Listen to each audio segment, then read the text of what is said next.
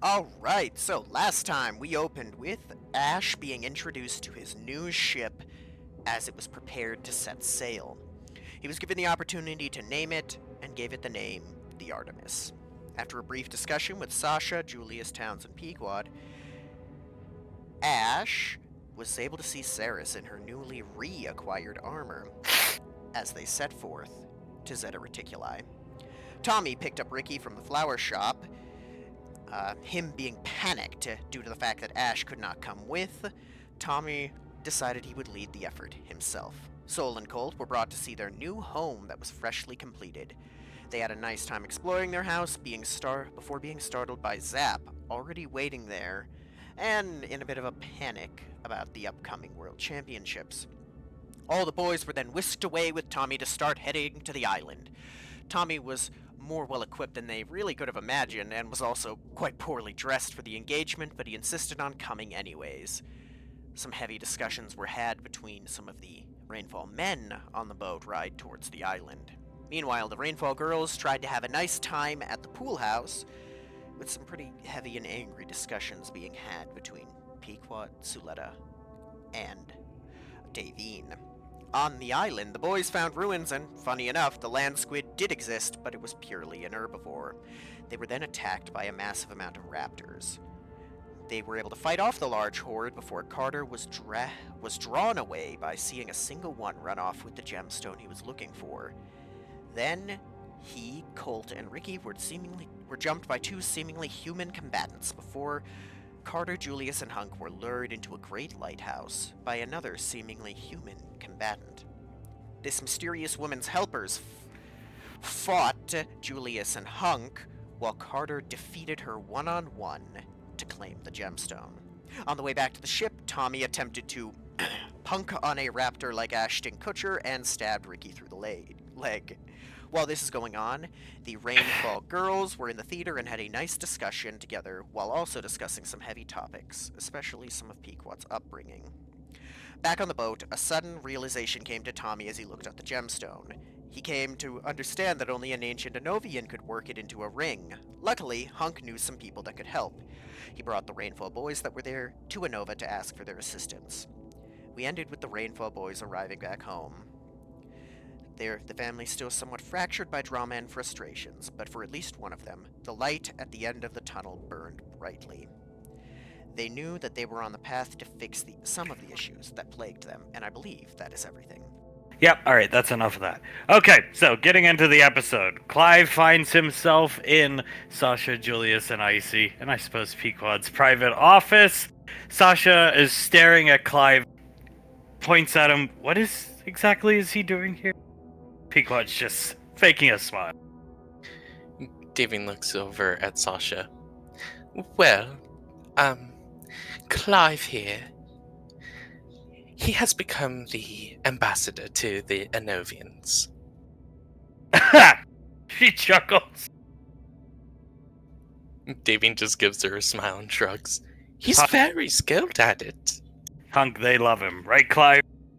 Apparently so, yeah. I gave them a couple of my collectibles.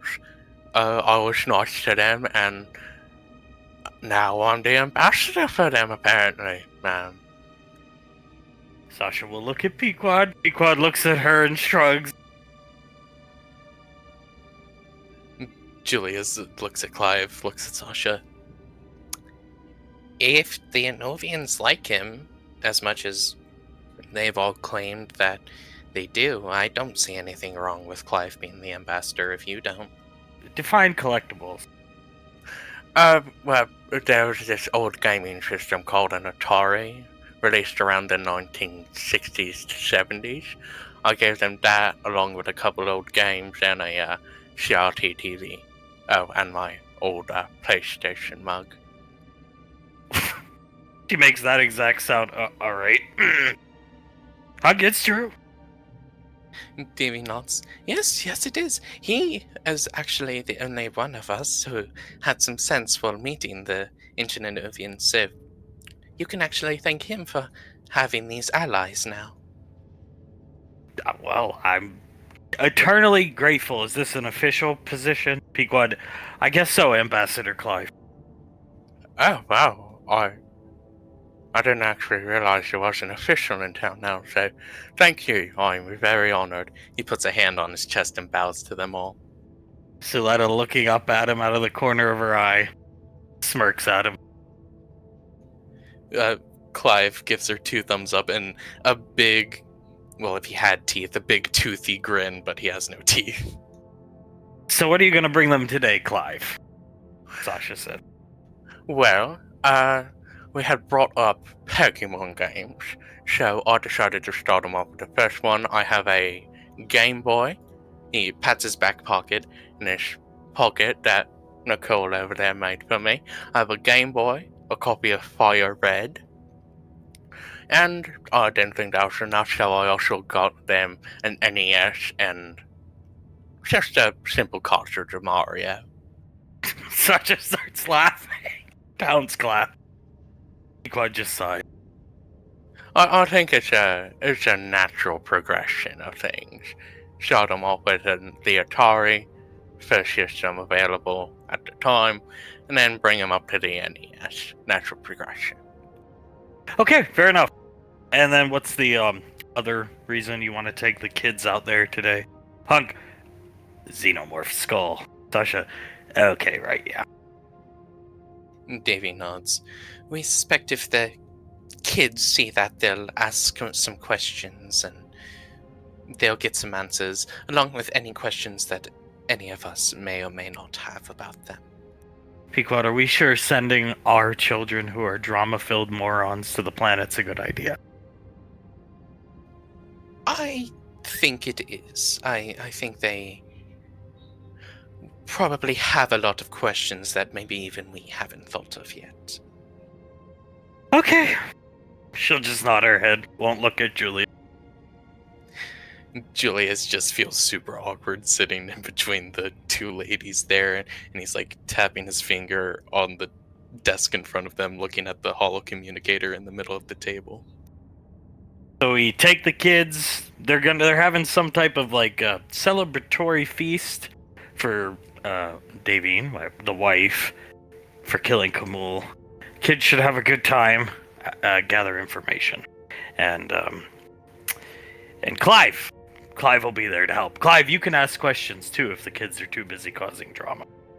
Of course, yeah. I'll ask any questions that come to my mind. I don't know a lot about these xenomorphs that you speak of, but I could definitely try to ask some questions.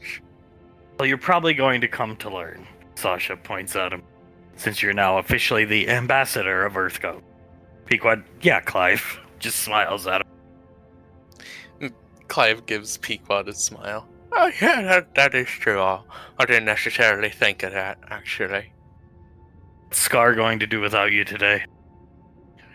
Probably just sit around, do any work around the lane that he needs to get done, and probably have a couple beer clocks without me. Have you introduced them to Beer Clock, Clive? Not yet, mate. I should bring along one of my beers for them. You should. Introduce them to a good beer clock during this feast. Strongbow. Exactly, ma'am. Exactly. He nods at her, gives her a smile. Sasha, alright, well then, I suppose you can take the children and they can gather in what little intel these people have. And, do you guys want to go? Sasha will look at Julius and Pequod. I see, I do. But I think I'll stay here today. I think it's good for us to stay here for today, yeah. Pequod just looks away from Julius again.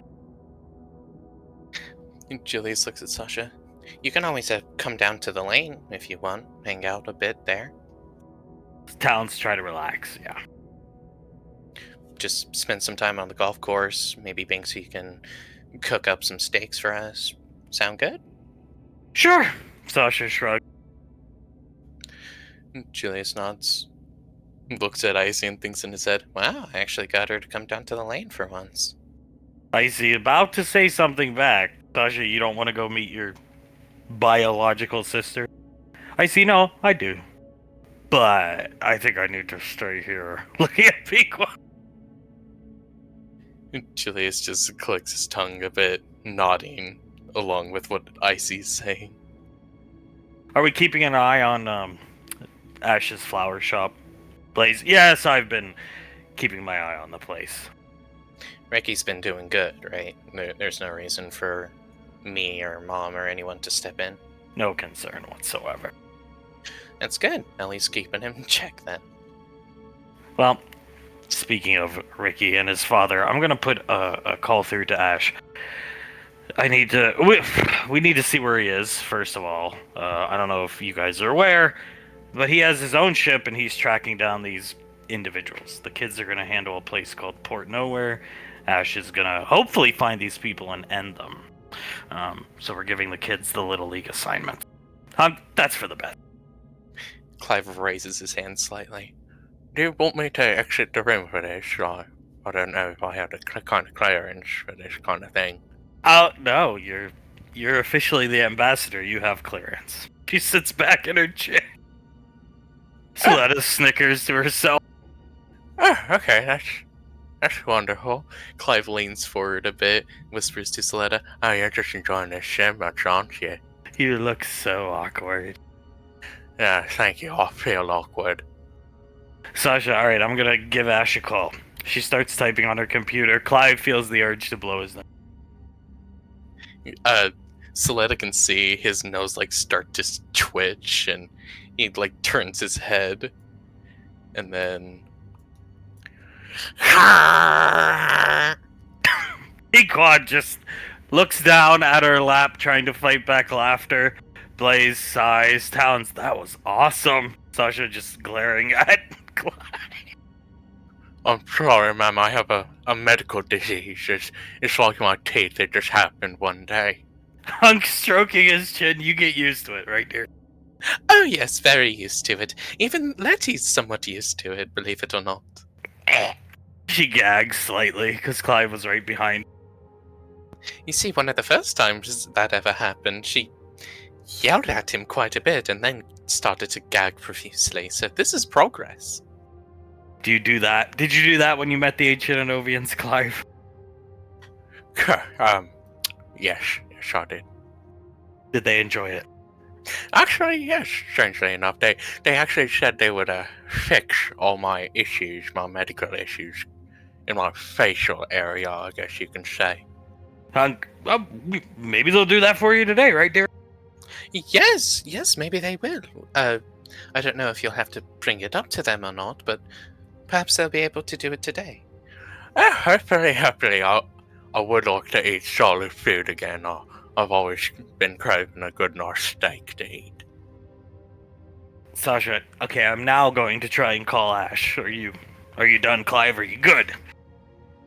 Yeah, I'm on phone. Usually it takes at least 20 minutes for another sneeze to come on. Okay, yeah, because I believe your sneeze interrupted the communication. Wait, what? The radio say it's a joke, Clive.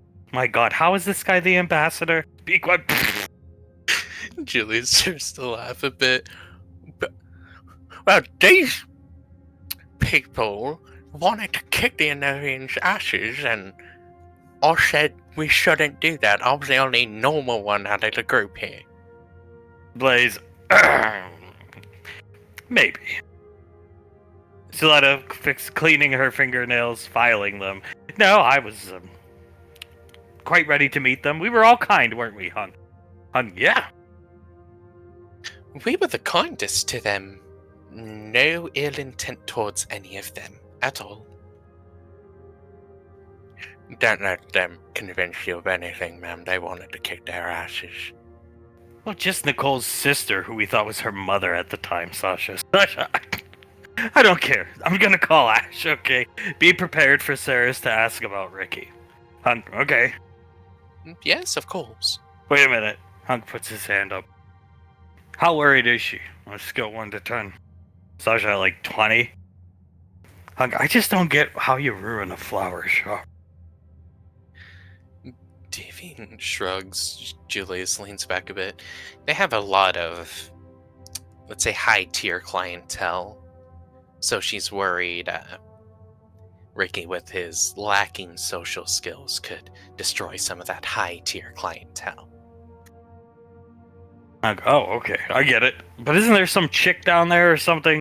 Like, I think if Ricky were alone at this place, then perhaps she should be worried. But there, some young iron death grip, I assume his woman.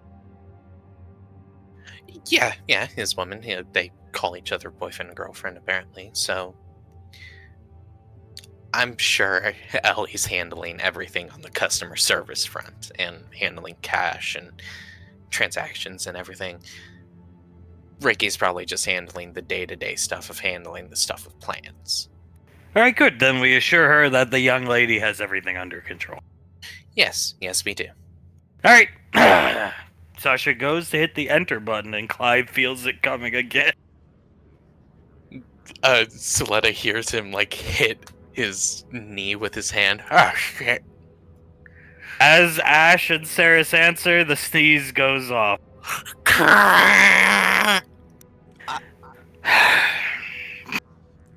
Is everything okay, ma'am? She's just staring at Clive. Downs, do it again. Look at Clive. I can't do it on command, sir. If I would definitely do it for you. Not sure what happened, ma'am, but Major Sherion Valorius reporting, ma'am? Meet EarthGov's new ambassador, Ash. Clive, this is the man you had Kaz kill. Mortimer, yeah, that was his name, right? Pequod. Yes, Ash. You got a picture of Clive. Clive has a nasal drip issue, Ash. Well, fair enough. Pleasure to meet you, Mr. Ambassador. Hopefully that assassination went well for you. Oh, very well. I killed the son of a bitch. Very good. If you were paying Kaz to get him dead, he must have more than deserved it. Oh, he did. He basically killed my wife. Then it's more than justified. Bad neighborhood, Ash. That I can understand. Well, hopefully we'll be able to work together in the future, Mr. Clive. Saris looking around the room, waving at Hunk and Davy. Hologram. Hi, Ash, Saris. We just want to inform you of something. Ricky's ruined our business, hasn't he? No. Him and Ellie more specifically, since she's working more often, has it completely covered. Nothing to worry about. You see, I told you he'd do fine, dear. Yes, he's doing just fine. Ellie, like I said, has everything under control, and I think she keeps him under wraps, if you know what I mean. I've been keeping an eye on the place, Saris, and on the weekdays she's extremely busy being by herself, but on the weekends she keeps an iron death grip on your son. Good? Saris smiled. See, I told you everything would be fine, and that even if he was an idiot at the shop, they'd keep him in line. Yeah, that's good. I was just really, worried. Well, now there's no need to worry, right? I think he's okay, Hunk speaks up. It's like, when I was his age, Saris, I would talk to your mother, and superior officers, but that's only because I had to. The only person I would candidly speak to was your mother. So I think Ricky's actually way ahead of the curve if you consider who's sitting around this room, waving at both of them. Yeah, he sure as hell is doing a lot better than his father was at that age. He's fine. As long as he's not standing behind Tommy when Tommy has a throwing knife. Oh no, did he get stabbed? In the leg?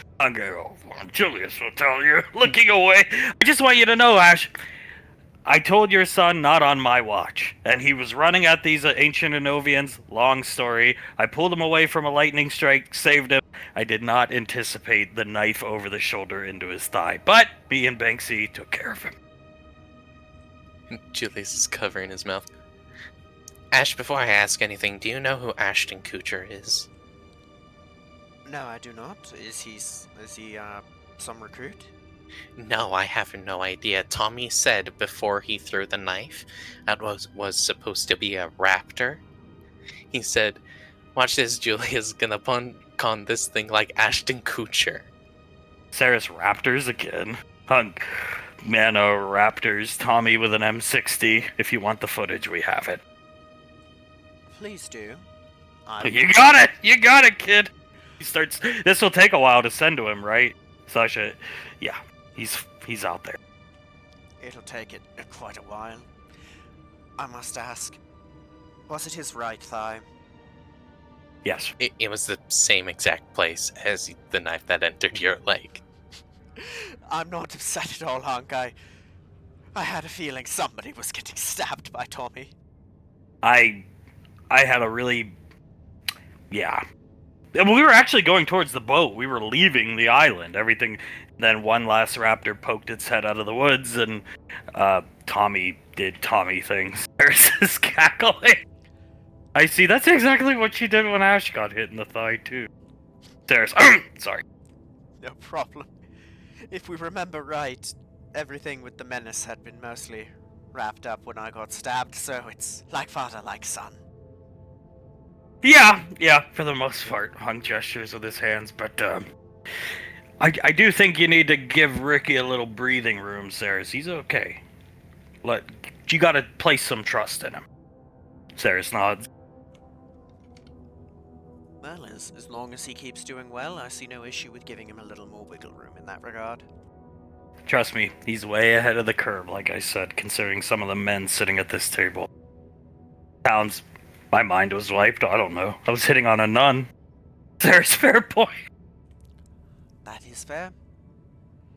Well, that's good, and I didn't say this when we first started talking, but it is wonderful to see you both again, Hunk and Davine. Likewise, you're out there having the fun, huh? Got your own fucking, what is it, a Star Destroyer? Such a planet cracker. Yes, ma'am. Yes, sir. The Artemis.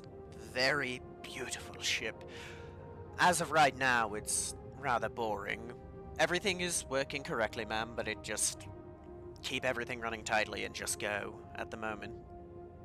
Normal check-ins every 10 hours. Doesn't have to be you, but somebody check in back here on Gateway every 10. If we'll be done, ma'am, I will leave it to either me, Ceres, or Clay. Hug, and you got promoted? Yes, sir. Major. Oh god, Malcolm be rolling over in his grave. Congratulations. Thank you very much. It feels quite nice, and you're damn right he is. Especially because I'm also captaining a better ship than the Majestic. Pequod, that's true. Yeah. Davin lets out a little chuckle. He's probably growing avocados in hell just to deal with you, Ash. Oh, he'll probably be trying to find his way back. Too bad you can't come back from there. we're gonna keep an eye on Ricky, Hunk points, but overall, I mean, Blaze's presence around the store, Blaze cuts him off. She doesn't want me there. Looking at Ash! She's not a dumb girl. She picked up on, maybe not who I was, but who I was sent by to watch the place. She took it more or less as an insult. Yeah, that does sound like Ellie, doesn't it, dear? She's always been the sharpest out there. Perhaps we send somebody more agreeable. Zap? Wait, no, never mind. Scar? Krellin? Samuel? Icy? No. How about the ambassador? Well, unfortunately, he's gonna be real busy. Ancient Anovians, Ash. What about them? Well, we found them. You found them? We went to the time tombs to look back at Gallia, Julius's past, and Nicole's past. We saw Julius's. Oh, Gallia was hell. Unimaginable, actually. Until you see it and smell it. And Nicole's past, there's a planet with ancient Anovians still on it. I see smiling at Ash and shrugging. Where is it? Because it can't be anywhere near Anova. We would have found it by now. Hunk, well, looks at Sasha. Sasha, I'll send the details to your wrist computer. And Sarah says, "We're keeping it under wraps, low profile. Master Yen found the place a long time ago. Right, Davine?" Sasha shrugs. "I've heard everything like third hand." Davy nods. In the vision that we saw of this planet, we saw Master Yen taking a very, very young Nicole away from the ancient Anovians. She was given away, of course. And through that vision, Suletta managed to chart the stars, and we found the planet. I believe it's in the Gamma 1 system somewhere. Suletta, that's right. And before the public even knows about it, we're going to have the system protected. That's a good idea. So, you're ancient Anovian, Nicole? AC shrugs. I didn't know. I don't remember anything from that place. Well, the way I see it, doesn't really matter if you do. As far as I'm concerned, you're a Rainfall first and foremost. She plays with her scarf, smiling. Hunk, and get this, Ash. We're gonna take your son there and the rest of the kids there today. You wanna know why? I actually am very interested in why, yes. I don't know if you're gonna believe me, but they had a gigantic xenomorph skull over there on a pillar like a trophy over this, like, communal, like, pool vision thing. He had a smile on his face, and at hearing that, you see it kind of change to a very contemplative look. You know, I wouldn't believe it if it weren't for the fact that those damn things seem to pop up everywhere we go now. So we're gonna we got eyes on Ricky for the day. We're gonna take him out there with the rest of the kids and gather some information with the ambassador who won them over pretty easily with antiquated gaming consoles. He gestures up to Clive. Suletta rolls her eye. They've messaged me recently. They really like Centipede. Masterfully done, Ambassador. Must have known something about what to give them the moment you saw them, right? It was the only thing I had on hand. That was pure desperation, honestly. Hunk. Oh, and they asked about Monkey Boy when we dropped off the gemstone there last week. Is Monkey Boy still alive? Somehow. Davy nods. Yes, actually, Monkey Boy is still alive. Nicole showed us a vision of him almost dying, and then when she became the time deity, apparently it extended his lifetime to the extent of ours, so he's completely alive. Icy clearing her throat. We'll show a picture of Monkey Boy. There's, oh my god. He looks ancient. Pequod, I forget who it is, but somebody around the lane calls him Gandalf Monkey Boy. Monkey Boy the Grey? Look at the poor guy. Davy looking at it and laughing to herself. Laz is quite taken aback with him. It's basically a second child for her and alls. I can imagine he looks more like Zap than he does a monkey. Saris, he was... Well, that was only 20 years ago. He was normal looking. I see, he was a clone, though, so he has defective genes. That'll do it. But what's he like now that he's immortal? Is he still decrepit? Well, he's decrepit looking. Icy nods her head. Pequod, but he's like super energetic. Yeah, it's basically body of an 80-year-old with the mind of a 20-year-old. Think of it like that.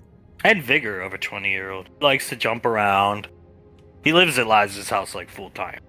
Oh, so he's like I was when I joined the Headhunters. Yes! Icy nods and laughs.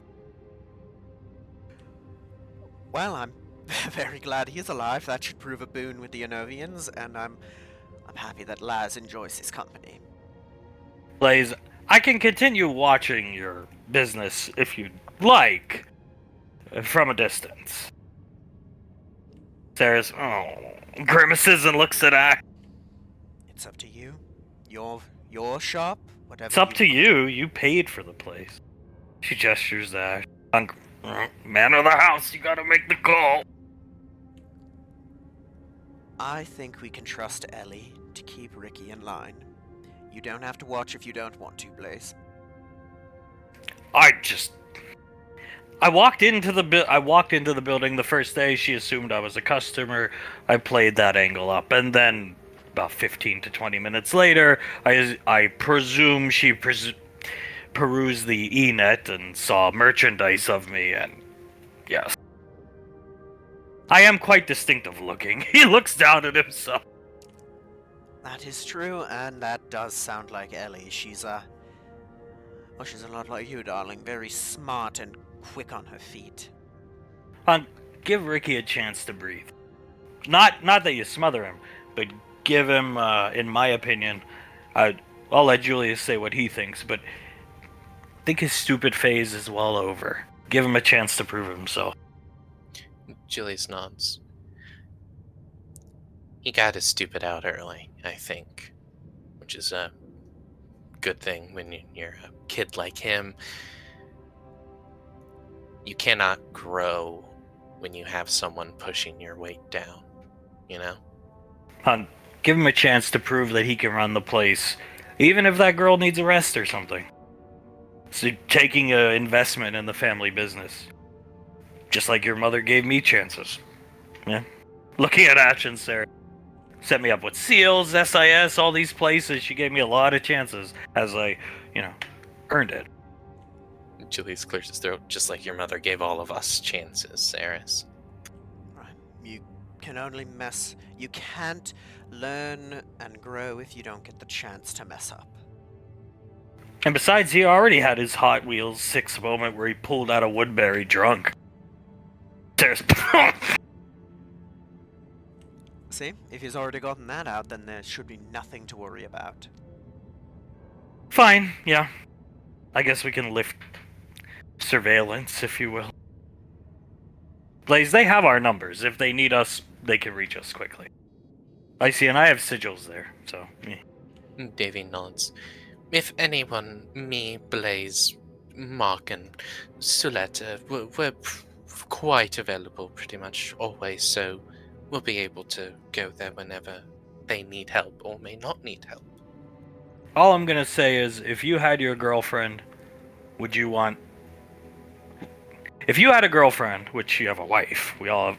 Anyway, what I'm trying to say is, they're alone, you guys are gone, they've got the place to themselves. Let them have fun. There's... Yeah, that's the way I felt about, the bunker and the house at times. It was much preferable to just have it be you and I, darling. Works hard all week, goes home, let them enjoy themselves. Saris, okay. And on the bright side, if he does fuck up that badly, well, we just heard Davine, Blaze, Hunk, and Suletta. They are all more than willing to beat some sense into him if it comes to that, right? I just don't see how you screw up a flower shop that poorly. I'm sorry. Saris, you have no idea. Clive raises his hand again. I would actually like to know, did he mess up in the past with the flower shop, or is this just because of his other actions? Other actions. Sarah's, or Suletta, which he's grown past. So, I mean, when he greeted me the first time, I could tell, maybe he's not Harvard educated, but he's well-mannered, well-raised, and has education. Unlike some people who blew their nose upon first meeting me. She dismissively gestures back towards Clive. Sarah's, oh shit. Oh, but you blew your nose when you're in the doghouse, my friend. I don't have control over it, thank you. Be that as it may, you're still in the doghouse. He'll be fine. Blaze, he does interact with the customers, and I've watched, as I said, from a distance. Everything goes fine. Saris, I want to see it for myself, but I'm actually proud. As am I. We both knew he could handle the actual botany aspect of it, but I'd be lying if I wasn't very worried about him behind the counter as well. If he can handle life in military spec forces, and he's got somebody to hold his hand in this girl, he can adapt to, 2 days a week civilian theater just fine. And she does have an iron grip over him. Davy nods. If you truly want visual compensation for all of this, visual proof, I should say, I'm sure one of us, perhaps even Clive himself, he doesn't have a very recognizable face yet, can go into the shop and get some visual proof for you, darling. No, I'll back off. But we're still gonna surprise call them on the weekend. Oh, I cannot wait for that. He may even yelp when we first answer the phone. And if they don't answer, you know they're probably enjoying themselves. Which they both need to. Davy nods. They both need to grow, both as people and a couple together, and these weekends alone should give them the chance to do just that. Yeah, she's actually coming up here today. Sasha's scratching her temple. When the kids get back, she's already called up and asked what time Ricky's coming home, and I said I don't know. So She's picking him up from work already. Sarah shrugs. I'm surprised she doesn't pack him a lunch on Monday mornings. Well, it seems he may have a second mom as well as a girlfriend at this point. Maybe that's what he needs. Nodding your head. I think it is for the time being. Someday he may grow out of needing that, but for now, he needs it. Sasha, I'm gonna have the kids deal with Port Nowhere. Okay. Is it going to be on their own, or...? On their own, yeah. The goal is go in there, get the civilians out, because apparently there's slaves there? Sarah's, oh wow. Get the slaves out. Well, first they have to. It's a full op. They have to go in, gather intel, figure the layout of the place out, get the civs out, grab any information off of wherever they're. I guess we'll just call it a mainframe for now. These bounty hunter warlords. Get their hard drive, their computer, risk computer, whatever, and get out. Then we crack Port Nowhere, and it's off the map. Okay. So it'd be a lengthier, multi-pronged operation. I think the kids are up to it. Pequod, yeah, I think so too, actually. I definitely think they're up to it. We just wanted to inform you of the whole game plan of Port Nowhere sooner in advance. Gather intel on why they have a xenomorph skull there, and then go from there. And the kids will take care of that while you guys are out in the sticks, I suppose. Understood. I assume it's going to go well, and I know you guys are watching out for them if it doesn't. I don't have as many worries about Ricky when it comes to combat. I know he's pretty competent there. He held his own fine on the island. You should have seen him. Well, you will. We'll send you the footage. It's just gonna take a while. By the way, Tommy's gun was loaded with blank. It was pathetic. No! Julius covering his mouth. Who gave him a gun? Sarah speaks. Well, he had access to some of the Ranger armory, but Sasha decided to give him all blanks. The kid saw the blue tape, took it off, and just told him they were real bullets. Hunk pulling Davine onto his lap. Oh yeah, get this, Ash. This is the best part. He came to show Suletta what she missed out on. Suletta spits into her disposable cup. Oh, I love Tommy, but you are way out of his league, Suletta. Tell me about it. He tried to. He didn't even realize his gun was firing blanks. Hunk starts cackling. Clive started to laugh. In the picture, his pants were falling down. They were about like past his groin area. I see blue tape on all of his M60 bullets, Ash. Oh, thank you, Sasha, because knowing Tommy, he would have found a way to hurt somebody with that. He was screaming? Hunk, he said he based it off of it was a performance. He was trying to perform for my goggles, my mask, but the POV footage we all have of it to, gestures towards Suletta, show her what she missed out on. He was impersonating Rambo, I believe. Point blank firing the M60 at Raptors. Nothing happening. Ricky, Banksy, me, and Julius were right there with him. And Carter, yeah, it I believe he even said something like, I don't understand how I missed. Ah, Tommy. Well, I was going to apologize for not being able to join you on that expedition, but now I think me not making it was for the best if that footage now exists. Oh, you get the full viewpoint of it, Ash. You're gonna love it. Here, I have a still I can just show you of what he was dressed like. He pulls it. Oh, Tommy. He's normally so much more well-dressed than that. Oh, what? Why was he dressed like that? Look at the different shades of black, dear. You see it? Even though she's seen it like 20 times already.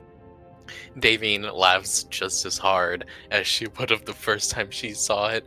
It's just so many different shades of black. Even his sunglasses are different shade of black than the rest of his outfit. His pants are his big brothers, or little brothers. He always says it doesn't matter. Uh-huh. Counting his shoes as well, that is 5 different shades of black. Quite impressive. I'm so sad I missed out on that. Julia's nodding. It was so impressive seeing him firing blanks into a group of raptors. Hunk, we chased this lady down, basically. You'll see. Carter fought her, Julius and I had to fight her bodyguards, basically. Everybody else was up top fighting water elementals, and the whole time he was actually piggybacking off of Banksy. Sarah's... He was just holding on to Banksy for dear life as the rest of them actually fought. Nice to see cavalry making a return to Earthgov, isn't it, ma'am? Looks at Cavalry! There's all that training we gave Banksy to piggyback Tommy around. I would just like to note Tommy was still screaming like Rambo while he was on his back. Peek what? Permission to, show some of the crew members when the video comes in, ma'am? I see, it would be an excellent morale booster, I think. Sasha, yeah, go ahead. Granted, permission granted, Major. I think they'll enjoy it quite a bit. Why didn't he continue? Why was he on Banksy's back? Why didn't he continue shooting? Well, looks over at Blaze. Blaze, because Ricky was busy actually fighting the water elementals, and Mr. Wiseau did not know how to reload the M60. So, he jumped on Banksy's back and screamed. Oh my. That... Aren't you glad that I couldn't make it, Hunk? But no! I think it would have been... I would have felt a lot better if we had you there. He was looking for you. Wasn't he calling Ash on his satellite phone? He kept getting random people. Yeah, random people. I'm pretty sure he got people named, like, the Atari Creep, Gagoth. It's just people like that. He got very angry at the latter of those. Hunk rubbing Davine's thigh, whispers in her ear. Tell him about Tommy wanting to know if the ship was named after him. Ash's ship. Oh, you said your ship's name was Artemis, correct? Yes, ma'am. The goddess of wisdom. A beautiful name. Tommy would be so disappointed. He actually asked if you named the ship after him.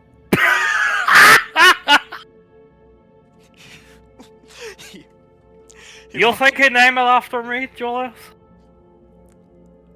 I'm sorry to disappoint Tommy, but well, let him know I wouldn't want to risk a ship with his name going down in pitched combat. I'm sorry. Pequod patting her stomach. We're naming our next kid after him, so that should suffice. You're expecting? Yeah, we got high and Julius railed me like a railgun fully charged. Congratulations, I'm so happy for the both of you. That's wonderful. Do the kids know yet? Yeah. Yeah. Pequod nods her. That's wonderful. I couldn't be happier. They never stop, Ash. Looking at Pequod and Julius. Well, I know that from experience. They never do. Like Energizer bunnies. More the merrier. More for Clive to look after. Clive looking around. Wait, I'm going to be looking after them? He just chuckled. Relax. Well, you've got a nice big lane with plenty of room to fill up. Yes, we do. Yes, we do. As Davine rubs Hunk's chest. We all got to get together for dinner sometime. We're planning to take the kids in a couple weeks to Amels. Told your son about it. Told him to take her there. And if he just gives the last name Fernando, nice guy, very good at his job. He could take her there and have a nice meal, but we're gonna take all the kids there in a few weeks. Relax, try to even things out at the lane with the SWTOR World Championships coming up. That's wonderful, and I can only assume Zap is in a panic right now. Yeah. Davine nodding her head, she looks over at Clive. So when we were showing Shoal caught their new house on the lane, we turned on the lights and we have a little throne set up because he calls her princess and she calls him prince. So we have a little throne for them to sit on each other's laps. Zap was sitting right there looking at a picture of doggos. Yeah, we do gotta have dinner sometime and get everybody's scars zapped. That would be nice. We can get that done when you get back. When you finish successfully, unharmed, and get back safely. That sounds like a plan. I think we're all long overdue for an apartment reunion, aren't we? I see. Well, yeah, and now the punks are living in our old apartment, so... Oh my, I can only imagine what they found in there. We did kind of move out in quite a hurry, didn't we? Julius nods. Yeah, apparently there was just a lot of stuff. We left a lot of posters, actually. Couple of Malcolm. Scar was fucking lazy. Oh, the kids found Malcolm posters. I told Scar I wanted all that stuff brought to the lane. He was just fucking lazy. That sounds a bit like Scar. He does a good job, but if he thinks it doesn't need to be done, he kind of finds a way not to do it, doesn't he? Motherfucker. Imitating Scar. How is the old boy doing? Oh, he's doing better now that he has a friend around the lane. I think he was quite lonely without that kind of connection. Yeah, him and Clive get along like gangbusters. Unfortunately, he's on his own today. We saw him walking around with Frederick, Krellin, and Samuel because Clive had to leave him. He's heartbroken without you, Clive. That's fair enough. He's a good friend of mine. We hang out quite a bit. We get, like you said, we get along like gangbusters. It's like me and him against the world with the two of us, you know? It's bad when Scar is hanging out with Krellin, Frederick, and Samuel. He's depressed his buddy left him for the day. So let up. Yeah, that's fair. Well, we'll have to, you and Scar and I, Clive, will have to go and get a pint or two at some point then. Believe me, I know where all of the best pubs in the galaxy are. Oh, well, that sounds like a plan, mate. Have a nice pint with the Ranger Major at this point. That sounds absolutely amazing. We'll have to... Maybe we could double down on that. Stroking his chin. We could just take the kids to Amels. We'll see if that girl likes that place. And if she does, then maybe we can all round about and celebrate once whoever these people are. Max Tech, Strat, mixed together. That's the going theme, I think. Sasha, it's just a guess. It's our best bet based off of the resources they have, who they seem to be, and just what they know. I mean, it's our best guess. Well, once you kill them all and blow them up with your new ship, we'll all have dinner at Amel. That sounds like a dream. Shouldn't take too long, ma'am. I think... Oh, not too long before we get towards Zeta Reticuli, and after that, with what this ship is armed with, it should be over and done with almost immediately. And when you get back, you're gonna find your business is still A-OK. Saris nods. And once he proves that, that means we can take entire days off during the weekend. That would be nice. Yeah. I've worked there non-stop for I don't know how many years. Actually, the only official day off I took before our vacation we went on was when Fredvis showed up. which was really serendipitous. He just showed up unannounced. Pequod. Yeah.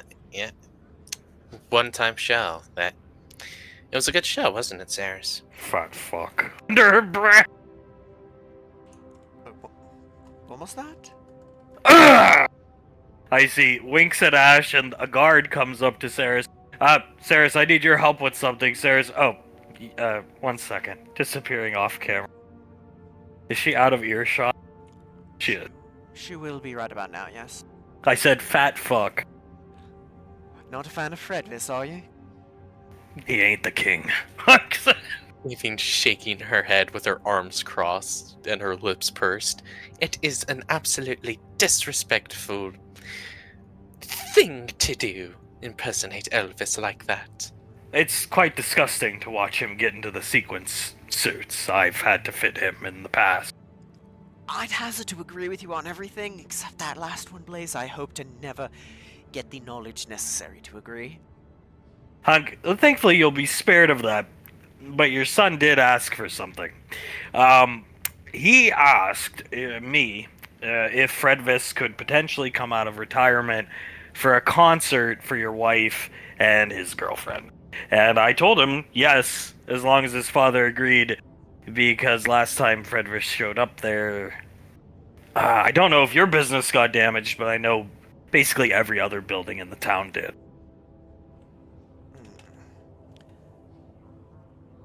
We'll know in advance when he's coming this time, yes? Oh, yes, it's going to be better planned than just send him to Palo Alto for Saris's sake and leaving it in Frederick's incapable hands. Glaring at Pequod. Well, as long as we can get some security set up to prevent another riot, I'm all for it. Saris will love it, and I think it'll score Ricky plenty of brownie points. Sounds like a job for the National Guard. Why was it such a big fiasco last time? I know he has a big fan base and following. Pequod. Because I told Frederick, Krellin, and Samuel they were in charge of this. They were to show up. They were in charge of all the details. I didn't want anything to do with it, because I'm not a big fan of Fredvis either, other than the money he made us. That being said, they decided to drive cross-country instead of just having somebody teleport them or fly there. So first they flew back to the continental U.S. Then they drove from Texas to Palo Alto.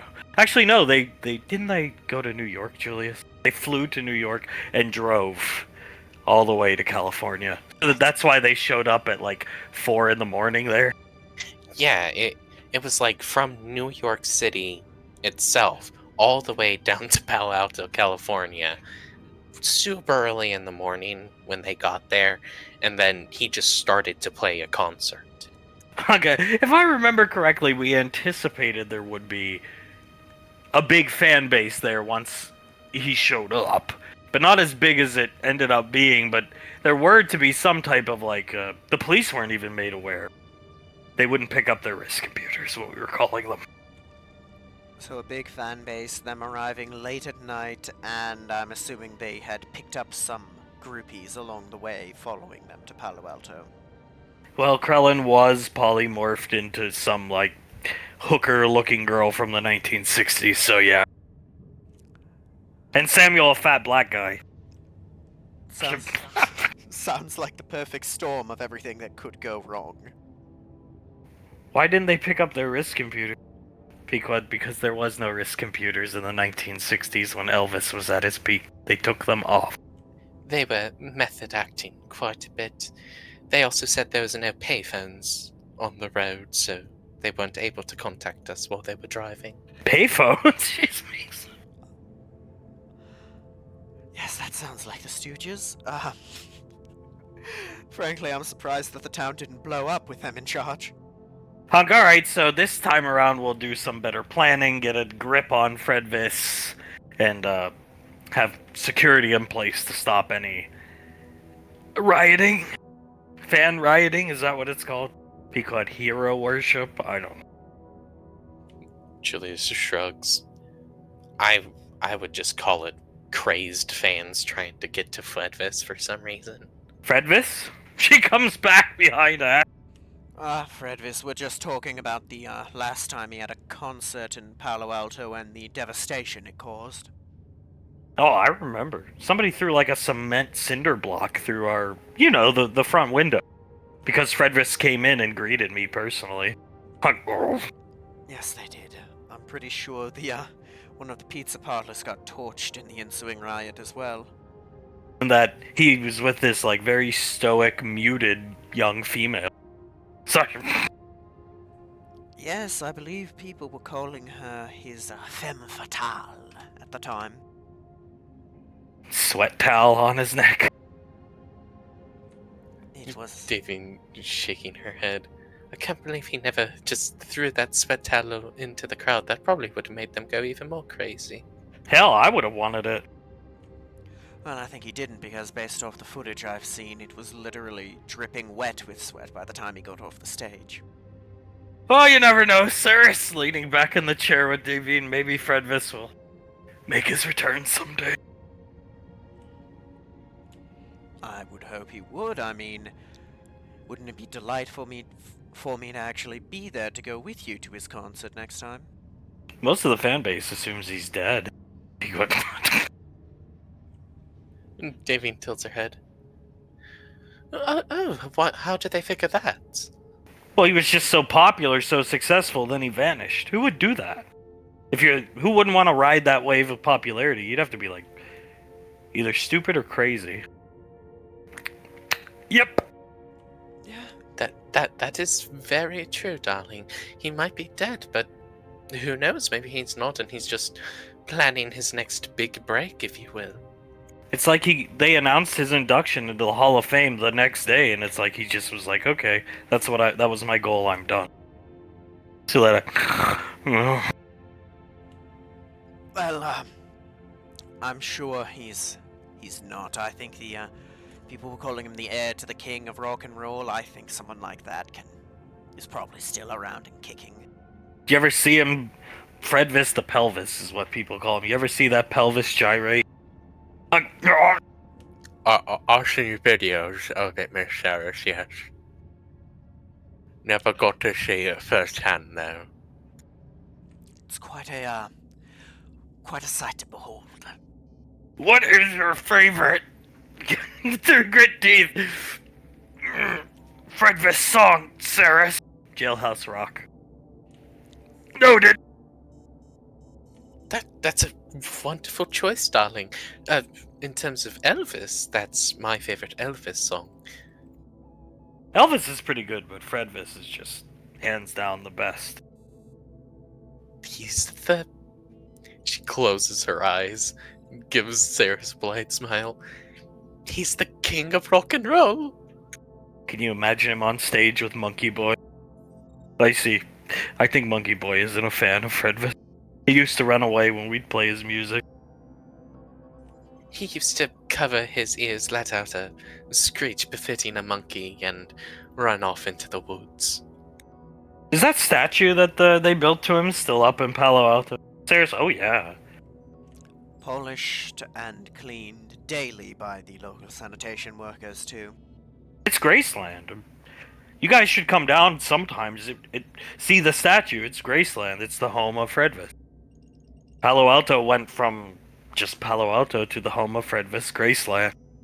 Cyrus looks over his shoulder. I'm being called again. I have to go down to the lower levels. It was nice to see you guys. She smiles at Hunk and Davine. I'll see you guys later. Be safe. It was wonderful seeing you guys, so please be safe. Hunk, watch your six out there, Cyrus, as she runs off. Hunk, ah! Oh my god, I called Fredvis the king of rock and roll. The pelvis. I'm quite happy she walked away, because I would have had to compliment him, too. It's okay. Good husband. You're supporting her in her likes. That's what you have to do. Yes, it is, even if I really don't like Fredvis's Jailhouse Rock. It's not for nothing or to bring up bad memories. Last time I came down, it was a while ago, granted, Ash, but I came down to the shop and I noticed she had Fredvis's picture right next to Integra, and I was like, man, that seems kind of like, crazy. Oh. It was, and I managed to talk her into moving Integra away from Fredvis.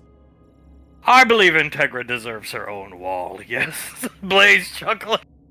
Compared to Fat Ass the Pelvis. I think exactly that, Blaze. Thank you, Ash, for convincing her to move the picture. Fat Ass the Pelvis? He is, I think calling him fat ass may be a bit too conservative for how rotund that man is. His waist is about as big as a semi-truck tire. Such a... I got a really weird question.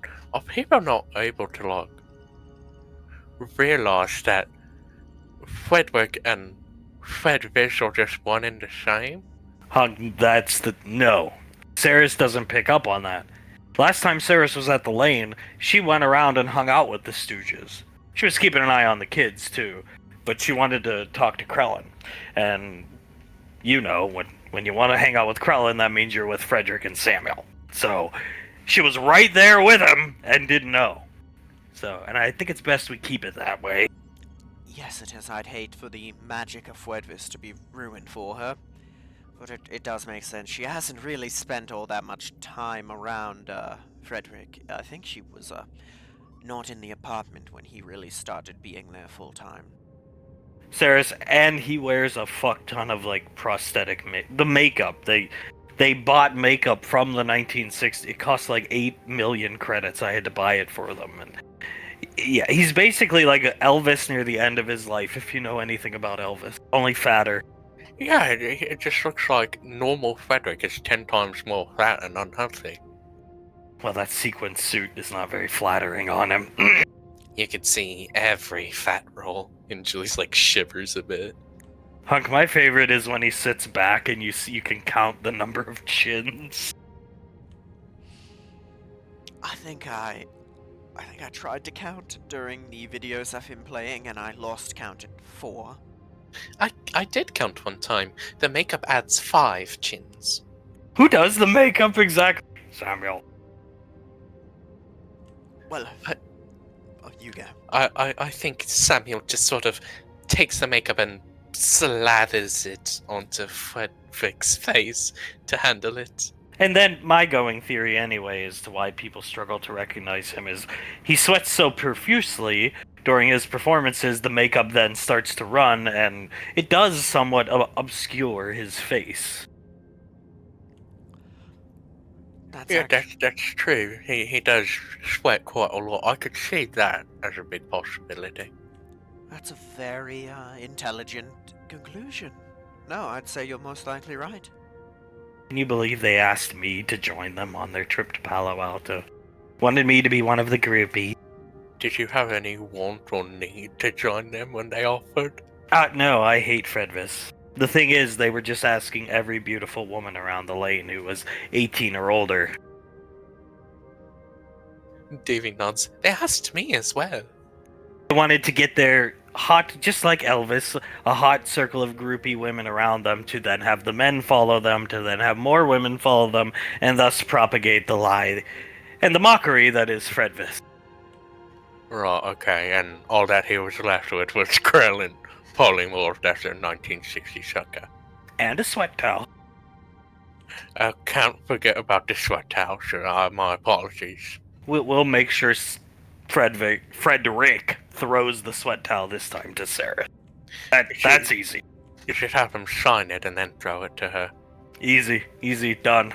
Maybe 2. What if he has 2 and then he could throw 1 to Ricky's girlfriend? There you go. Perfect. I would be very appreciative of that.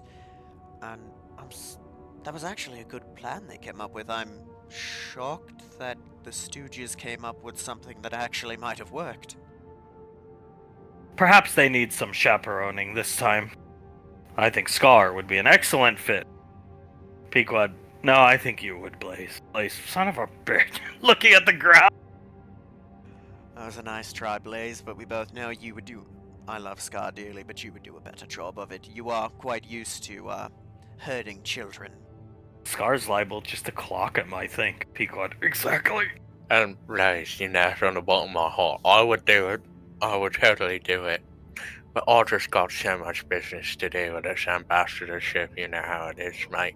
Somebody make sure he throws the towels to the right people instead of throwing them in random directions. Left unsupervised, they are quite moronic. Yes, I heard from through the grapevine there was some incident with a survival show recently. Crosses her arm. Be good. You should watch the show, Ash. It was really good. One of my favorite shows we produced in the past 10 years. It was actually very informative, very captivating. You should give it a watch. You might learn a thing or two. My favorite part was when they almost drowned. Well, I've not seen that, but I have been shown the clip of a deer evaporating on screen. Just remember, while you were being gunned down by the Epsilon squad members, that sniper rifle was climbing the side of a mountain. Sasha, yeah. That would have been so useful to have on our side. Well, it was Lorelei who made Samuel come with us. That's perfectly fine. I trust her decision making, and we didn't end up needing it. But by the gods, it would have been nice to have him in combat. Didn't need it. I spent the whole time throwing up at Chuckle. I would have much preferred he'd been there and just shot the guys one at a time. Oh no, I would have preferred he was there too. Just we got the job done, right? Yeah, we did. We have the, a copy of the big game hunter picture up at Amels. It's like on the trophy wall there. Customers come in and they want to see it and look at it and point at it. It's a good picture, in my opinion. We should make a mural of it. I think we should make a mural. Hell, I mean, there are worse things that we could replace some of the old Max Tech statues on Mars with than a statue of that. It is my favorite picture. I have one in the study at home, and we have one in the back break room of the flower shop. Hunk, I know I always wanted one of their helmets, but then, Lorelei confiscated it all, and it's for the better. I understand. But I always wanted one of their helmets. Could you imagine one of the helmets hanging above our wall, darling? Yeah, right next to Camille's. If Lorelei didn't need it, I say we all earned one of those as like a trophy for our personal homes.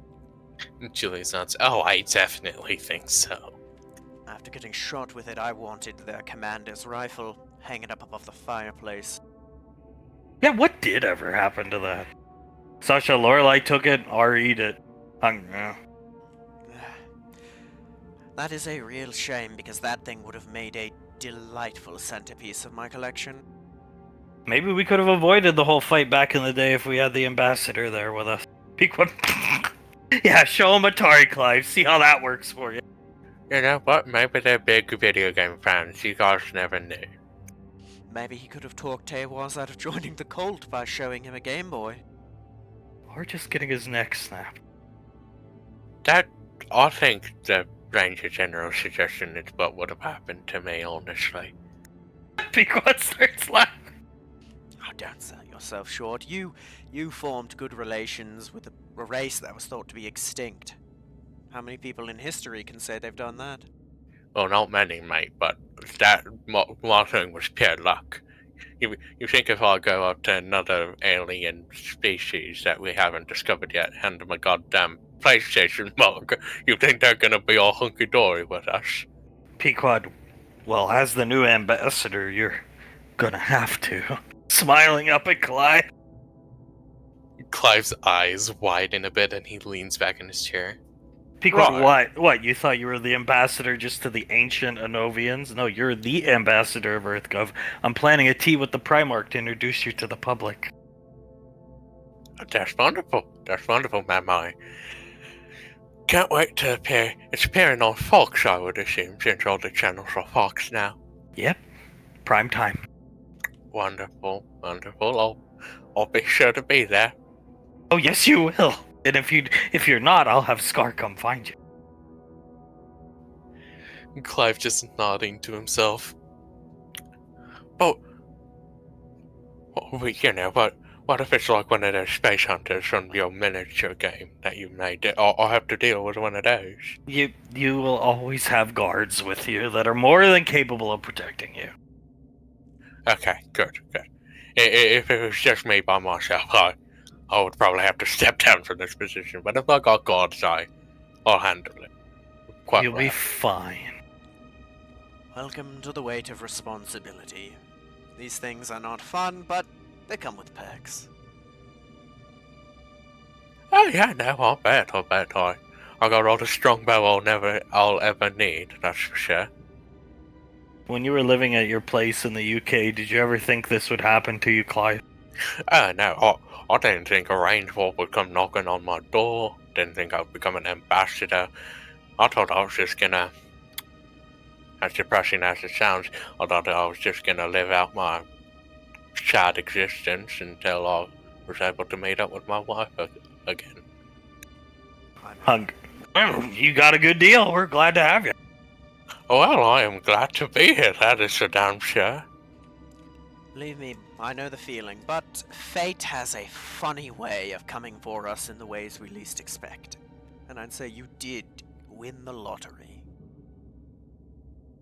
Yes, that's for sure. I thank myself every day I started to post those videos on YouTube. Such a God bless lass. Well, She made a good choice. Well, of course she did. She's got a lot of her mum in her.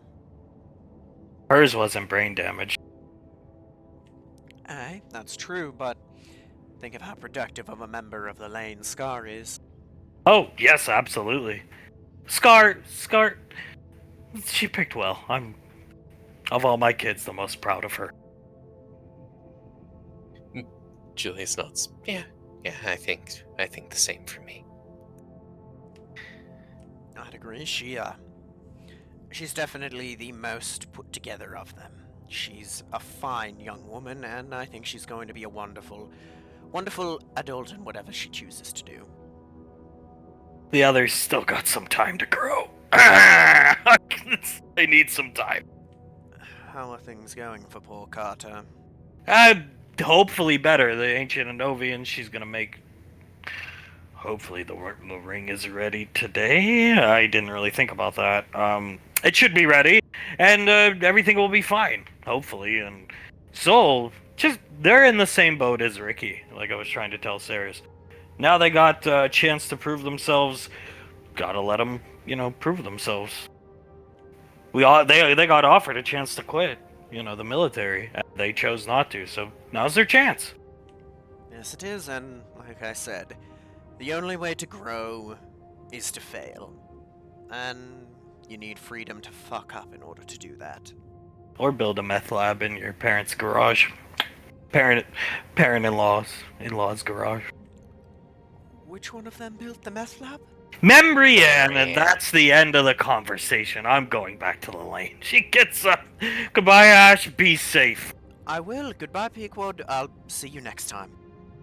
Hug. Oh, well, how about we go for breakfast at Tommy, dear? Blaze, Nicole, Icy, I'm gonna go with Pequod. Julius nods. I should go with Pequod as well. He looks down at Sasha as he stands up. The offer stands. Come down to the lane if you want to today, yeah? Oh, she stands up. Let's go now. Might as well just follow the awkwardness. We're done here anyway. Have your breakfast and then go get the kids, Hunk Davine, and take them. I'll brief them on what I want them to inquire about when you guys take off. Yes, ma'am. Of course, ma'am. Farewell, Asherion. May no one blow their nose like this man on your ship. She bows her head to Ash and smirks at Clive. Thank you, Soletta. It was a pleasure seeing you all again, especially you three. Looks at Hunk, Davine, and Suletta. It was good to see you again, Julius, and I hope you're able to fix whatever's going on. Julius raises his eyebrows. I'll be able to. You have a good day, Ash, okay? Wait. Talon's waving to Ash, walking out. Hunk's about to say something. Clive blows his nose one more time. Oh my god, what's going on?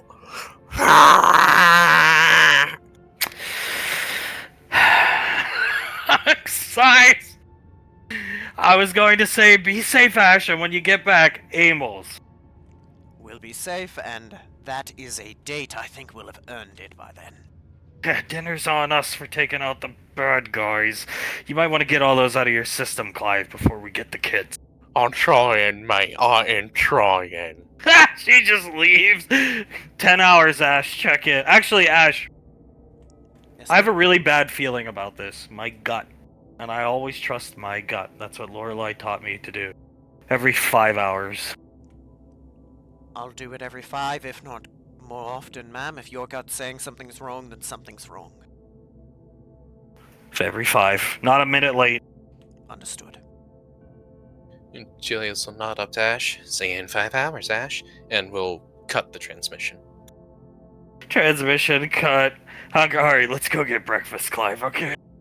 Oh, yeah, sure, I can go for some breakfast. Blaze chuckling to himself. Walking out, Hunk will pick Davine up without asking better. Oh, yes, quite. Looks at Julius. You gonna be okay today, son, while we're gone? Julius nods. Yeah, I'll be fine. Alright. Okay. And they'll exit the office. As up here, we'll start down here, actually. You've got these 4 down here watching TV. Memory Ann's sleeping. Okir's up here just loading stuff onto the ship. You got Benny, Elizabeth, Oz, and Laz admiring the view. And down here, flicking through channels, Sam. How's Memory Ann? Carter shakes his head. Getting thinner, somehow. Ew. Given the amount of calories she's been intaking, it makes sense. He inhales and exhales. We're going to see the Anovians today, and Natasha, their leader, she said the ring would be ready in a week. It's been a week, so hopefully the ring's ready and I can propose.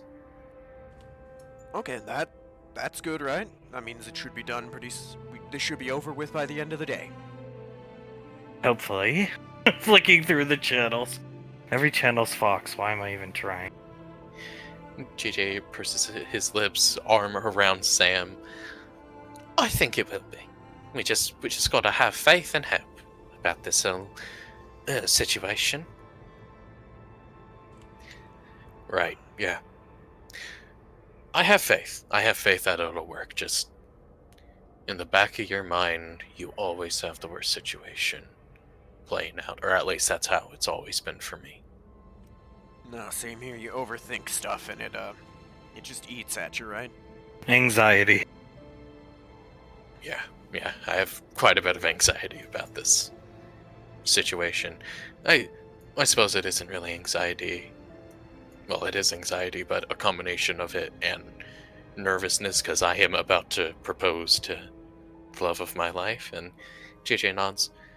That's completely fair, mate. To be honest, I knew that Sam would say yes when I proposed to her, but oh my god, I had so many butterflies in my stomach as I was making my way to the Moog.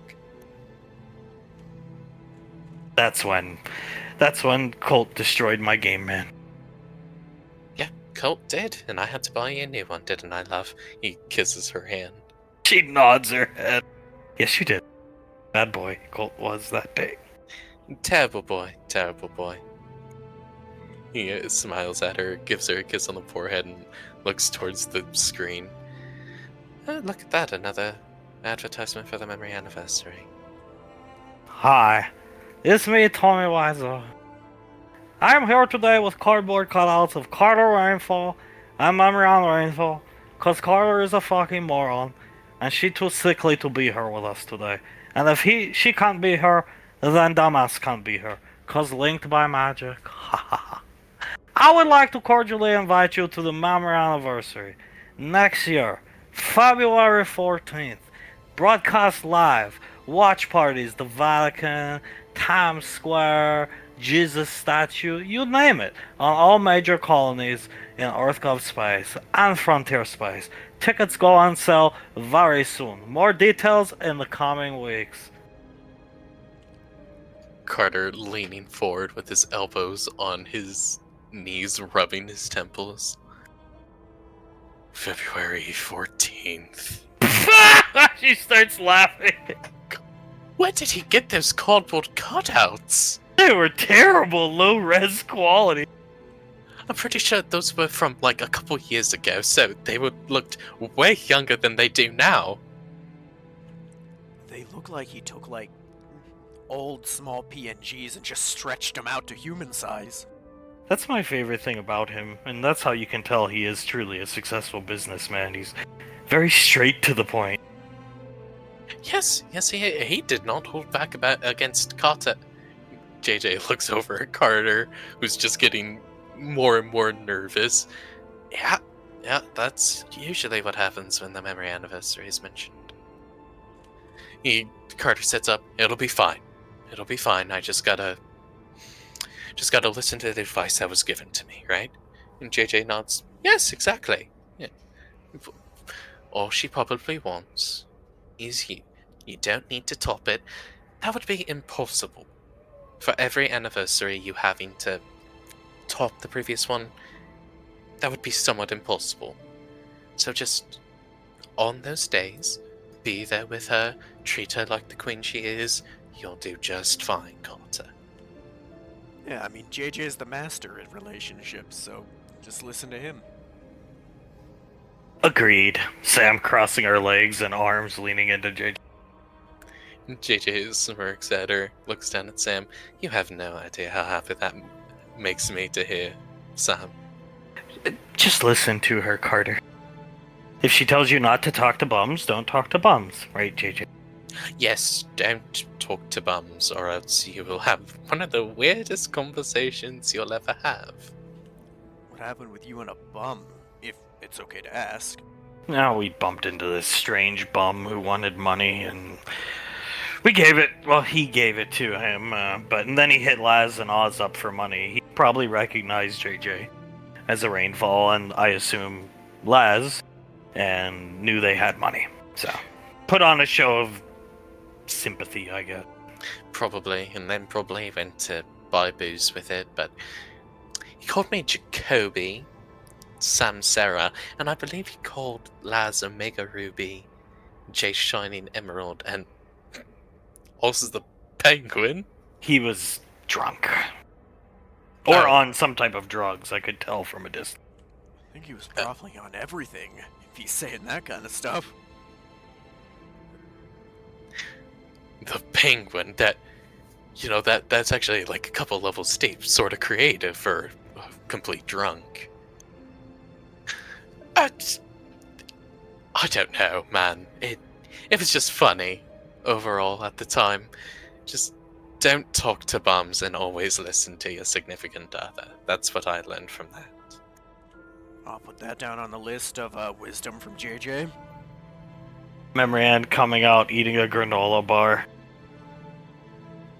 Carter watching her eat something other than a corn dog. Oh my god, she's eating a granola bar. Puts her hands up to the air, yawns big, notices Carter out of the corner of her eye, drops it, and runs back into the room. Why did I say anything? So how's things down at the flower shop, Ricky? They're going really well. I have yet to fuck up, and Ellie's kept me on a tight leash. Let's put it that way. Good. She the kind of woman to have an iron grip over you, mate? Yeah, more than a steal. She doesn't let me move an inch if I ain't supposed to. Okay, that's fair enough. In my opinion, mate, might be just what you need. I'm not complaining, man. I get to work with her all day, and then we just get to hang out and have fun at night. It's the life right now, man. And your parents aren't home. Mm-hmm. Meaning, nobody to interrupt us if we're in the middle of something. JJ clicks his tongue, nods. One of the first things me and Sam did when we got our house. Just had a lot of fun, let's say. Exactly. Although, she was kind of upset because Blaze showed up a few times. Your parents wish the place to be kept an eye on. Mostly because I think it's mostly your mother. She thinks you're going to ruin everything. Yeah, I can't blame her. She wouldn't be wrong if it were me about 6 months ago, you know? Oh, that is good. I am Yuri Wiseau from Tommy's famous restaurant on Gateway. I come today to... She mutes the television. He's standing next to the cardboard cutout.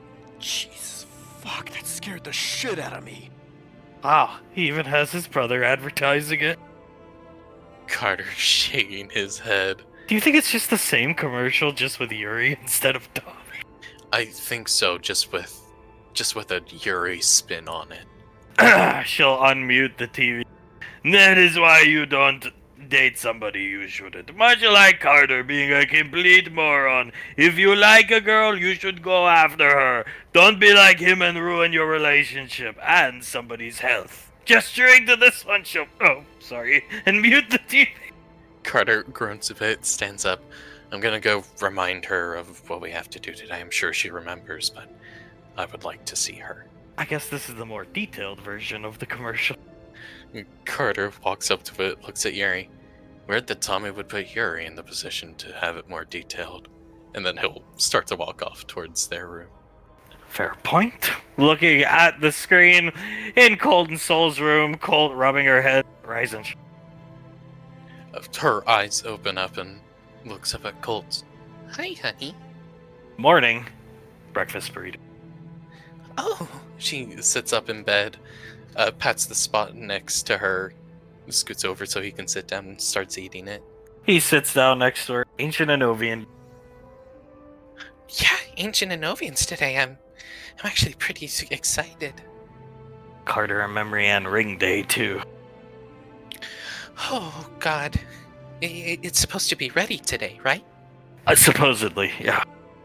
Good. That means he can propose to her, and she takes a bite of the burrito. Hopefully it'll be fixed. Strange, it's like we're going on a mission, though, and your grandparents are coming with us. Soul shrugs. Maybe they just want to keep an eye on us, type thing? I suppose so. He shrugged. Or maybe they've been out of action for so long that they need to, they want to get in on it. In all reality, probably the correct assumption is they were the first ones to make contact, so familiar faces mixed with unfamiliar faces. Well, wiping some of the burrito off the side of her lip, her cheek, and eating it, just putting it in his mouth. The Toothless Wonder's coming with us. Clive? Apparently, yeah. Oh my god. She'll put up some of the burrito up to his mouth so he can eat it. I got it for you, Yui. Oh, okay, if you're sure. Yeah, I ate one. I got two. I'll let you sleep it. She smiles at Cole. Thanks. It's been a little weird trying to get to sleep recently. How come? She shrugs. It might sound a little weird, but the moon is loud sometimes. No, it doesn't sound weird at all, considering the stuff magic users go through. She nods. It's loud sometimes, and just says some things at times, like, remember your mission, defeat the unjust, you're a just person, all that kind of thing. So it's sometimes a little weird to get to sleep. Well, maybe we need to see some more action. Maybe, yeah. We need to deal with some of the unjust. She smiles at him, pulls him in, and gives him a kiss. Kiss her on the forehead. I can think of a few people in particular that are quite unjust. Rippa, the smoky man? Yeah. My dad was telling me Ricky's father, you know how he left in the ship, he's going after some type of coordinates they got. They sent Ricky's father out to some triangulated coordinates from our mission. I don't really know all the particulars. Dad was telling me that Mom walked into the room. But we're gonna hit a place called Port Nowhere. Port Nowhere. She looks up at the ceiling. Has she heard her parents ever talking about Nowhere? Yeah. Oh yeah, she knows. Wait, they're sending us to Port Nowhere? I don't have all the details, but yeah, that's gonna be our next op, apparently. We're gonna go in, they have slaves. So, quite unjust people there for you to do as you please. She chuckles. Yeah, very unjust, I would say. I'm just a little surprised they're sending EarthGov into there. I assume we'll, crack the planet afterwards, because I don't think EarthGov would want to deal with that kind of thing, or at least I would crack the planet. He stands up, changing his workout shirt, basically just getting shirtless for her, putting on a different shirt. From my understanding, it links up with the Smoky guy, somehow. Where they got the hyenas or something. She purses her lips, looks down at the burrito, and nods. Right. Just must be- They sent Ricky's father after the big guns, and we get to go gobble up the small guns. She nods, stands up, gets out of bed, and walks up behind him, hugs him around his waist. We got it. Oh, We we'll got be Port fine. Nowhere. We'll be fine. It's my dad was telling me because it's like infiltration based. So maybe Arnaki or Cornstalk could grace Port Nowhere before it's cracked. He chuckles. Soul laughs. Maybe after the mission is done, I think I would get shot immediately if I just appeared as Arnaki in Port Nowhere. Should be unjust enough for you. They take slaves. Apparently your mother's wanted this place off the board for a long time. Yeah, I've heard my mother and father talking about it. She wants it off the board quite a bit. I'm more than willing to help her out with that. Especially if I get to kill some unjust people. She laughs a bit. That should make it's a moon god, right? That should make her happy. Yeah, Luna. And it will. It definitely will. She smiles at Colt, spins him around. If I, have like nightmares and stuff, I can tell you about them, right? Wake me up. Okay. Just. She bites her bottom lip a bit. One time Carter woke me up in the middle of the night when I was having a nightmare and, like, things were being levitated and. Apparently it was a pretty bad nightmare. I don't remember a lot of it, but. If something like that happens, can you please wake me up? Absolutely. That wouldn't bother me. We've seen strange stuff. We saw a xenomorph, for God's sake. Yeah, that is very true, Xenomorph. Just, I wanted to make you aware of it, in case it ever has happened and you had questions, or it happens in the future. I'll be right there to come for you.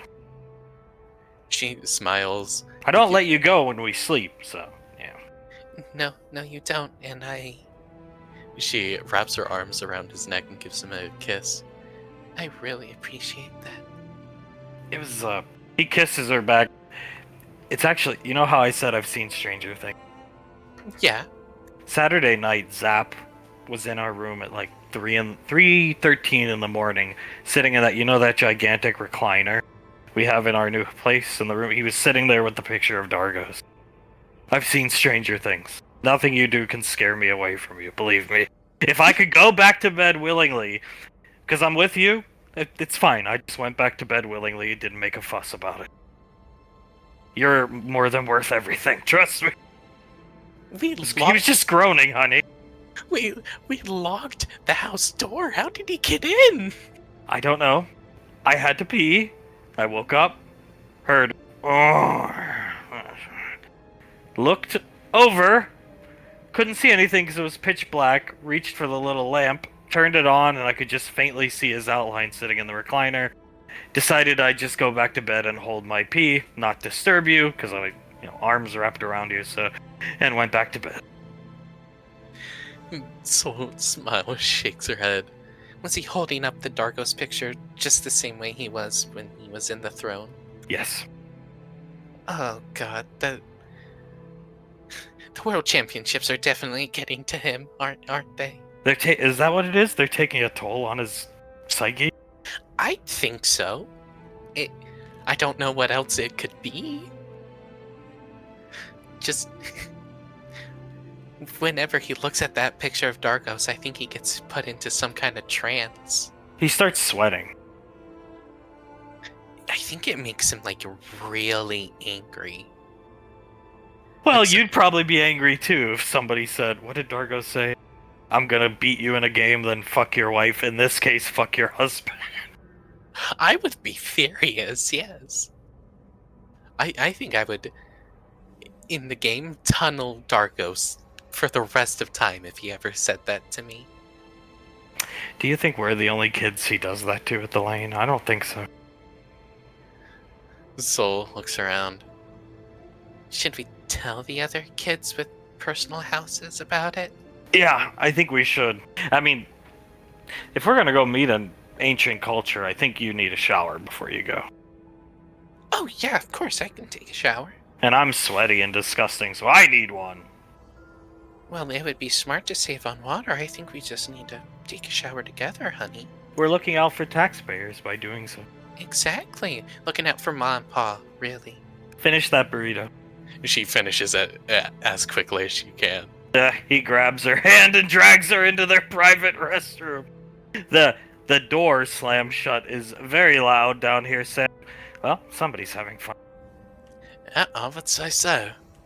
Yeah, it sounds like they're, well, very happy to have the privacy. And we'll unmute the television. What a beautiful girl this is. How could you give up a girl like this for a hooker? A meth hooker? You'd have to be a dumb Sam. We'll mute the television. Now it's a commercial with both of them tag teaming Carter. Jesus, Tommy's going all in on this, isn't he? You want to go see what Oz and them are doing? Yeah, I think so. Yeah, I'll Just- follow you up. Just get away from the Tommy and Yuri commercials. Sam puts her arms out to be carried. He picks her up in one arm and will carry her off to Oz and Laz. Yeah, you guys all go up. Okir's minding his own business. He's loading the ship. He knows you guys are going on a mission. He nods his head to you guys as Oz. No way. You two. We were sleeping. I heard and looked up, and Zap was just staring at a picture of Dargo. Oz, you see, love, we're not alone. He did the same thing to us. He never sleeps. Laz shaking her head. I think this is just a stress reaction. A stress reaction possibly making his PTSD come to fruition again. Well, it's better than what he did to us. We both woke up because we're relatively speaking light sleepers. We heard the groan, and he was mumbling something about Dargos getting back at the family to spite him, or something like that. I don't know. Sam laughed. Huh. You know, I'm kind of happy I'm not on the team at this point, because I have not had him show up outside my door, groaning. He'd be in your fucking room. He was in our room. He was cradling Monkey Boy, showing him a picture of Dargo. He was telling him like a bedtime story in between the groans. A bedtime story about him killing Dargos. It was awesome. I was sitting Elizabeth on his lap. It was certainly one of the more interesting ways I've ever been woken up. Mumbling something about baby girl taking the fight to Dargos. He used to say that a lot during the championships, you know. Baby girl, take the fight to him, so... What if he's like sleepwalking? Oh, I never even thought of that. Benny shrugged. It could be a medical condition, actually. A response to stress. Oz, yeah, he's definitely stressed the fuck out. Laz nods. He calls me on my wrist computer quite a bit, actually, just to make sure I'm doing my work as the strategist. He's really serious about this. He despises that Dargos man more than I think any of us could ever comprehend. I mean, yeah, I can tell that now. I guess this guy's a real threat if he's that serious about it. You would think so, yeah. And he started calling Elizabeth Baby Girl Jr. That's an honor. It really is. Even my mom, she heard him call me that and told me that it was an honor to be called Baby Girl Jr., so I actually feel quite good about myself. That means we're doing good in practice. You guys are impressing him. Hell, JJ nods. Yes, you are, and trust me. Me and Sam, we had a PvP match against LD50 just last night, didn't we, love? And Oh my god, they almost trounced us completely. We brought it back in the end, but they almost trounced us. Brutal. Jeez, if they're beating on you guys like that, then they're no joke. They aren't. We gotta watch out for train quite a bit. Laz, you got the strategies, right? Because we're gonna need them. And Laz is smiling up at JJ. Yeah, we got the strategies. And trust me, those strategies, LD50 won't know what hit them. We'll never see it coming. Blindside them. JJ nodding. Very good. Very good. Proud of you. Very proud. I mean, it shouldn't be too bad. I mean, you're not going to have Scar on the team this year, so there's that. Oh, but we're going to stop practicing with him. Oh, poor Carter. Yeah, Carter's going to have to solo tank a couple matches. It'll make him better as a tank, I would have to say.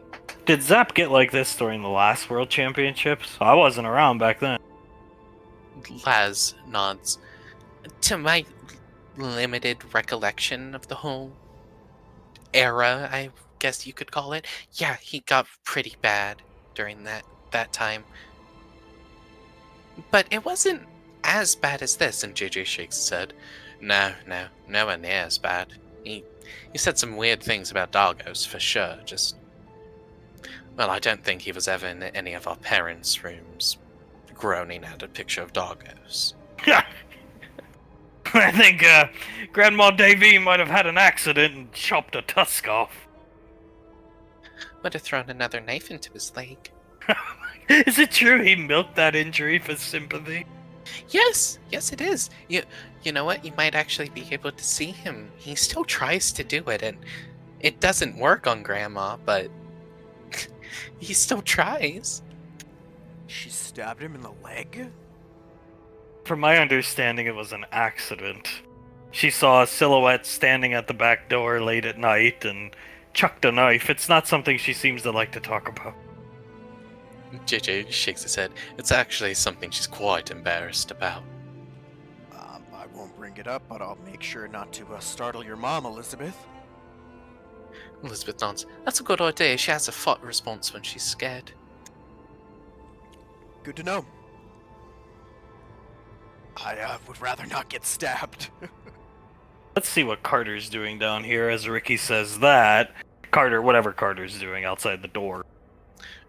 Carter will knock on the door and then slowly enter the room. She is getting ready for the day, eating. Carter will turn around and go over here, making sure he does not have line of sight on her eating so she feels comfortable. She swallows the whole thing.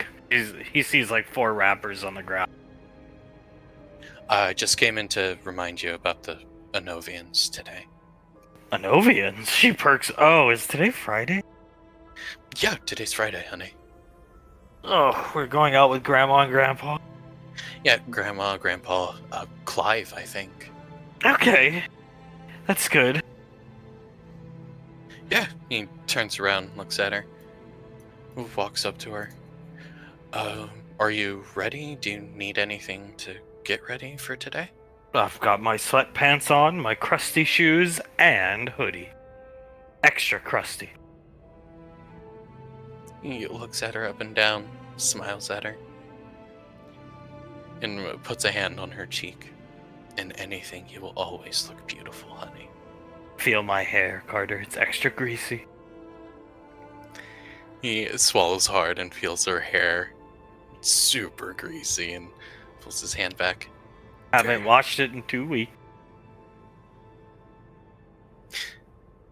Yeah, I can tell. Looking at his hand, he wipes it off on his pants. Looks at her. Are you sure you don't want to? I'm not asking you to do anything. Just we're going to meet ancient Anovians today. Do you want to wear anything special? I'm probably going I'm to. wearing my hazel tie. He nods to her. I understand, honey. Whatever you want to wear. He takes a step forward, gives her a kiss on the nose, and smiles at her. They're meeting Earth's best. Come on, Calder. I'll be right with you. He watches her walk out, will go over to her dresser and pull out a change of clothes for her. She walks up to greet everybody else sitting down. Morning, Captain. Good to see you. Good morning, Calder. Their hair's still wet coming out of the shower. Okay, somebody had fun. Soul is smiling out of care. Yeah, it was a very good shower. Saved a lot of money. You guys are going on a mission today. The ship's loaded up. I've done a once-over, and I did the pre-flight, just how Oz taught me. So you guys will be good to go. I'm not joining you on this one. Well, why not? I mean, be good to have you. I don't know. It's classified. He said I can go next time. Jeez, okay. Fair enough. Thank you for getting the ship ready, Okir. Really appreciate it. No problem. As the sound of the elevator that can lower small cargo hold for this ship, elevator coming down starts. Carter looks up at the elevator to see who's coming down. Here, did I push something? Oz, that's straight. Holding the Uncle Zap! She smiles and breaks her hazel get-up. Laz, scoots back into Oz. How did he get up there? Did you follow us from Woodbury? We went down there earlier this morning to get stuff to put on the damn plane, and don't ask. Some things best left unanswered.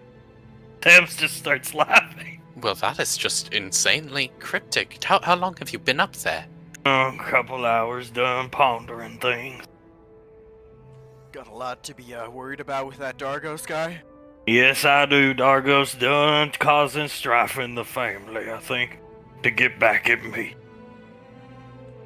Well, yeah, Dargos is if you'll forgive my language, Uncle Zap, he's a son of a bitch. Done catfishing Julius.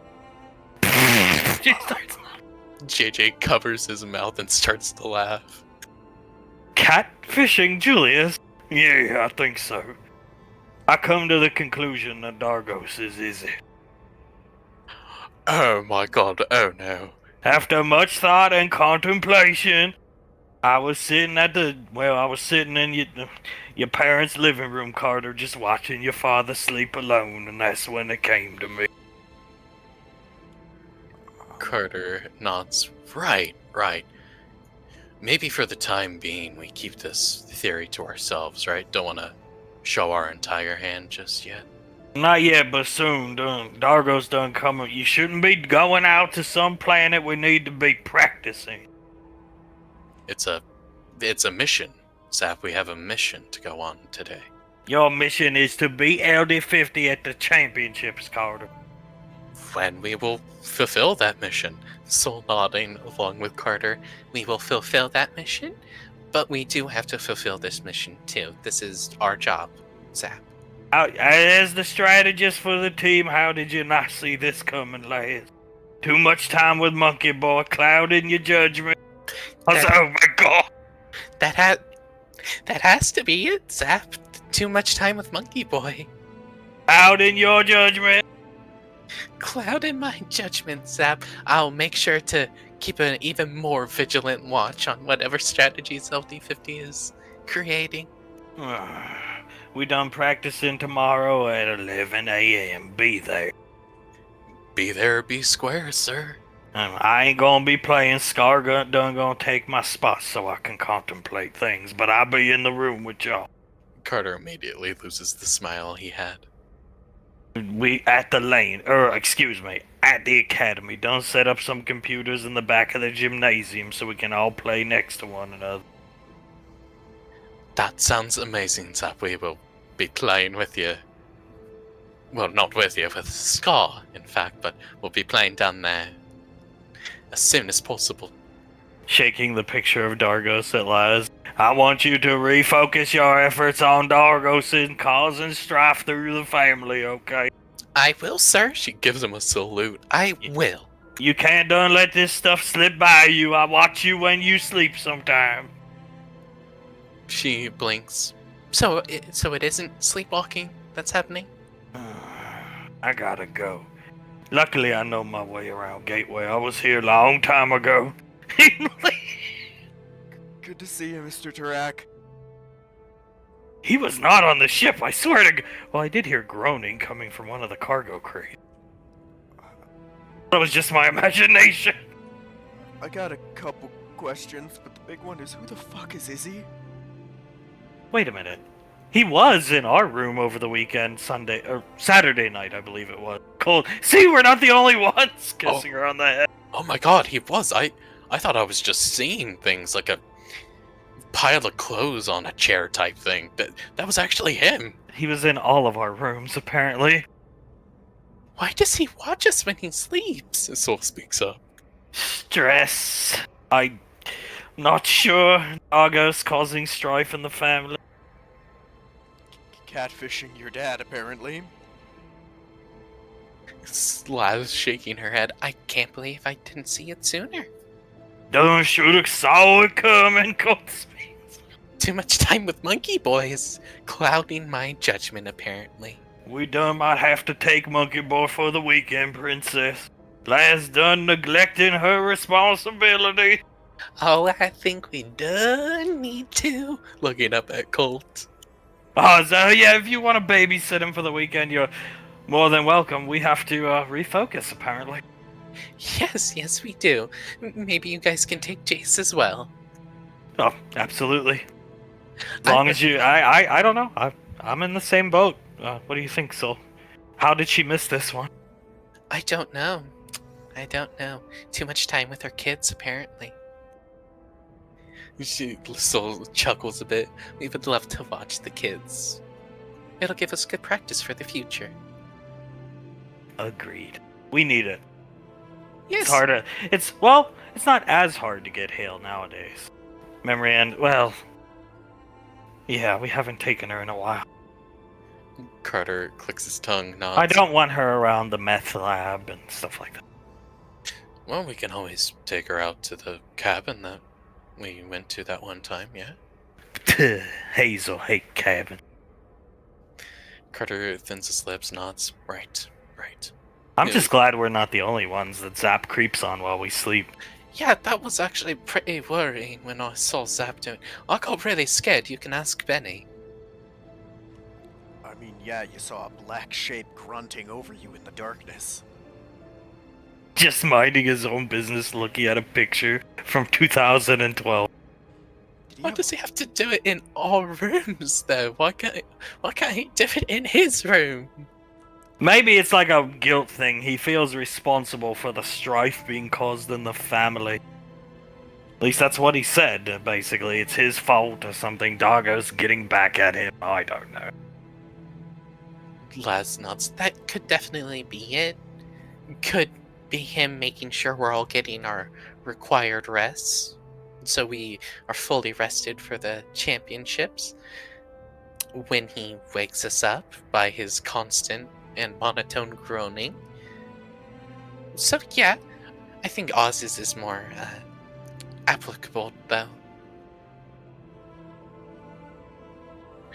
Carter nods. Yeah, it was just really weird. I thought I was hallucinating when I first saw that happen. So did I, from lack of eating, but then I came out of my dazed confusion from waking up and realized, oh, it's just Uncle Zap groaning at Dargo's, and went back to bed. I gotta ask, did he have a light on him when he was doing that? No, actually. Carter, Which is strange. Carter shakes his head. To my knowledge, Warrens don't have night vision either, so I think he was just staring at a picture of Dargos in the dark. And Dargo's done the blackness of space. Soul chuckles a bit. Dargo's done the void that stares back at you when you look into it. His soul is black as oil. She starts laughing. Obviously a criminal mastermind if he can catfish the colonel. Soul chuckles a bit. If I were to meet the legitimate Dargos and I could get like a sense of him, I'm sure he would just be a normal 2012 era internet troll. Probably some dude that works at a warehouse, minding his own business, taking his life's frustrations out on a game. Laz nodding. That's probably exactly what it was. Just Zap in his senile state even back then made something out to be more than it actually was. You guys should learn how to polymorph into fucking Dargos. Low quality and all, and just spook him sometime. Might give him a fucking heart attack. Takes that man so fucking seriously. Soul starts to chuckle. It isn't a bad idea, though, Ricky. I'll have to keep that one in the back of my mind. Everybody's got a boogeyman. Dargos is Zaps. Yeah, that's for sure. That is for sure. Arnaki is most of the people's on the lanes, but I think I could affect Zap even more if I went with Dargos. I'd imagine so. I mean, the way he talks about the guy, it sounds like he expects him to be behind the door with a butcher knife. I think he does, actually. Elizabeth, tilting her head. He does peek around corners a whole lot when he enters rooms, doesn't he? I do think his PTSD is flaring up. He was mumbling the other Sunday morning at the academy. He was mumbling about Dargos stabbing him in the leg. Oh. So he's, playing up that leg injury you guys said he had? I don't think he's playing it up. I think it's just his PTSD superimposing things onto one another. It's common with post-traumatic stress. JJ inhales through his teeth, looks over at Laz. Maybe we should talk about getting his meds. Him getting back onto his meds, then. Laz nods. That's probably a good idea. He might need them. Just tell him it's just for the championships to keep him evened out, and then he doesn't have, once he's done being stressed to death, he doesn't need them. Well, yeah. There's been stories around the lane of groups of Spartans trying to give him medication and him getting fanatical strength and throwing all of them off of him. Also biting through their, glove armor that they have. Oh my. Dad said he body slammed Mr. Banksy once. Uncle Banksy. Okay. Well, I will not be involved in the process of giving him his medication. JJ shakes his head. Neither will I. Doesn't sound like a job for baby girl. Soul starts to laugh as Elizabeth. Knowing my mom, she'll probably just crush it up, put it into a smoothie or his coffee or something like that and give it to him like that. That's actually a smarter way to go about it if he bites through Spartan gloves. Kurt laughs. Yeah. That's probably the smartest way to go about it. Just don't even really tell him you're giving him the pill even. Can't get pissed about it if you don't know what you're getting. Yeah, exactly. Laz nodding to herself. Then yeah, we should bring it up. Probably pitch that plan to him as well. JJ nods, writes it down on his wrist computer. I'll have to bring it up with him then. Carter starts to laugh. He looks at Okir. You heard groaning from a storage container on the ship, but you didn't check it? Like I said, I thought it was just my imagination. Hey, that's fair. I thought him sitting in my room at night was just my imagination, so I can't really blame you there. It's early in the morning. He sure. At least, yeah, it's early in the morning for a Friday. Yeah, it is. JJ chuckles a bit. Yeah. He said he was there for a couple hours. It's about 10 right now, so looks at the ship. Is he following us around? Soul nods. He's probably following us around. And just going in the weirdest of places? Done for your own protection. What if he got there at like 4 a.m. and waited until we got like here and started to lower himself so we could all see him?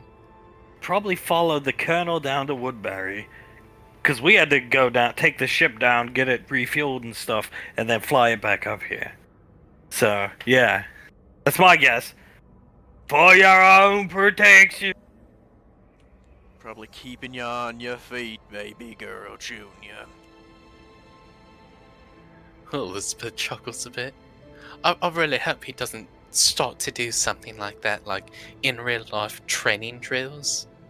Like, keep line of sight on me, but you can't let me hit you with these oranges that I'm throwing at you or something. Don't have to protect y'all from doggos, Colts. Gonna give you guys toy sabers to learn the fighting stances. Carter laughs. I wouldn't put it past him. And JJ pointing to him and Carter. I wouldn't either. But if he gave me and Carter swords, lightsabers to learn with, when we're quite good swordsmen, that would just be even more funny. He gives you a toy sniper rifle to learn sniper better. Oh, that would be amazing. I would cherish it forever, actually. It would look quite nicer on the wall above our bed, wouldn't it? I think so. Alongside the photo of the champion. LD50's looking good this year. Hard fought win. JJ inhales through his teeth. Yeah, maybe it was just because we were on a group full of pugs, but I don't know. They played way more expertly than they ever did in the past, even on the championship game that Mom and my sister and all of them played on. The more we play against them, the more I can understand his level of stress. Oz, I agree, yep, they're looking ripe. Laz shaking her head. You guys wouldn't know how much paper I'm going through in my notebooks trying to figure out feasible strategies to go against them with. I only have like 2 or 3, honestly. Maybe we should be playing more. Looks down at Soul. Soul biting her bottom lip, nodding up at Colt. Yeah, maybe we should. I think we need more practice. We only did like 4 Warzone. We had a new house to enjoy this weekend, so yeah. Yeah, that's true. We should start playing more and more this week, okay? She likes to watch me cook shirtless, so especially bacon, so yeah. We're doing a lot of cooking and having fun, not playing. Memory and I slept all weekend, so I'm neglecting my practicing. I'm gonna have to get one of those big-ass chest freezers and fill it with ice, aren't I? 49 degrees. 49 degrees. You know he makes me keep a thermometer to make sure his glass is at that temperature, right? I never would have thought he'd be so particular. Me neither. JJ shakes his head. Usually he isn't, actually. Just when it comes to SWTOR, he's quite particular about who plays, who doesn't play, how his water is, apparently. Attention! Suletta comes up and says, Ma'am! Memory Ann shoots up, stands up straight, salute. Oz will do the same. But picking Laz up first, Oz is fearful. Benny jumps up, Elizabeth goes flying for a second, and he catches her. Oh, the rest of my kids either stand up or just put a salute up to their head. Colt is almost like covering Soul because he was so frightened by this scream. She just comes. I've still got it. I would say so, ma'am. Oh, it's just on Suletta. He fixes Soul back this way so she can see. Scared me, ma'am. That was good. I think you gave me a mini heart attack, Auntie. Yes, that was quite fearful. She just keeps chuckling to herself. Sam didn't jump. JJ, out of pure instinct, stood up while holding Sam and gave her a salute. After hearing Suletta yelling all throughout his life. The only time we heard her scream like that is when Clive blew his nose during class. Carter lets out a chuckle. And Elizabeth nods. Yeah, I've never heard her scream like that otherwise. Some days I do miss being in the military. In the illustrious positions I was in. Oh, she looks at Memory Ann's dress. Well, the hoodie. Carter looks at Suletta, closes his eyes, and shakes his head. Points to the bag that he has prepared that he set down over here. She bobs her head up and down. It's time to leave. Your grandparents and or parents are coming. Finishing up breakfast at Mr. Wiseau's. Yes, ma'am. Yes. Board the ship. Yes, ma'am. Anything we should bring with us? Combat gear. Understood, ma'am. That should already be loaded, right, Okir? Yeah, loaded and ready to go. Understood. Thank you, ma'am. She'll step out and gesture for the elevator. My characters will start boarding the elevator. Alright.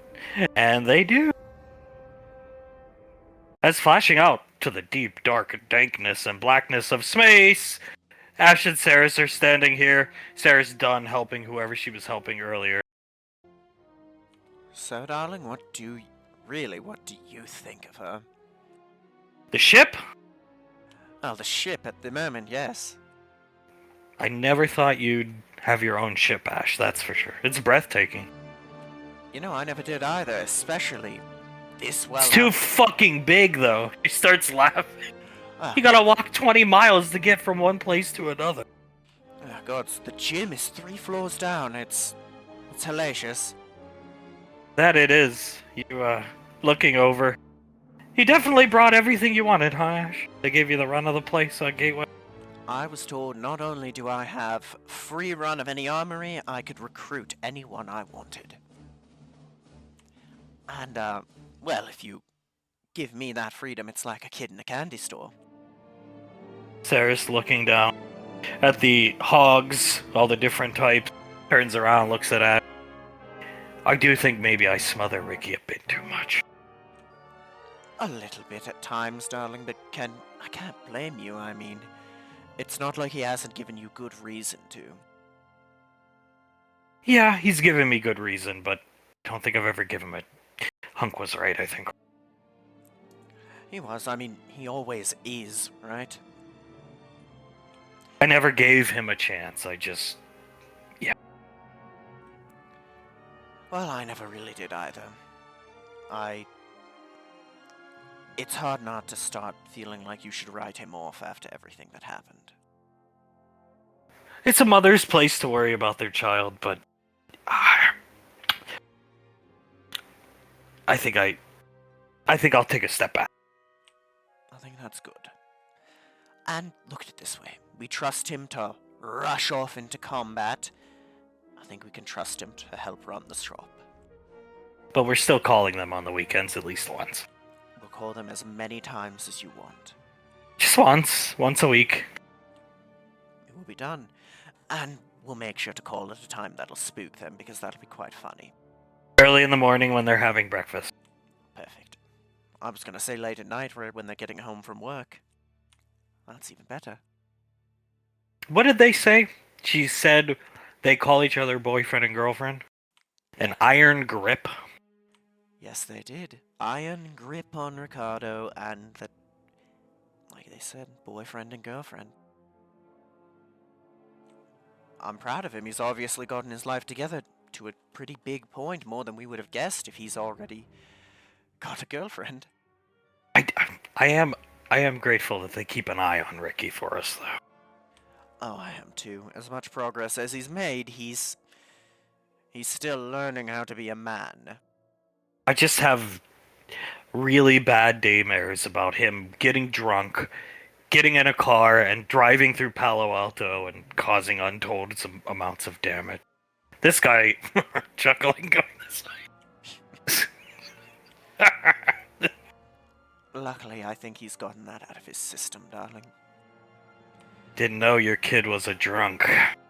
Showing up, coming up an elevator. He's not. He was a stupid kid doing stupid kid things. You understand. He'll walk up, put his hand out. Looking up at the big marauder. You've got enough ordnance here, Ash. To be quite honest, I'm not sure about that. Believe me, it's, well, you know firsthand, if they are associated with Max Tech, enough is never enough. Eris pushing her way past Ash to get a look at the guy. I don't believe you two have been formally introduced. Kaz, this is my wife, Saris. Saris, Kaz. Pleasure. Putting his hand out. She'll look at the hand and then shake it. Firm grip. Mm-hmm. She does have one. Kaz here is a bounty hunter we're working with. Formerly of Max Tech, but also former ranger, so I'd say those things balance each other out more than enough. You coming with us all the way? Kaz, all the way, yeah. It'll be good to have him. He's gonna have even better knowledge than us if they are Max Tech of their tactics, and you're a damn good fighter, so I'd want you at our side. He looks around the ship. Marines. I guess that guy looks like old SIS. Not just Rangers, huh? Army? A little bit of everything. There's even a couple Spartans on some of the lower decks. Your own personal hit squad? The Ranger General told me free reign to grab whomever I want, and I took that rather seriously. Yeah, haven't seen one of those in a long time, though they looked a lot different back in the day. You can thank the new models to, well, what we got from your old boys. And you can thank a lot of the new armor to killing your old boys, too. He nods his head looking around. Luckily, we didn't kill you, or we wouldn't be here floating out towards them right now, so I'd say that's a happy coincidence on all fronts. Smart enough to quit. Nods his head. Says, yeah, you could say that. Yes, you could, and, well, you actually had a conscience, unlike some people. How much are you being paid for this excursion? I don't know. The Ranger General said we would discuss it after. That's strange. Don't bounty hunters usually work half now, half later? Isn't the creed greed? Cause, Saris, I'm gonna go up to the bridge. She'll walk past. She, give her time, she'll soften up as you get to know her. She's had very bad experiences due to Max Tech and has a very unfinished bone to pick with them. I was going to say, I get the impression your wife doesn't like me. He starts chuckling. It's not that she hates you or anything, it's just she, very bad experiences, including being, due to their incompetence, being impregnated by one of those xenomorphs. She's got a lot of issues with former Max Tech people, or Max Tech in general. Most people seem to, yeah. You got to admit, you boys did rub a lot of people the wrong way, even back then. I don't hold it against them. Look at it this way, you're working now to fix things and figure it out down the line, eh? Yeah, I didn't take payment yet. The Ranger General said, we'd talk about it after. That's probably for the best. I mean, if you came up with assuming it'd be a hard fight and we steamroll them, you'd get overpaid, and you wouldn't want to get underpaid, would you? I've never been on a ship this big. To be quite frank, neither have I. It's incredible, isn't it? What's the name? The Artemis. Felt it good luck to name it after the goddess of wisdom and the hunt. Looking down at the hog. Definitely a stroke to the old ego, I'd imagine, getting a ship like this. I'd be lying if I said it wasn't. It felt very good, and it came with a promotion to Major. Oak leaves. He's looking at your collar. Yes, sir. Major Asharion Valorius. Okay. Congratulations. Thank you. anything you're interested in the ordnance section, you are welcome to pick in and out of it. I brought some goodies on my ship when I docked down on Bay 42. You got enough bays? Yes, we do. I'll have one of the boys set up a private armory area for you to get all set up in. Listen, he looks at Ash. If anything happens to me out here, if I don't make it back, go to my place. Fake floorboard under the table against the right-hand wall. Go down there. There's a computer. It has a list. It's what's left of the Max Tech mainframe. I can't do anything with it. You'd have to get it back to your eggheads. But maybe that could help you if we fail this mission. It's decrypted and locked down. I grabbed it on my way out. Not a mainframe as in the giant computer. I don't know computers that well. Hard to drive, is that the word? This guy's chuckling still. I believe it is. And you grabbed this from the headquarters? Yeah. I don't know if there's anything on it. That's why I haven't offered it up. But if anything happens to me and you need leads, maybe there's something on it. And if we make it back and we fail, we'll go get it. It's probably a wild goose chase. I was ordered to grab it. I didn't grab it myself.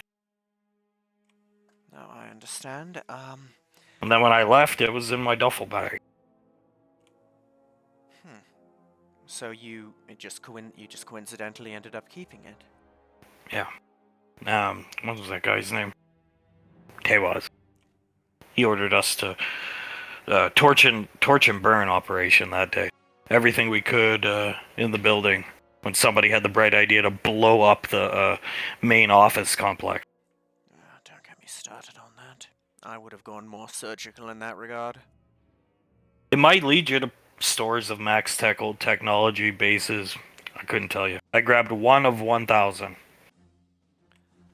Well, one of 1,000 with what they had on their mainframe, I can only imagine what may be on there. And on a lot of what we got from their mainframe after the fact was partially destroyed. We had to put together a lot of pieces.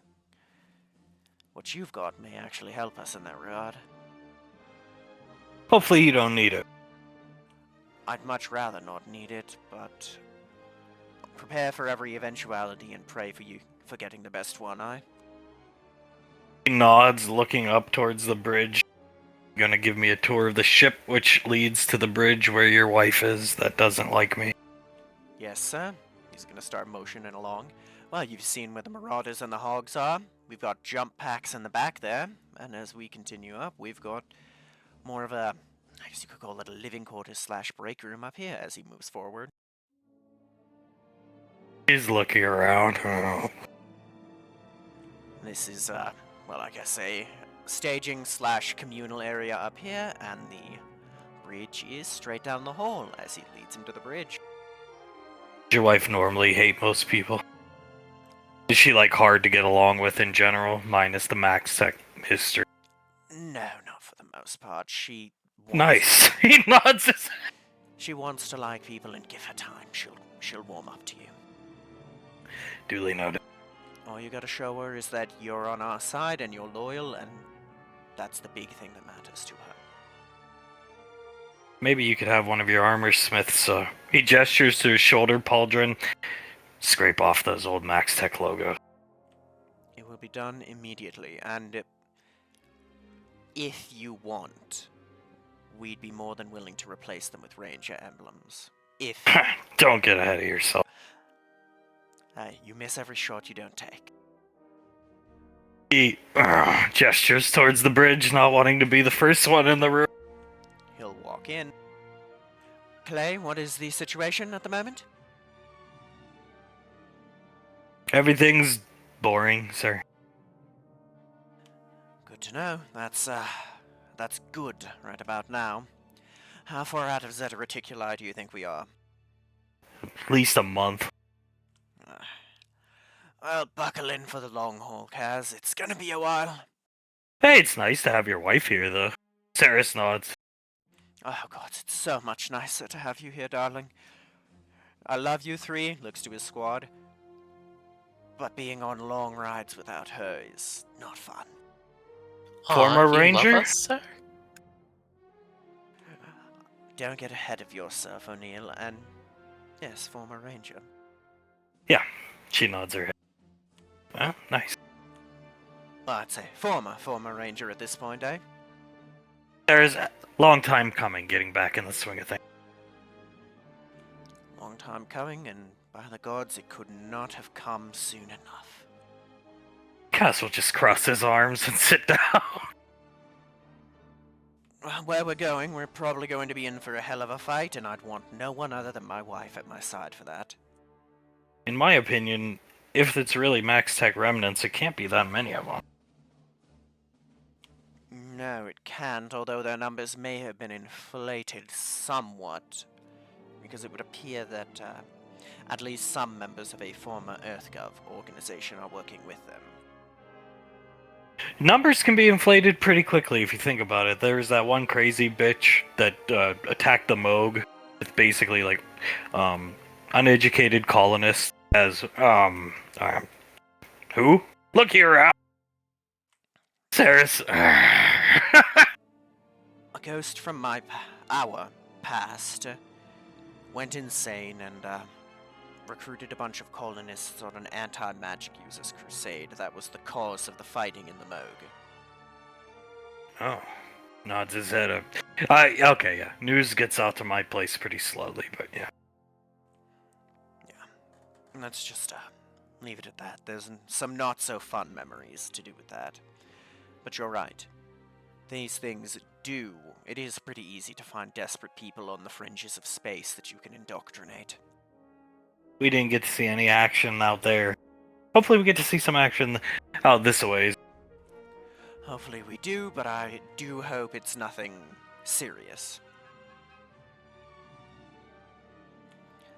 We have been given new orders. We are to check in with command every 5 hours. Understood? If it's not me or Saris, I want one of you three to handle it. I got it. He nods. Yes, sir. If Clay isn't available, I can do it for us. Well done. Alright, I know we've already checked them a few times, but I'd say check the weapons regularly, make sure everything's in tip-top shape just in case, and if we pick up anything on the scanners, I want to be informed immediately. Saris, it's like sitting back at the apartment back in the day. Only we're on a giant ship moving through the galaxy, instead of a giant space station rotating around the Earth. It really does, just sitting there hanging out, waiting for something to happen, even though you're technically on duty. I've never been a fan of that feeling. I don't know, I get in my own head, makes me feel anxious. I'm sure we'll find them. Oh, I know we will. The question is, are we going to find them first, or them us?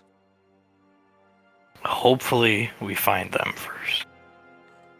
Well, if it gives you any peace of mind, with what this ship is armed with, the Pinta cannot take us in a straight-up fight. Saris, I mean, she sits down in the chair, starts stroking her chin. What are you thinking? Just they have Max Tech, Strat, Xenomorphs. I don't know. All the way out in Zeta Reticuli, which I never even heard of until recently. Why would you go all the way out there? Really? Yes, to get away from prying eyes, but those prying eyes have the capability to get out there, and you know they do. Maybe to give more freedom to play with their xenomorph pets, test them without outbreaks on populated colonies? I hope you're wrong about that. Believe me, I hope it's just them wanting privacy, but How many of these creatures can they really have? with how 10, 20? with how they breed and the numbers we've seen, it could be anything as low as that or into the hundreds, with thousands we don't know. We've seen the after effects of colonies being overtaken, but, well, remember, there was a good 20 or so that we found at Yankee Outpost, remember? Saris, if they get a hold of a planet with indigenous life forms, they can have as many as they want. To put it this way, all it takes to completely overrun a colony is one or two of them. You said this vessel can crack planets, right? Yes, it can, and I've been given the authority to crack planets if I see the need. Good. Uncomfortably sinking into his seat. That is another thing. As we get out, I'd like you to start scanning planets for any signs of xenomorph activity. Done and dusted. If you do find them on them, and we can be sure that there's no EarthGov colonies, I'd like them cracked immediately. I don't even want to take any chances with that. You got it. Always wanted to crack a planet. Well, you're going to get to. Have they passed the mining planet, the mining facility yet? Oh yeah. We're going to crack one, I get the feeling we're gonna crack at least one more before we come back. Saris, I get to flip the switch on the next one. You get the next one, I guess you'll have to wait for third, Clay. No. Negro. Hard to argue with the car's wife. Happy wife, happy life. Kaz will slightly chuckle as Ash says that, as everybody sits in to relax, kill time, because that's all there is to do. As on another ship, leaving the Milky Way, is everybody up here, and Sasha comes up on the screen. Looks like she's at Rainfall Lane. Her eyes are locked onto Clive. Laz notices she's just staring at Clive. Laz looking out of the corner of her eye, keeping an eye on the space in front of her. Just do it. Hi, I'm sorry, ma'am.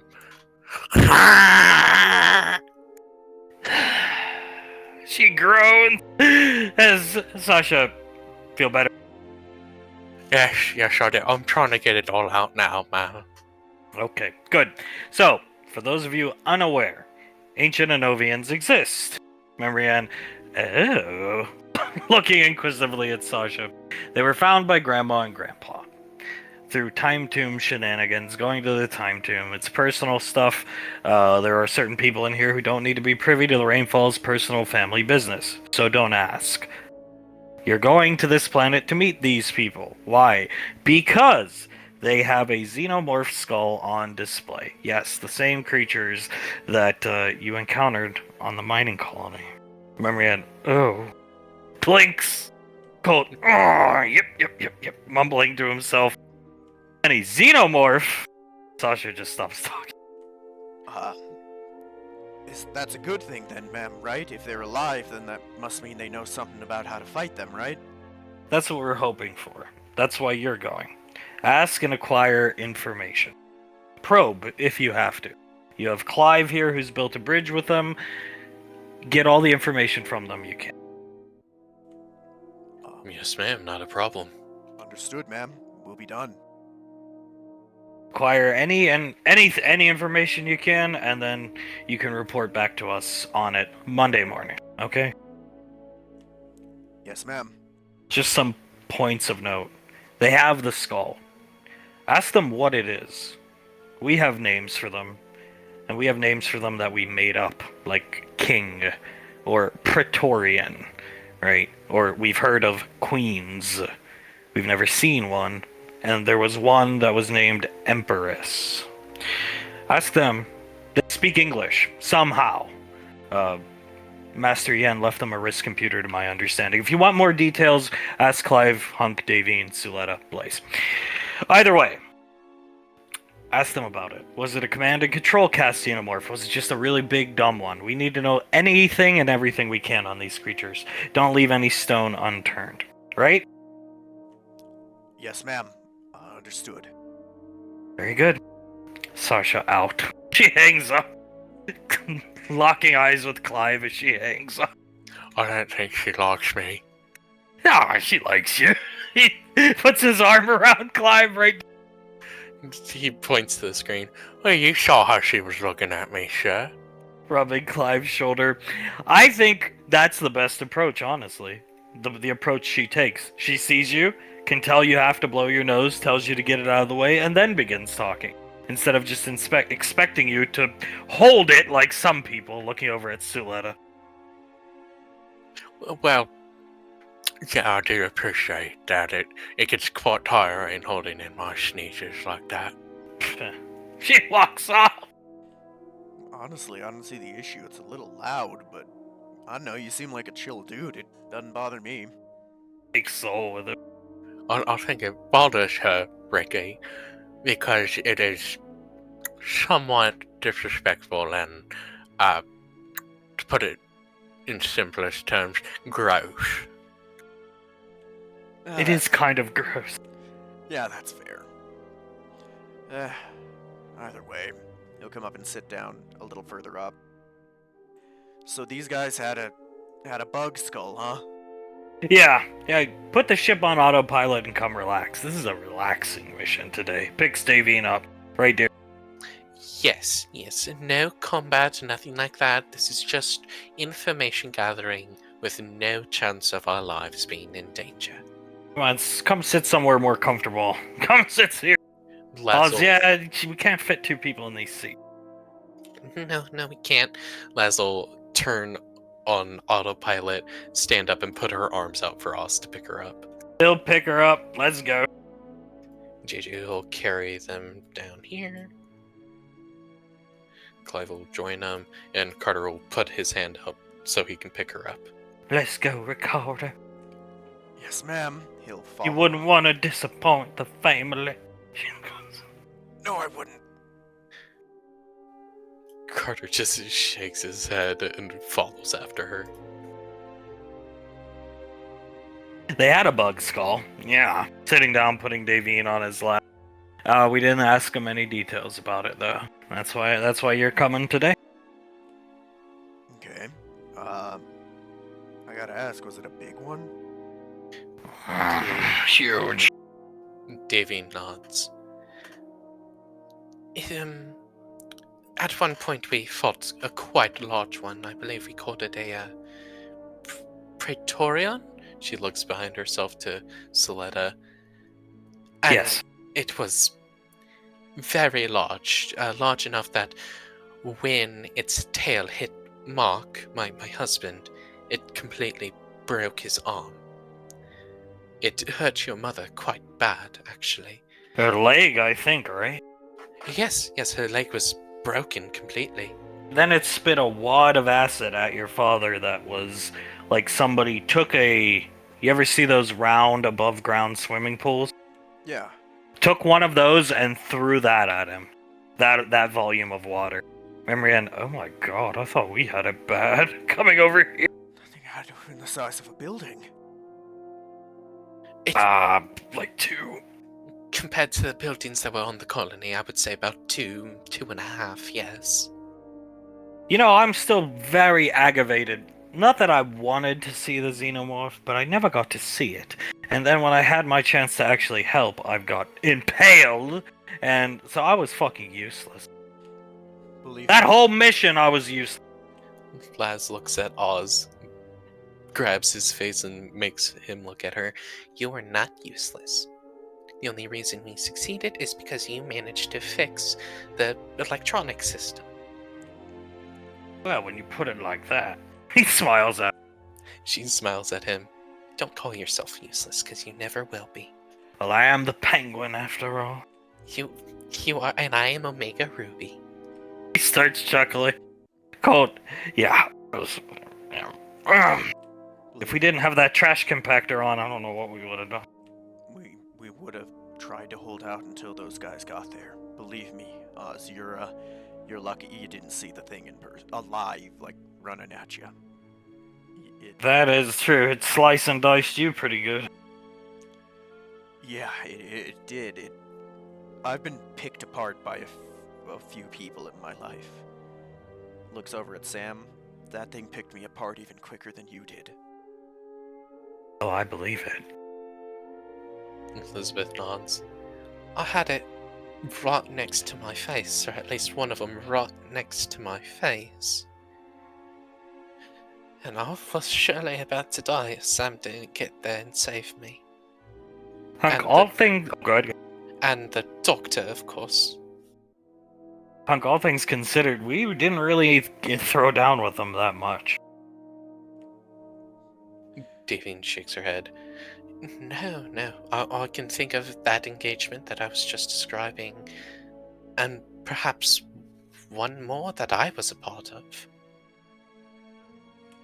Dad said actually fighting them no more than 3 for him. Yeah, we talked to your dad earlier. Meeting with Sasha and Julius, our children, and the other heads of the military, and your dad's gonna go after them, get the job done, but, he starts chuckling. Your mom's really worried about you. I could tell after the 4th time Mr. Blaze came into the flower shop. Believe me, I'd rather not be there. I can tell. Whatever the girl's name is does not need me watching over the place. He comes and sits down. Yeah, Ellie said you seemed like a very nice guy, but she was kind of upset that, well, Mom and Dad sent you to look after us. Like, well, it's just, I can understand. She's large and in charge, I guess, and doesn't need any oversight, but your parents are just worried about you. Oh, mostly your mother. I can't blame her. I mean, she's right to worry, but Ellie's got me, Mr. Hunk. She's making sure I do the right thing. And your father okayed Fredvis, so when the time comes, your mom's out, so we can't throw Fredvis out into the wind yet, because we gotta wait till your mother gets back. But, yeah. When everything aligns, we will have Fredvis down there just for her, darling. Big smile on his face. Thank you both very, very much. It means a lot that I'm able to do that for them. Cardinal twat, and I can walk out, so... I'm actually a big fan of his All Shook Up song. I'm all shook up. Ooh. Yeah, exactly. You're really good at that. Got it from Dad. He smiled. She smiles at him. Yeah, he really did. I like that song a little bit until I saw the video of him singing it, and his stomach moved like it was made of pudding. Spitting on the floor. Carter chuckles. Yeah, that's Fredvis the pelvis, alright. He'll take a step closer, memory in. Is anybody gonna address the elephant in the room with Grandma and Grandpa here of Zap? Hunk, what's going on with Zap? Laz looks over at Hunk. He comes into our room at night, all of our rooms at night, and just sort of sits there while he stares at a picture of Dargos groaning to himself. Since when did this start? He looks at Davy. Yes, when did this start, darlings?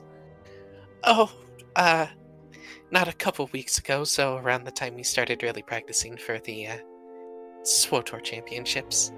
Benny, I wasn't aware he had a history of PTSD, but my personal diagnosis, if you will, is the PTSD is coming back. It's showing its symptoms. They're breaking through because of the stress of Julius causing problems in the lane, making Pequod mad, and the championships.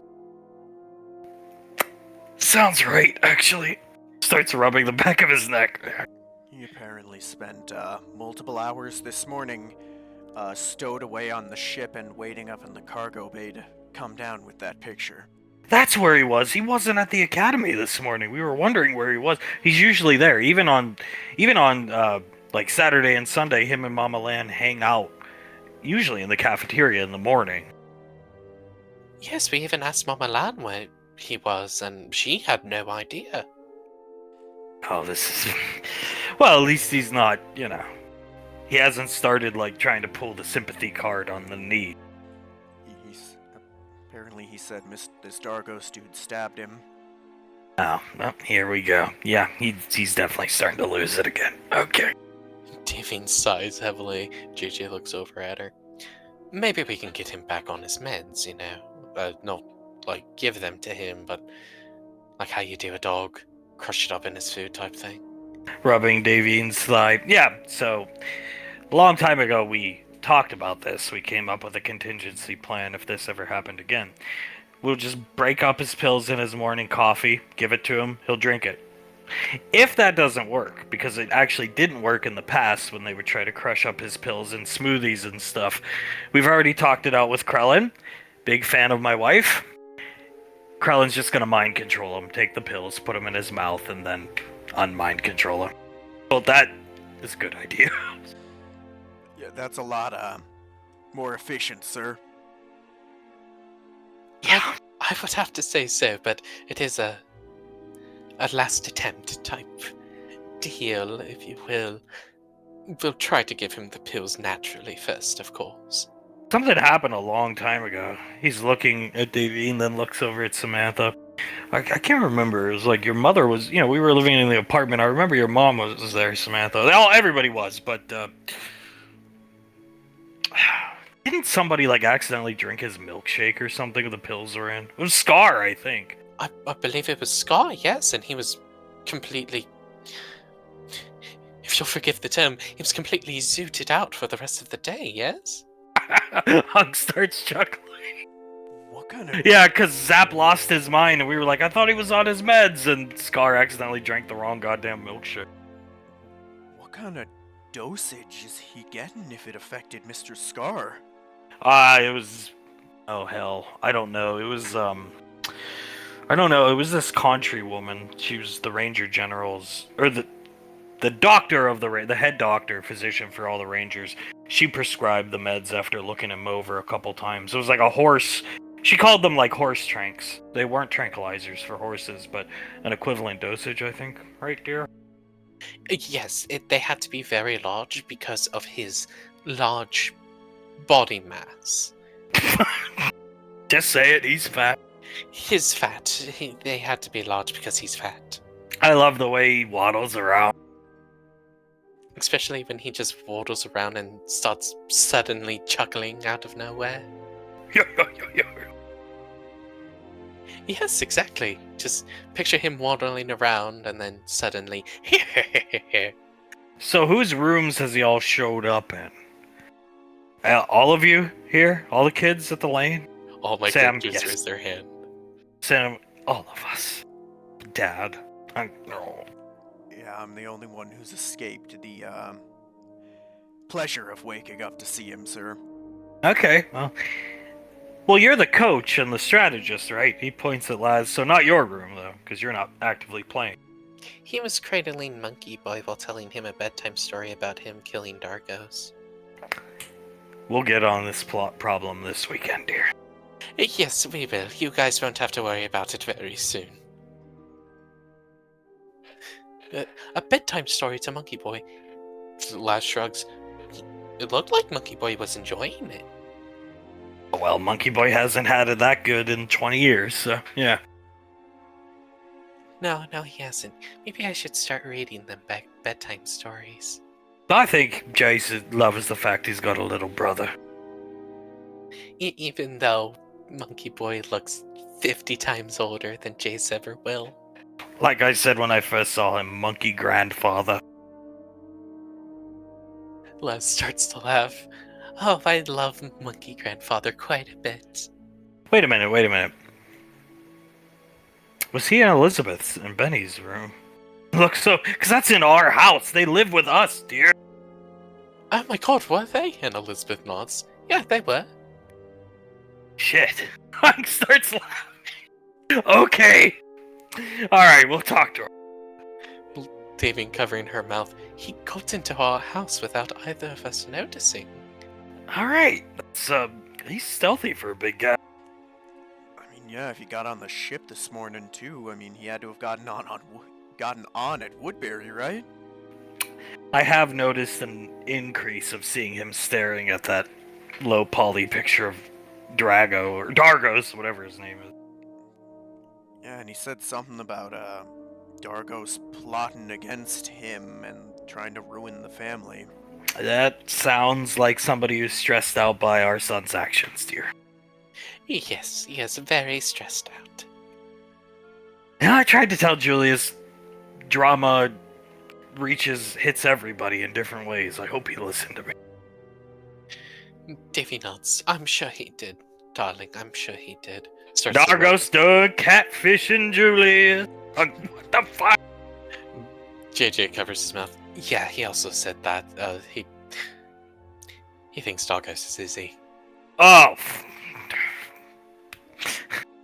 He slaps his forehead so hard with his hand, Davian sees the pain in his face.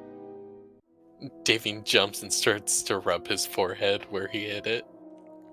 Okay, it's getting real out of hand. Actually, why don't you call Sunny? Well, when there's some downtime. Let her know ahead of time to prep the med. Yes, I'll do just that, and just in case, I'll call the Stooges as well. Let them know that we may need to enact Plan B. Good idea. Blaze, yes, I'm not pilling him again. Yeah. From what Dad and Mom have talked about, that was never a fun process for anyone involved. No, it wasn't. Is it true that he body slammed Mr. Banksy?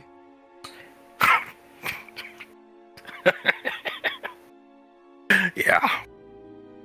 Pushed Julius, too. I think he pushed Julius and then body slammed Banksy because they were trying to get a hold of him.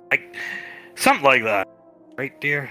Yes, fanatic of strength. Julius had him from behind, and I believe Julius was a limit broken. Well, Banksy had him in the front trying to force feed him the pill, pushed Julius off his back, made Julius go against the walls, and body slammed Banksy, as you said. Okay, not to make light of it, but that's awesome. That's really cool. Soul feels Colt reaching around one of his pouches. Soul looks at Colt and leans in. Everything okay? And she'll try to go into the pouch for him. Picture of Dargo. Soul looks surprised and then gets like a mock angry expression on her face. Dargos. That's enough. Sorry. Stop. Soul smiles at Soletta. Sorry, Auntie. Give me that stupid picture. She takes it and starts looking at it. That thing's impressive, ma'am, because I'm pretty sure it's so low res I could count the pixels from here. Yeah. Where'd you get that, Colt? Colt, he gave us all pictures, remember? Oh, that's right. Yeah, we probably should have noticed this sooner, honey. Yes, we probably should have. At first it just seemed like funny Zap shenanigans. Now this is actually worrying. Yeah. Yep, we're gonna... If he puts a cast on his knee again, we know. Maybe we can just have Nicole step in and wipe some things out of his mind if it gets that bad. Yes.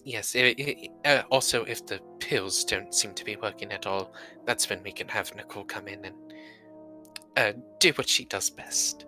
How long did he feign the knee injury? To let a just chuckle. Davine closes her eyes and shakes her head. Looks at Marianne. Months, darling, months.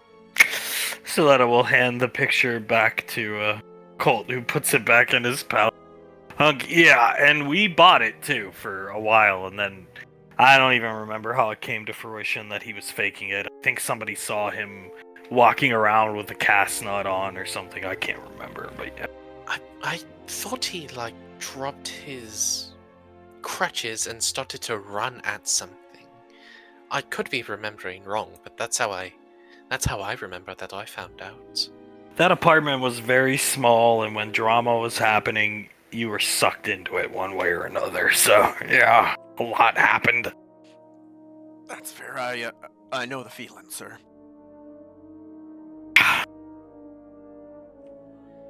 Yes, a lot happened, and oh god, Zap.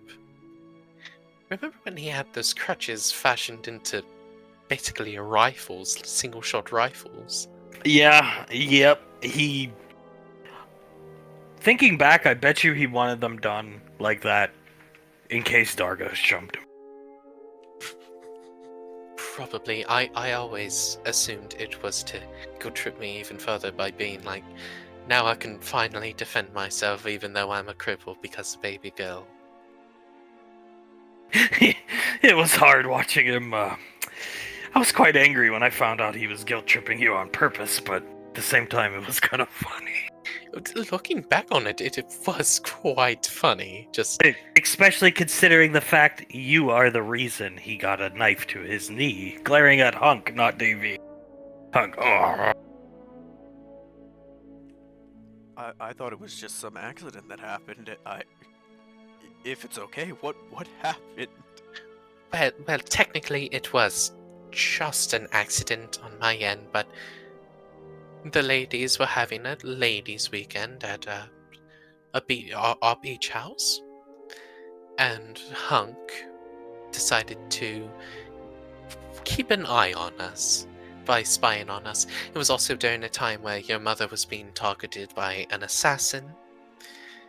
So me, Suletta, and Integra, we were all quite on edge during that time, and, well, we saw a shadowy visage in the doorway, and I reacted by throwing a knife at that visage, and he got hit in the leg with it.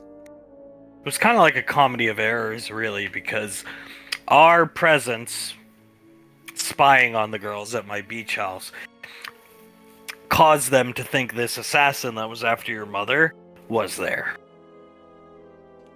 Memory Ann starts laughing. So Is that when Uncle Scar came through the room? Yes, darling, yes, exactly. And when we called Mark to let him know that we believe Vamp is on our tail here, that just made him start to, spy even more, if you will. Well, why were you spying in the first place? Because my daughter was dating for the first time ever, and I wanted to make sure he didn't show up. Oh. I mean, protecting your daughter's a fair reason. But Davine was there. Grandma. Suletta. Shut up, Oswald. He stops talking. I think it was quite brave and quite sweet of him to want to protect us all. She gives him a kiss on the cheek. He also got to ogle Davine the whole weekend in a bathing suit with her ODM gear on. And aviators, Letty, don't forget the aviators. Yeah, I was not doing a good job at spying. A lot of the time, it was more or less looking at my wife. And Scar was looking at Suletta. Hey, we had a good time.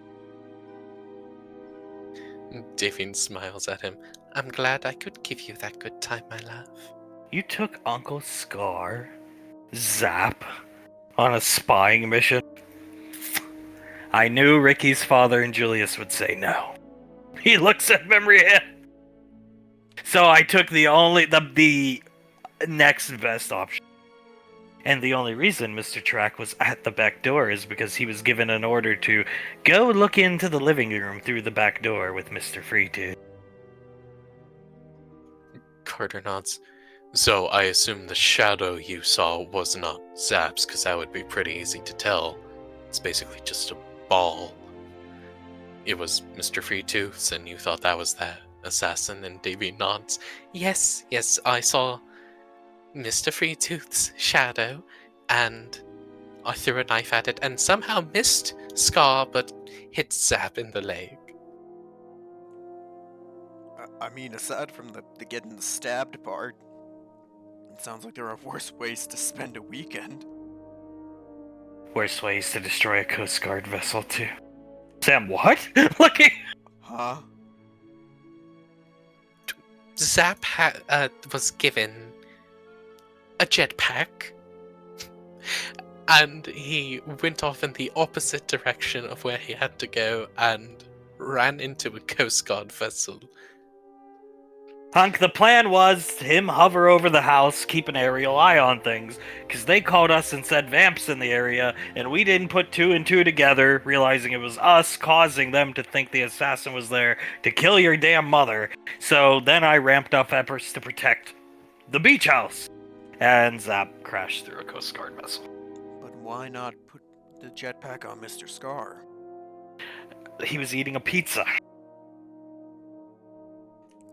Carter covers his mouth and starts to laugh. Scar was not Uncle Scar back then. He was brain damage Scar. Blaze, this is true. Okay, and I'm guessing you weren't available to come, Mr. Blaze? I refused. Fair enough. JJ nodding. Wouldn't this have also been the time that Zap wasn't right in the head as well, though, Dad? Oh, no, he wasn't. He was not right in the head. Actually, in the final about hour of the mission, if you will, son, Zap, for some reason, brought an auger and just decided to aug the beach in plain sight.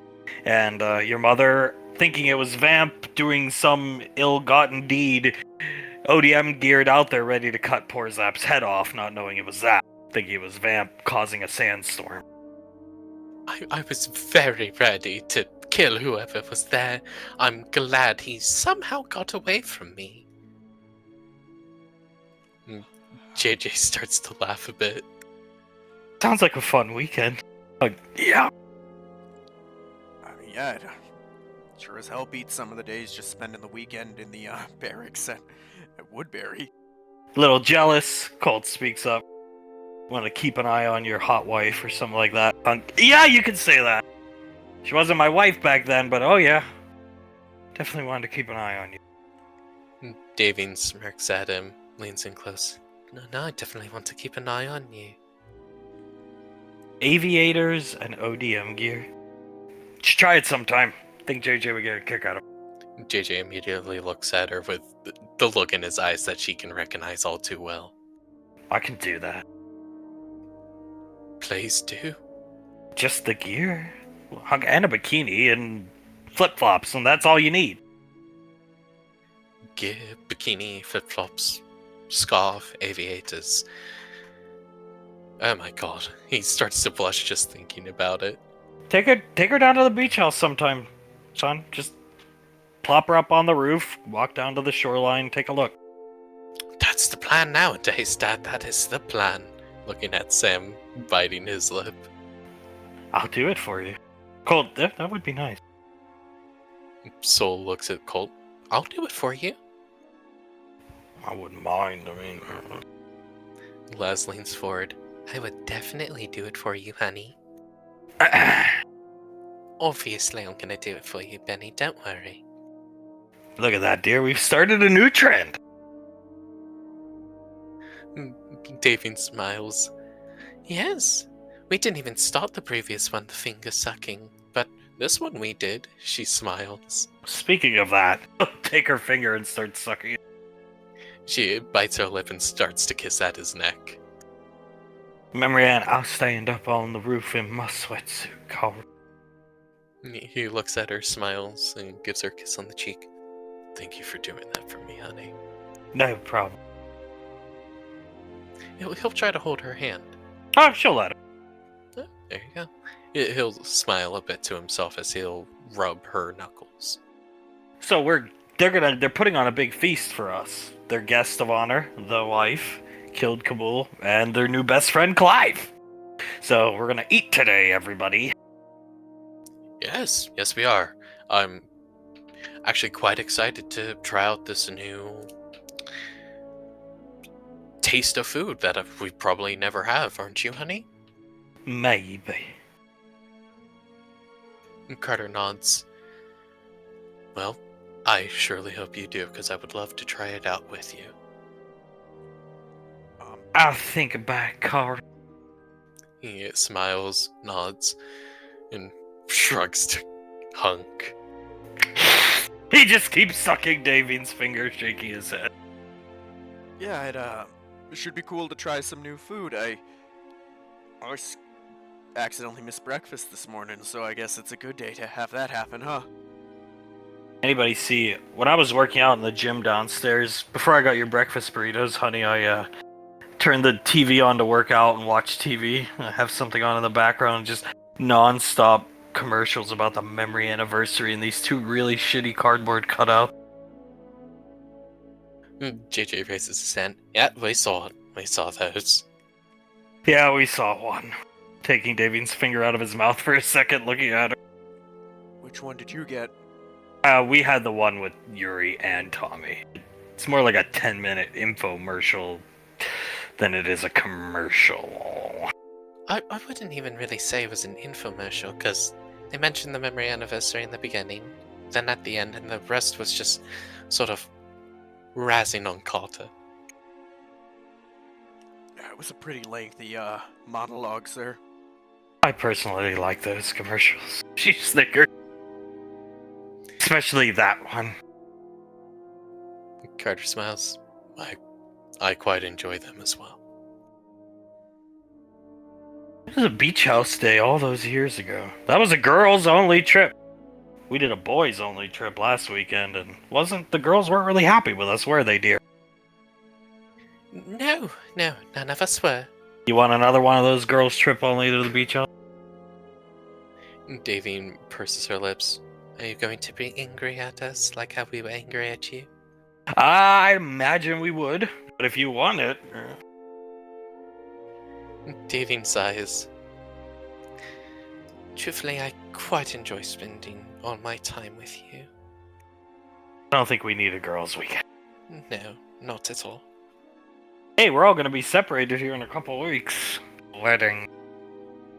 Yes, that is true. We are going to be separated. She'll hold onto Hunk tighter. I really hate that tradition. Yeah, I understand that it's like it goes back a ways away, but I mean, can't we just not do it?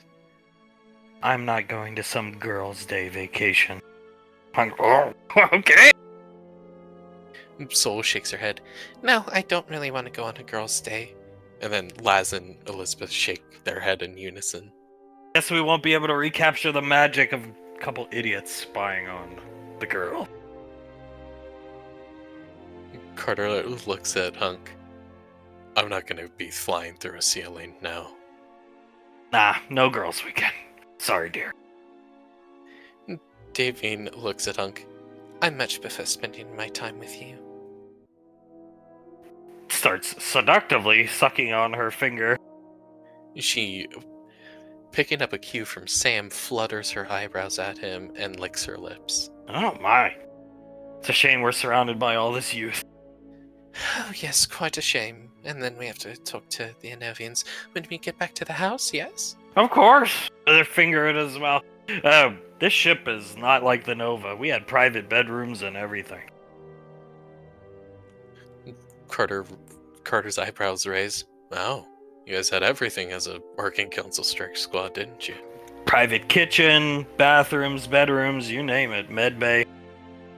Dad said the Nova was closer to like a floating hotel. It is. I mean, we still have it down the lane, but, no, yeah, it was a lot nicer than this get-up. As I can see that, yeah. Laz nods. I wouldn't mind a couple private rooms in a ship of ours, yeah. Oh, by the way, Hunk taking the finger out, kissing Davine's ring on her finger, ring finger. The captain's already agreed to come to your wedding, honey. Pointing at Soul. Soul's eyebrows go up. Really? Oh, wow, we got the... What is it? Honor of the captain coming? Gets his wedding attire, apparently. Oh my god! She claps a bit to herself, looks at Colt. This is gonna be so awesome. Oz, hearing a computer go off, I'll be right back, I've got to land this thing. Goes up to land the ship. Hunk, yeah, well, I guess we're here. Davy nods. Yes, we are. Alright, remember what your Ranger General told you. You're here on official military business. Get the goods, okay? He looks around the room. Ask your questions, get the goods. You're not here to learn about them. We're gonna bring you back. I don't know exactly when. But, We're going to bring you back here at a later date anyway to take care of something. With everybody, because Nicole, Julius, and Pequod have to come here, Sasha. For now, you're here to get the goods and get information, right? Yes, sir. Yes, sir. Good. All right. Memory Ann will and spit and walk to the cargo, the exit ramp on the ship. Hunk, and get that ring, boy. Yeah, that's the plan, as soon as possible. Get that goddamn ring, put it on her finger, and then do this. Watch me. He takes Davine's hand and kisses the ring finger and holds the kiss. What does Davine do? Davine's face goes tomato red. Understood. Pulling his lip away. Yes, sir. Understood, sir. Mind if I steal that for future reference, sir? No, it should be in every guy's playbook. JJ nods, holds Sam's hand, and kisses her ring finger.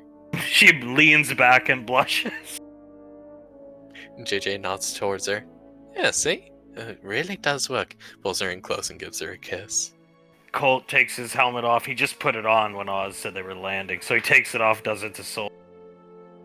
Soul bites her bottom lip, looks up at Colt, and smiles a very wide smile.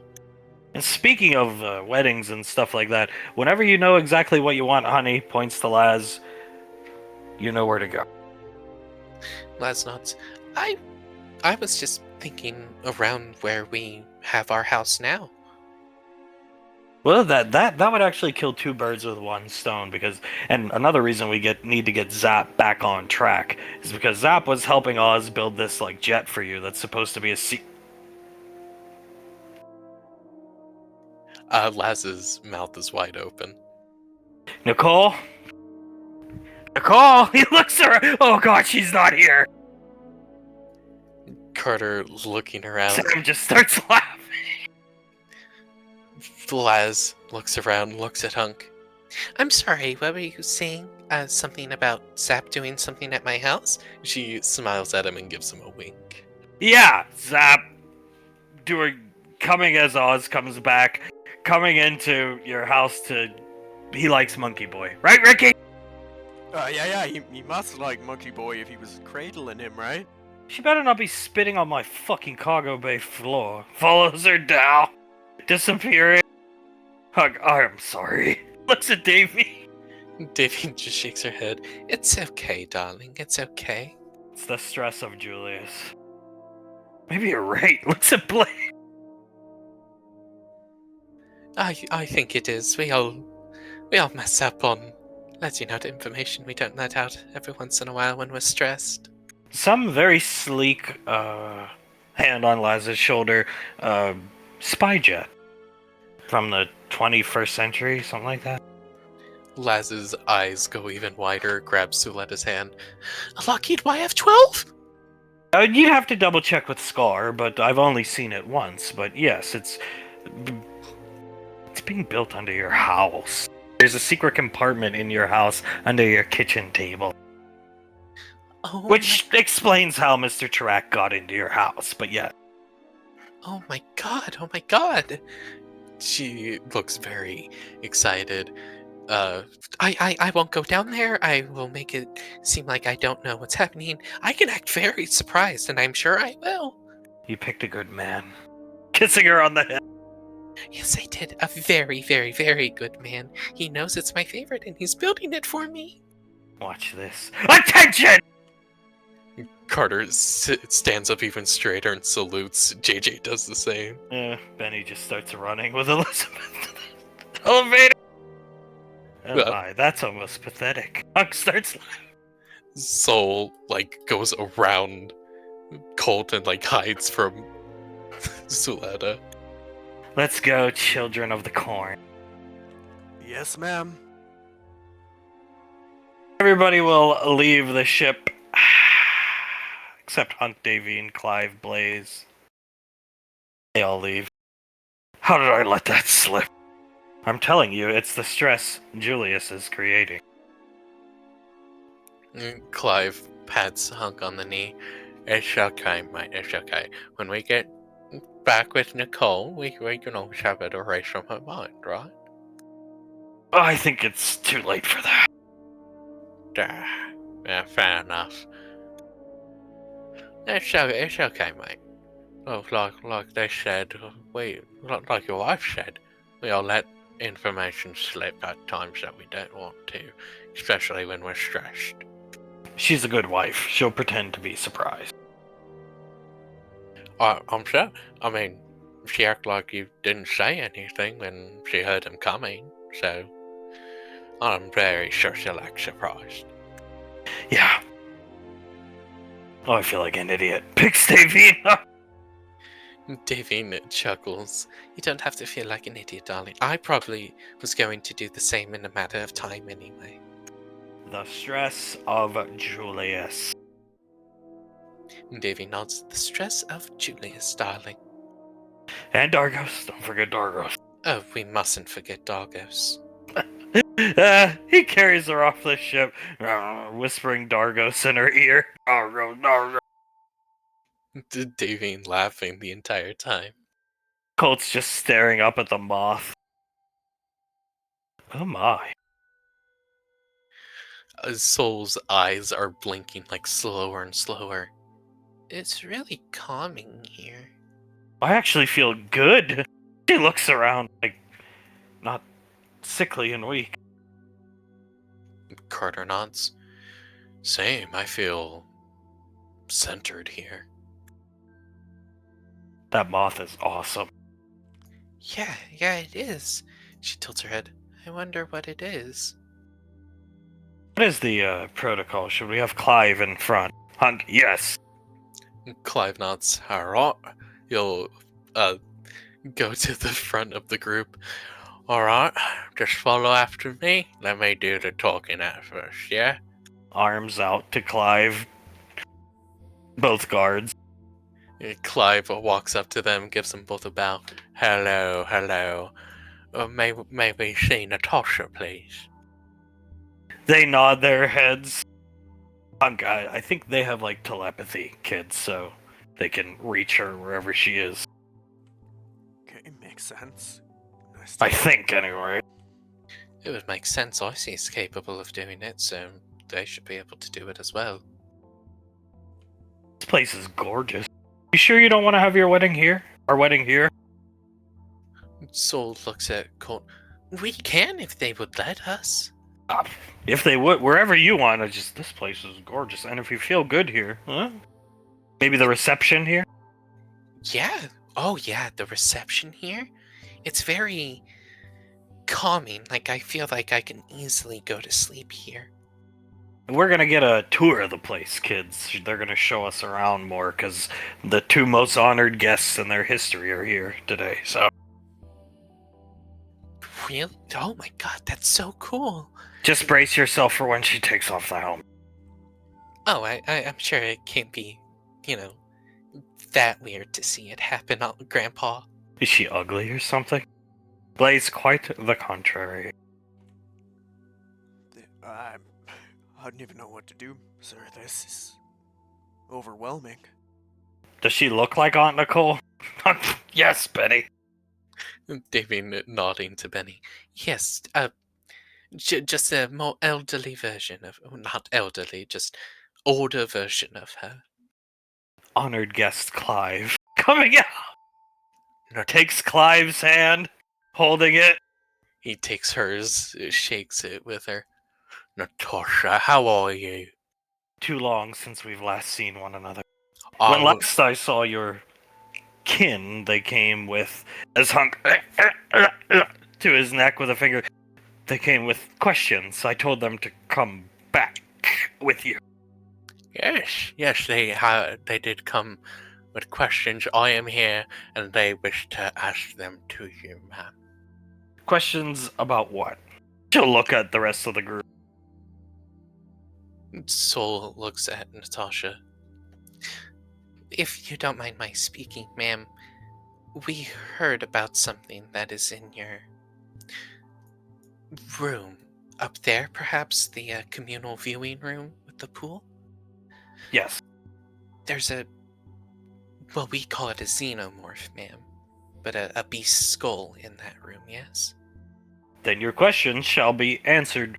Where's the blonde boy? Carter raises his hand. Hi, ma'am. The handsome one. Son of Hunk Julius. Julius, my son, darling. Well, spread out. Relax. Look around. She gestures around. Of course, yeah. This place is awesome. Look at that moth. She just storms up looking at. Look at their armor. It's so old. Oh, it's enchanted. She starts poking them as they just stand there. Colt, yep, picks her up. I want to see the moth. Carries her. I want to as well. Looking up at the moth, smiling. Is this a fountain of mana water?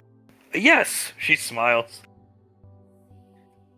Soul tilting her head. I was always curious. How do you make mana water? It's fertilized, actually, by creatures such as that. She looks up and nods. Oh, okay. So it's natural. I personally wouldn't be able to make it, for example. No, Azura moths come directly from the mana plane in and of itself. Honored Clive with me. Clive will follow after her. Honored Clive. So that magic would explain the extreme diversity that a lot of the flora you got here has. Quite so. This is incredible. There's some species out here I've never seen, ma'am. They're gorgeous. Can we drink it? She, of course. Benny will get down and drink it, take a handful of water. Soul will do the same, take a handful of water, take a sip of it, and then puts a handful of water up to Colt. This is a lovely place. It's very lovely. She leans down, smells a couple flowers that are near her. It is so beautiful. Smiles over to Natasha. It is a lovely... I should like to see your homeworld someday. And we can make that out. We can make that happen very easily. We'll bring you down to Rainbow Lane. In my opinion, most beautiful place on our home planet. That is where Monkey Boy resides. Yes, correct. Monkey Boy resides at Rainbow Lane. Monkey Boy's already a star, dear. That's my boy. She actually starts to tear up, smiling. How do you know a Monkey Boy exactly? Our knowledge machine on the wrist. Wrist computer. We follow this Insta site. The Primarch had a post. Monkey Boy found. Clive, or I'm sorry. We have monkeys, yet none of them are boy. Les tilts her head. So all of them are female? No, just boys as in youth. Oh, okay. I understand. She looks to Oz. I don't really understand. Monkey Boy looks very wise. Oz, I don't get it either. He looks like a Civil War veteran or something, in my opinion. He is very wise beyond his years, in fact. See a keeper of knowledge at this lane. Yes! In a way, yes, ma'am, he is. He's accumulated deep knowledge of the surrounding forest and greenery, ma'am. If I want one of those things, would you give me it? Looking up at the moth. Oh, well, sure as hell find a way. Suppose they're for sale. I don't suppose they are, no, but do you want one? He looks up at it. I wouldn't mind. I'll have to find a way to get one then. Maybe they're on Anova. She said they come from the mana plane. JJ here inhales through his teeth. I want one. Looking up at... Yeah, quite. I'll have to do some research then. Maybe Rainfall Lane could have one. Marianne, it would be cool. Carter nodding. Fresh mana water, pretty much constantly whenever we want it. Points up to the moth. So this moth, Hunk's pointing up at it, they fertilize the lands, and that's how you get mana escape planet, right, dear?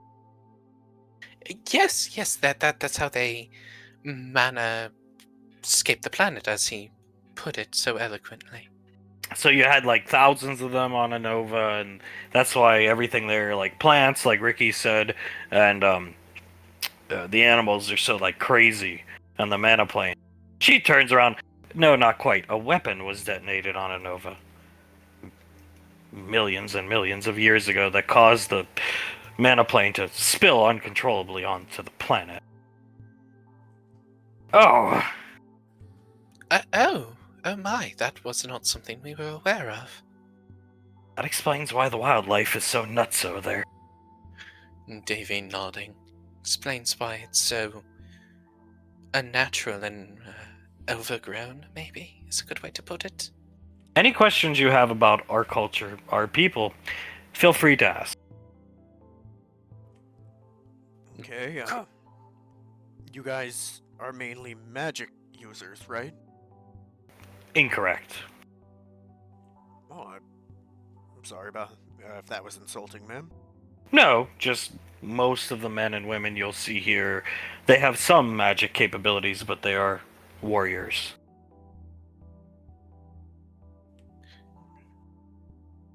Carter turns around, looks at her. When did you come to this planet specifically after Anova? It was the only outpost left. That our ancestors knew of, anyway. Bear in mind, nobody you see here was around back then. Of course, right. So I take it you're the keeper of knowledge? Yes. Of course, of course. Looking around. You had outposts set up around the known galaxy at the time, then? Some type of teleporter, or did you have an ancient type of ship? Teleporters. Carter nods. It's interesting. Had to have been a network off of them, right? So does that still work? Some do. One still works today. The one here that leads to Anova, yes. Soul looks at Natasha. Are there others out there, then? That don't necessarily work, but have the possibility of being activated? Potentially hundreds. Though back then, our ancestors assumed they were remote viewing is what it's called. You can view to a specific location anywhere. Anovians share, as far as I know, researching your knowledge machine that comes on a wrist, it still would seem Anovians are the only ones that can interact with the environment as they remote view. Thus, how the teleporters were created. And as far as I know, there could be potentially hundreds of them. Our civilization was quite powerful and mighty. Do you have any records of where specific ones might be? We have names of realms, not planets, and no grid coordinates or spatial coordinates. Because they didn't have ships. That sucks. Les nods. That does put a bit of a damper on things. If we were to ever find one of these, Les looks at her, would you want us to make you aware of them? Absolutely. It would take a very powerful magic user to even turn them back on. So, someone on the level of, as an example, Nicole, then? No, I wouldn't say that powerful, though I'd like to see my sister for myself to judge her strength. I'll go, you will, don't worry. Wait till she goes all fucking demon mode on you. Clive chuckles. You will be able to see her, ma'am. She was quite busy. She does help run our government. Strife in the family, Dargos done catfishing Julius. She inquisitively looks at Cole. Soul covers her mouth and starts to laugh. She let up. You're just going to confuse them. That right there is a bit of an inside joke of the family, ma'am. Dargos? Dargos, yes, he is one of our family members. His name is Zap. He played this video game called SWTOR, Star Wars The Old Republic. I've seen Zap in posts of the Primarch's Graham site. Yes. The tubby aquatic creature. Yes. He grabs Ricky's shoulder to keep himself standing up. Ricky's laughing on him too. That's a good way to describe him. Yeah. That is a very apt description of him. Well, back in 2011, 2012, when that game was released, there was a man named Doggers that would play and make insults directed towards Zap, so Zap has a bit of a grudge held against this Doggers fella. We should like to meet Zap. God damn it, I knew we should have brought him. Under his breath holding Davy. And you will, ma'am. When you come visit the lane, you can meet Monkey Boy, you can meet Zap, you can meet everyone who you want to meet. Yeah, Zap is busy prepping for the SWTOR World Champ. Save me, dear. Zap is busy at the moment, prepping for a vicious championship game that they are going to play on the game that Clive was just describing, SWTOR. He's going to be playing against Dargos and Dargos' guild, a team. SWTOR is in the vein of Centipede. Much more advanced Centipede. Speaking of advanced Centipede, I do bring more gifts to you. I should like to play this, SWTOR. Of course, darling. We'll need to bring a computer, an older type of computer, monitor. We'll get you set up just enough so you can play this SWTOR. Sam snorts out a laugh. Watch this. Under her breath to JJ. Zap is actually one of the most decorated players of this game, this virtual blood sport, if you will. And all of them gasp. They all gasp. We should very much so like to meet him. We are not letting crazy Zap come here, dear. No, we are not. We either get him on his meds, or we have him win the championship. He's the most decorated shadow in all of SWTOR, right? Something like that. Elizabeth nods. Yeah, he is. They gave him a plaque when he won the previous championship. If this Dargos needs removed, then we can easily do that for our new friends. Gesturing around the room. Gestures back to the guards with enchanted spear. I don't think he really wants him removed, ma'am. It's like a rival nemesis thing. Like what's the hunter without his prey anymore, right? Except Dargos don't make it personal, catfishing people. Catfish? Looks like... A term for acting like someone you truly aren't. I see. A scoundrel, to be sure. A scoundrel, yes. Doggers, real scoundrel, ma'am. He is hated across the lane. Greatly! Everyone starts laughing. In fact, in pretty much every room, there's a picture of Doggers hung up that Zap will at times just stare at and make threats to, believe it or not. I think we got a picture of him on us, right, Colt? Cold. Reaching around. Yeah. You want to see it? She looks over at Colt. Yes. Inside. Let's go inside. Yes, quite. Lead the way, ma'am. She will, as... flashing down to the bowels of Rainfall Lane. Scar, alright. Look. You're lucky, Captain. Krellin's going through a bunch of boxes, throwing random shit. You are lucky, Captain, that I am fucking depressed without my friend Clive here. Yes, I may have, on request of Samuel, years ago, he presents one of the copies of Good Ash the Rangers had. If you remember, the Rangers had a bunch of them, and they were using them for target practice, Ash's squad, and they sent them down for Integra to release her frustrations. I may have gotten one of them from, I believe his name was Colonel Curtis back in the day, because Samuel requested a backup in case something happened to Mother Good Ash. Frederick starts to walk closely up to him. Wow, I never thought I'd see this face again. Samuel, rubbing Scar's shoulder, nodding his head. What exactly do you want with this? You know this isn't gonna be... Well, you can't just put this thing up around the lane. No, we can't. Like Starts we, beeping. Don't tell him about Father Good Scar. like we said, we wanted just in case something happens to Mother Godash.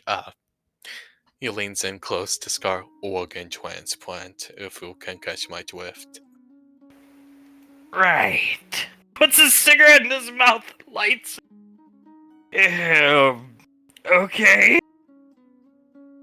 Is mother sick or something like that?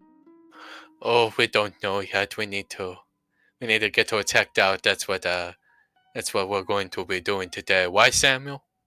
Samuel beeps at Scar. What's he saying? Samuel's just saying right. He's saying white. Frederick is correct. So, you got your captain attire on today. You're, prepared for Soul and Colt's wedding? Oh, you have to prepare for these weddings. You'll think I look good, this good naturally, Scout? Any reason you got a Hawaiian shirt that I see you wandering around in all the time? What's the deal with that Hawaiian shirt? Frederick's eyes glare at Scar, and he gets a serious look on his face and leans in close. I think you look good in it. Relax. Don't ask questions you don't want the answer to. Give me the answer. I think I'm prepared. I'm a grown-ass, unsuccessful man. I'm going to put Eric's head in a vice and wear that shirt while doing it. He deserve it. Eric? Who's there? Oh! Eric? The dipshit dumbass junior was with? The dipshit, yes. Oh, God. Well, okay. Hey, more power to you. I think you're gonna put his head in a vice? You fucked it all up. He didn't have to do that, and I didn't have to do it to him, but you know what? I'm gonna do. Because he fucked it all up, Scully. Motherfucker fucked it all up. He starts to get angry enough that if Samuel or Krellin doesn't calm him down, he will go off. Krellin, throwing random things over his shoulder, pulls something out of a box. All this stupid stuff, Pequod. Nothing good down here. Throws this CD over his shoulder, hits Frederick in the foot. Frederick snaps out of his little trance that he was going in and picks it up. Tupac. Scar, shocked by the anger of Frederick, Samuel inquisitively looking at the CD. Oh yeah, that's Tupac, yeah. Pequod, big fan of Tupac. She's got good taste in music, that's for damn sure. Frederick turns around to Krellin. Quellen, honey, come here, please. Honey? He says, Samuel nodding his head. Krellin, come over. Nothing good down here, Frederick. Next room, let's go. Now wait just a moment. I think we struck gold. Gold? Looking down at the Tupac? Frederick leans in close. Fredpak, Quellen. Fredpak. Fredpak. Looking down at the picture. Dedicate song to new friend Clive? Dedicate the song to Clive. And then I can sing it on Tea with the Primarch. Krellin, wait a minute. Goes over here. A box of old clothing and stuff like that. Look this. Big chain. Crucifix. Frederick will walk over, take the chain, and put it around his neck. Krellin hands him a white shirt, a red shirt, jeans that are... They're Julius's size, so they're gonna be tight. But old jeans with holes in them, and an old pair of sneakers. Go try this on. I will. He'll walk over here, quickly put it on, and then come back. Scar! Oh, Jesus, Mary, and Joseph. That's Julius's hat, bro. It's Fredbach's hat now, sucker. Fredpak. Big smile on his face, Samuel, rubbing one of his shoulders. Krellin coming up, hands on both shoulders. newest star. Fredvis played out. No one wants to see Fredvis anymore. The youth want Fred Park. Fredwitz is considered dead, I think. Yes. I think we need Fred Park nowadays. Be good for youth. And tea with Primarch, she let us on. Pequod love us. Pequod loves us, and she will love Fred Park. Maybe call her, show her Fred Park. I She think- home now? Scar, yeah, I think her and all of them came home for the day early, yeah. I think I will. I think I will call her right now. No. We go see her if home. Frederick smiles. I like your beautiful brain, Quellen. Ask right now. See if she let us on tea with Primarch. Scar, I'll, staring at the good Ash, please don't let anybody know this is down here, okay? We won't, Skull. Trust me. Alright, We I'll go find them. I'll go find them, and then I'll call you guys and let you know where they are. He walks off. Krellin, Father, good Scar. Looking at Father good Skull. Mother good Ash is going to love him. you think maybe Father Good Scar be ready to see you perform as Fred Pock? I certainly hope so. I hope my father is there to see. Mother Good Ash, so lonely. Yes, here she is. I hope we can get Father Good Skull soon. You think Father Good Scar be hated like Mother Good Ash? Samuel, they will love Father Good Scar. Beep. Yeah, I agree with Samuel. I don't think that he will be hated like Mother Good Ash. A new Swait, if you will. You think Tommy marry them for us? Looking at the old statue, Frankenstein. Tommy would do anything for a fellow member of the Fairy Tale 8. Eric head in Vice gonna explode like deer. Maybe not like Dio, but his eyes are going to pop out. Samuel starts clapping. Krellin, let's go find Pequod. Yes, let's go. Ask T with Primarch. He'll join his hands with the other two. We'll ask for it and we will get it. Stops to look at the Frankenstein. Then after that, prep Father Good Scar. We have to collect a wad of Skull's hair for Father Good Skull. Easy. Collect from drain and breast room. Leogan shed a lot. Very smart idea. I didn't even think of that. Easily done. Read his mind. His sink clogged right now. Then we shall go unclog his sink. They joined hands to follow where Scar walked off. It's back to the planet of Anova. Memorian, I know Oz is looking down in amazement at the exposed mana plane. So is Memorian. Suletta's even gazing down into it. And everybody comes here. And the Xenomorph skull is up there on the wall. Hunk clearing his throat as Natasha levitates chairs with telepathy for people to sit down and get comfortable. She'll also bring back the PlayStation mug filled with mana water for Clive and hand it to him. Oh, thank you so much. That you don't have to do this for me, but thank you. It'll take a bit of sip of water. Today your ailments will be fixed. Really? Yes, the High Priestesses have already agreed and are prepping the Sacred Pools currently. Oh my god, thank you. I thought it would have been rude to personally ask for it, but that would be so greatly appreciated, ma'am. Anything for you. She, hand on Clive's head, rubs his head lightly. Thank you, ma'am. Thank you. Pardon me, ma'am. Still rubbing Clive's head. I just wanted to know if it's all right with you, what that is. Sacred Pool. Gestures down to the pool. On the wall, and he'll point up to it. Oh, that is a trophy. That, how do I put it? We've encountered a similar creature to that, what kind of creature was it when you guys fought it?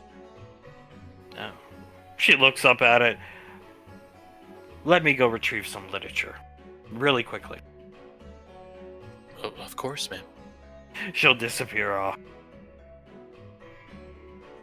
Carter looking up at the skull. That is terrifying. That is gigantic. I told you it was fucking huge. You weren't kidding. It's massive. JJ looking up at it, looks at Sam, and then looks back up at the xenomorph skull. It's definitely bigger, but it's far more armored than the one we fought. It's more rigid, less sleek.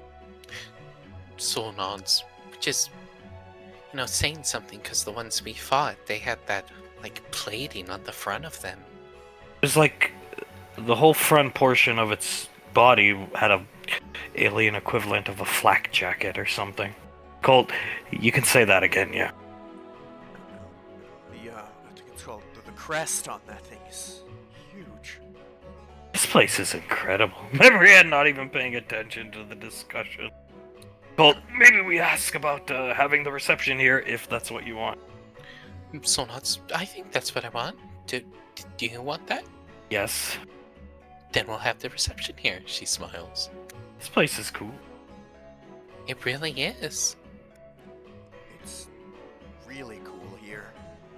I mean, geez, I can't even cast magic, and even I can feel the magic coming off this place.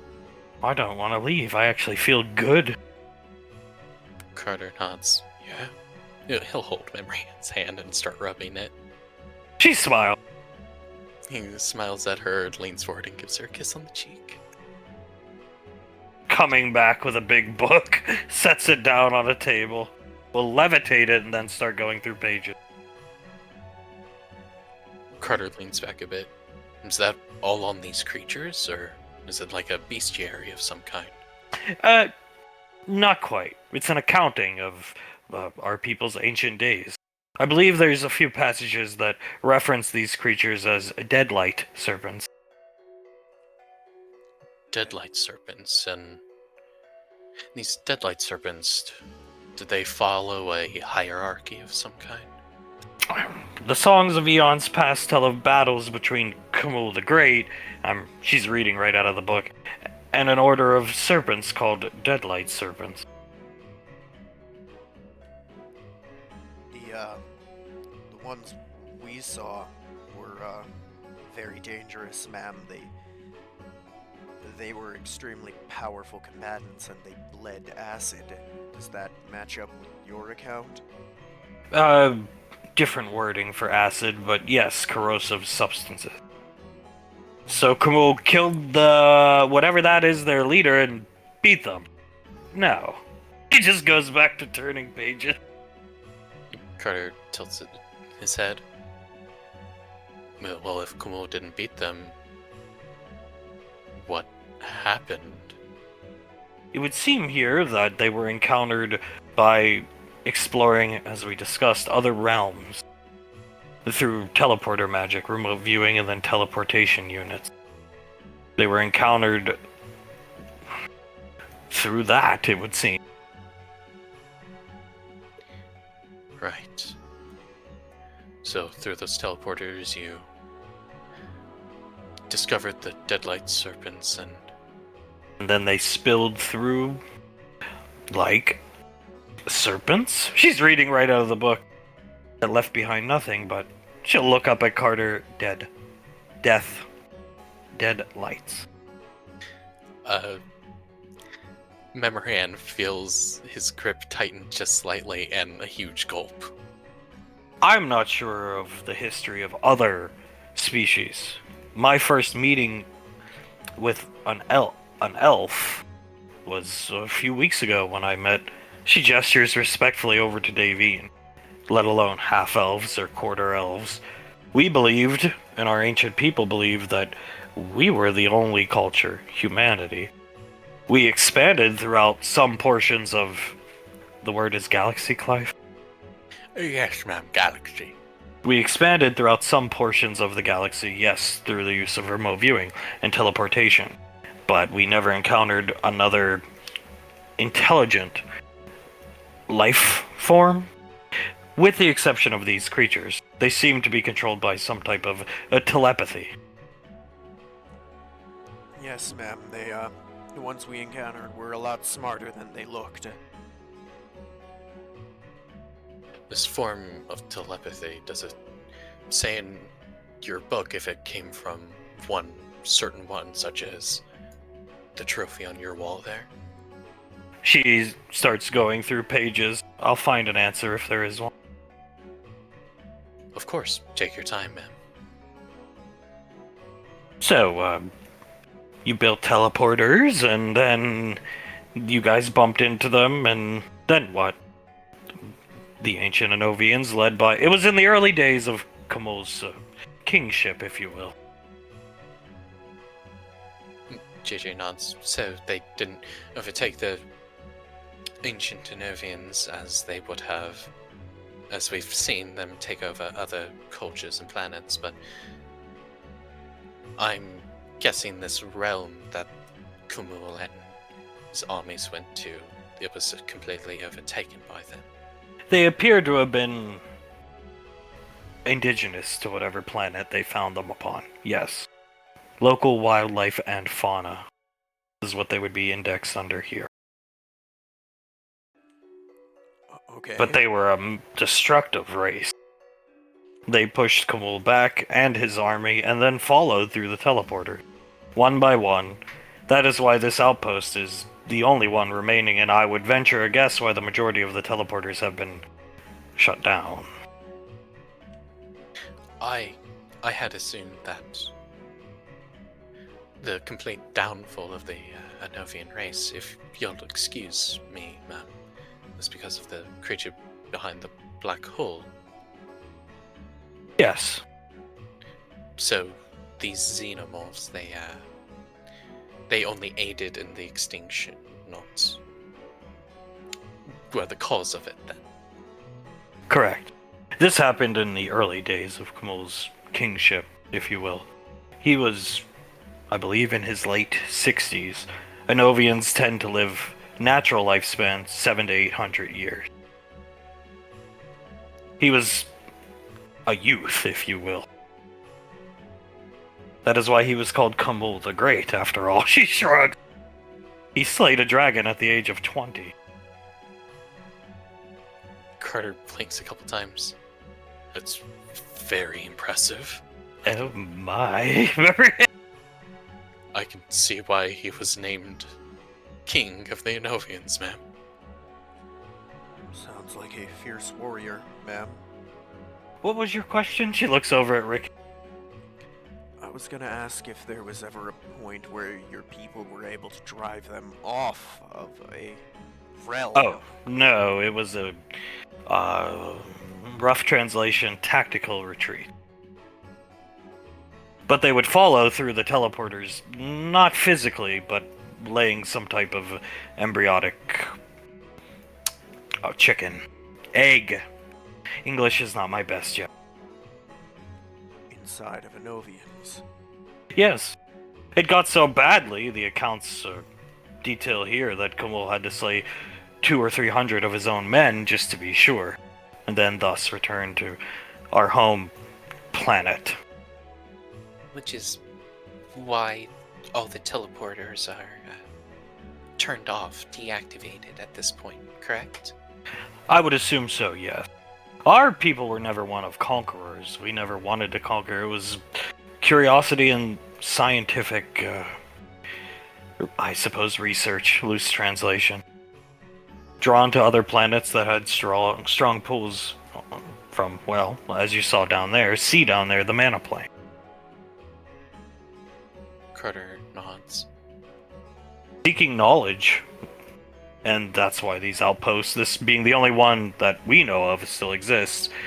This outpost probably housed Kamul and his legion, well, at one time or another during this struggle with these creatures, I would imagine. That makes sense, and I'm assuming the skull up there comes from that campaign. Yes. Again, these were written by people in your time 400 some odd million years ago. So, and our language and our understanding of our ancient language has degraded over time. But what I can explain to you is that that creature up there was thought to be its leader. Their leader.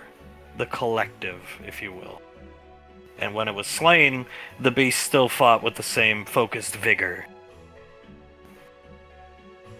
So, it must have not been the leader then. Someone else must have been controlling. Kamul had a court of very powerful wizards that served. Kamul was merely a man. He had no connection to the mana plane. That being said, he had a court of powerful wizards that always accompanied him, whether in battle or just in his leisure time. Most of his bodyguards were extremely powerful wizards. It says here they sensed a significant, I suppose your word would be, telepathic presence in the presence of larger creatures. Something commanding them, dictating them. The wording would be queen, and then your word for mother. Soul looks over at Davy and Davy nods. Soul looks at her. That's what we sort of call them by.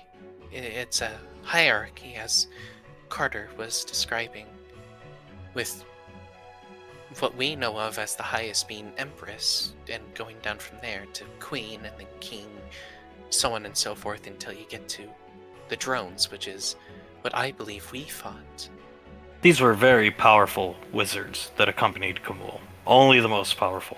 The act my sister did, to my understanding, it was to fight the time deity. Yeah! They could do that, basically. Perhaps they were not as powerful as her, but they could do that on command. Imagine that. Either way, these wizards could sense this creature's presence. This dictating, commanding creature. It was very strong. It could even disable them if it could focus its telepathy powers through its, she gestures back up, larger spawn. Like a general moving his armies around, ma'am. She nods. So that one was just like a high-ranking soldier. They get way bigger, would be my assumption. So Kamul killed that one up there and lodged the skull all those years ago. Yes. She nods at Cole. I would take it the book says nothing of weaknesses these creatures might have. They were weak to heavy frontal magic damage. The elements. They did not react well to frost, fire, necrotic, but their blood is caustic. As you said. Of course, when we fought against the ones we fought, we have a cryomancer, points to Marianne, and a somewhat of an all-rounder with magic, and while I'm a electromancer, ma'am. It responded angrily to all of our magics, ma'am. It's theorized here that whatever planet they come from, again, I have a name, but it's a name of a realm in ancient Anovian. It's not going to help you find the planet. But whatever planet they came from, it was presumed they were the dominant life form.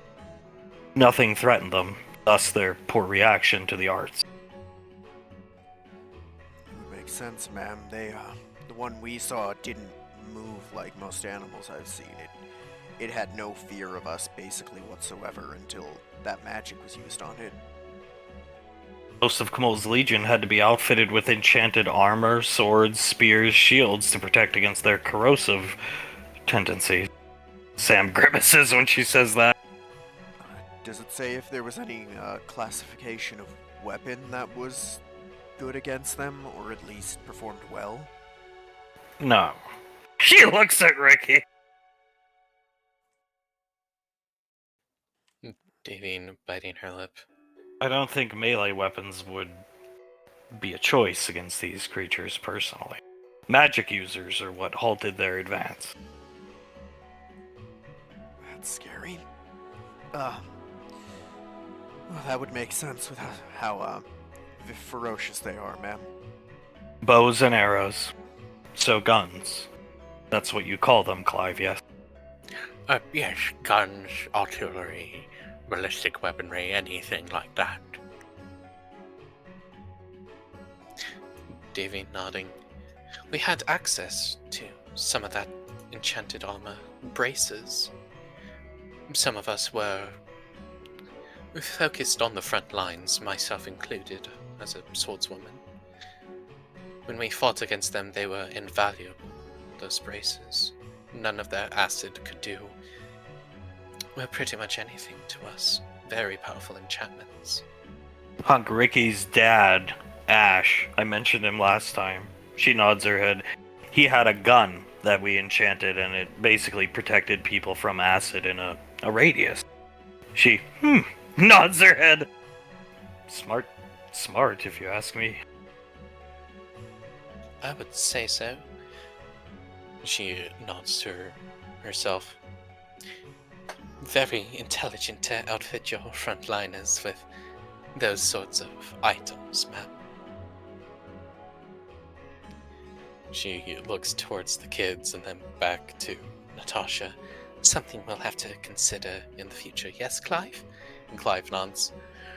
Well, consider it, see if we have the resources available. If these kids are the ones that are going to be fighting against the xenomorphs in the future. So what was that thing then? What's it called? In your language. Colt looking up at it, holding Soul's hand. She pages backwards in the book. King. King. It sure looks like one, ma'am. Soul tilts her head. That's only a king. She looks up at it. That's what it says. That's our wording. Your translation translate to the word king. She looks at Colt. If it's the same thing, the same caste, then to our knowledge there are two above that, right? Yeah. The thing is, and it was a Praetorian they fought all those years ago. Soul nods. Which was enough to decimate both Grandpa and Ricky's mother, who was a vampire at the time. Hopefully Ricky's father takes care of him. I would hope so.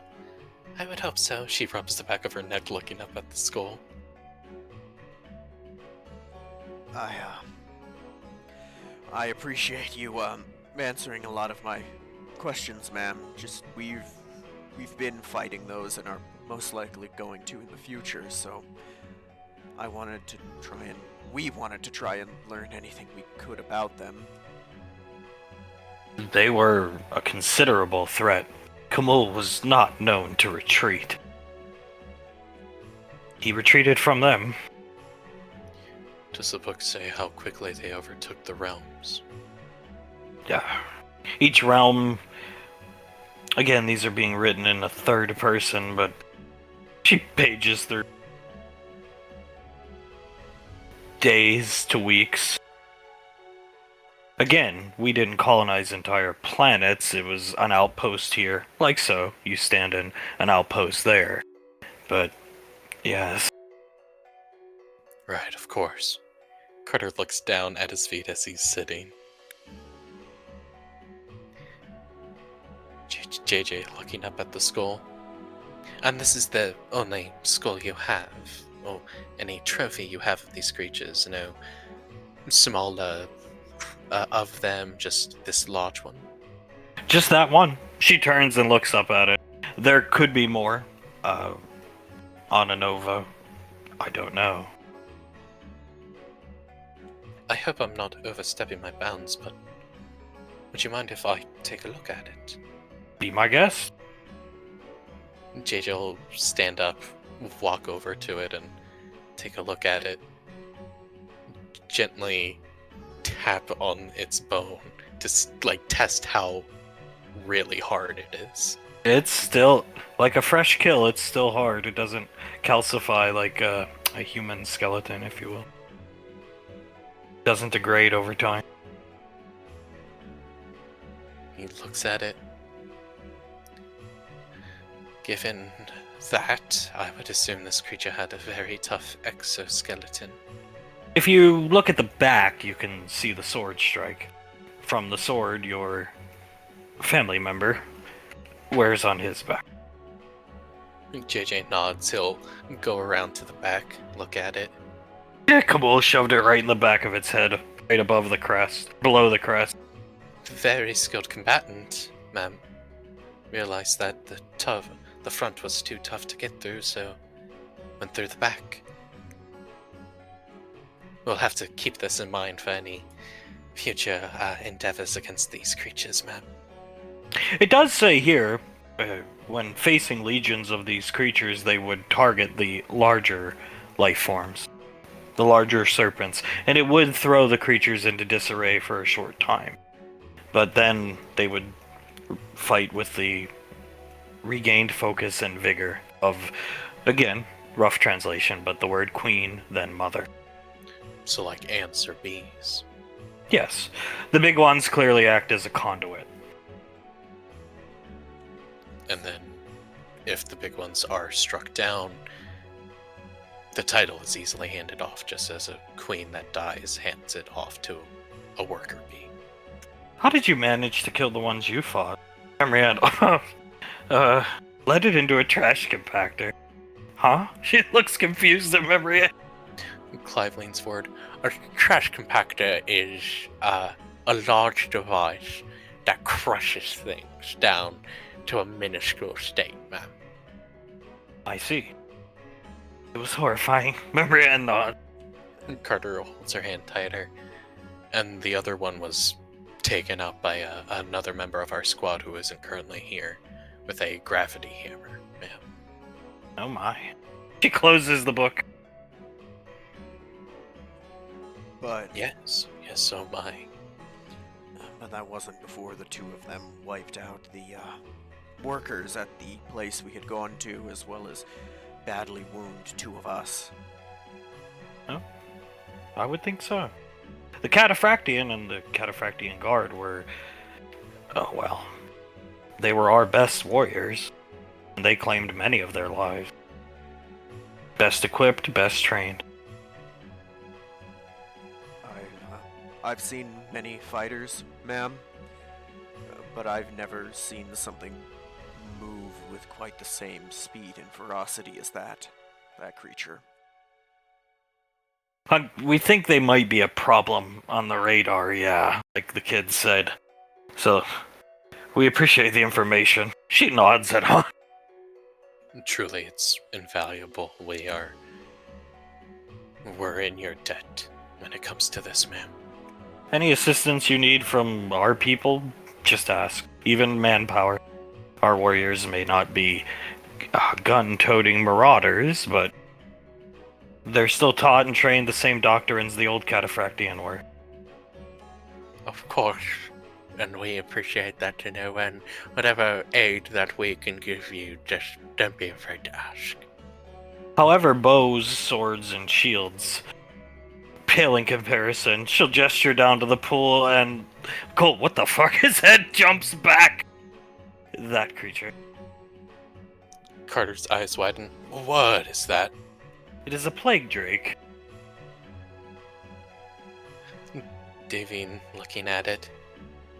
Oh, that's the plague trick, okay. It was created during the siege of our planet.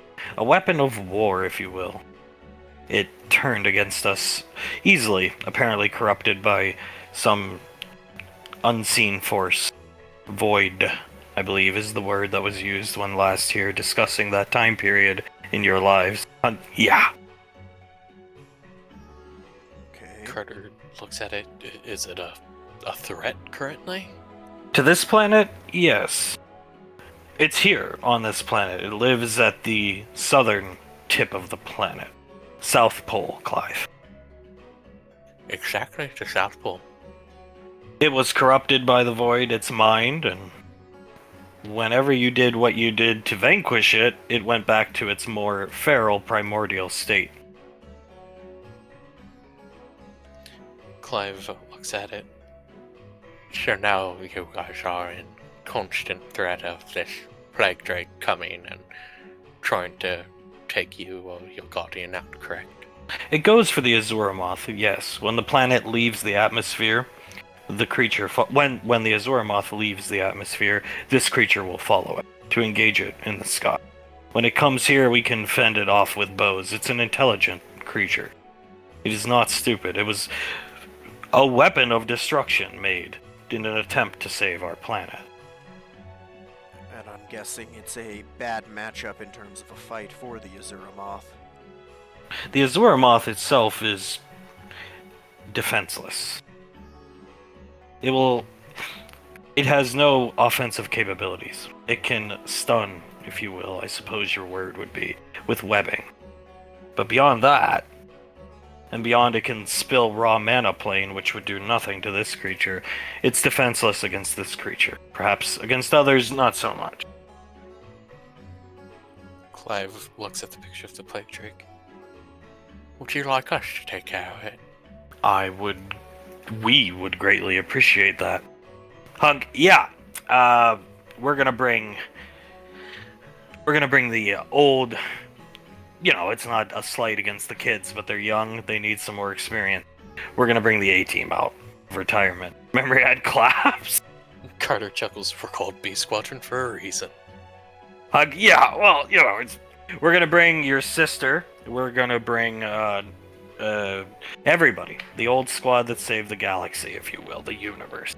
Minus Ricky's father, because these creatures that we came to inquire about, Ricky's father is trying to, I don't know how you would put this, dear, stop the problem before it gets big, something like that? That's how I would put it.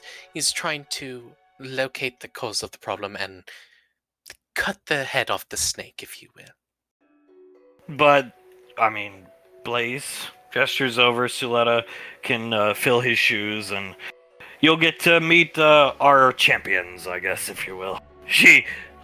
An honor. And your sister. She nods her head again.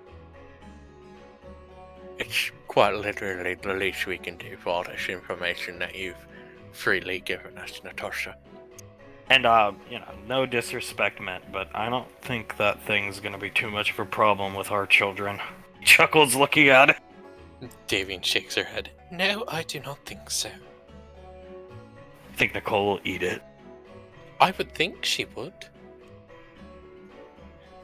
I've heard her. She does like collecting new familiars. Yes, I would too if I had the capability. Dad's gonna be sad he doesn't get to fight that thing with you guys.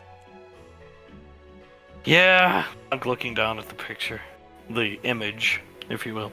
Yeah, but he's doing important shit. Yeah, big, important work. That's all that matters, sir. We'll go around with the plague drake, free the planet of that creature. No problemo. She smiles.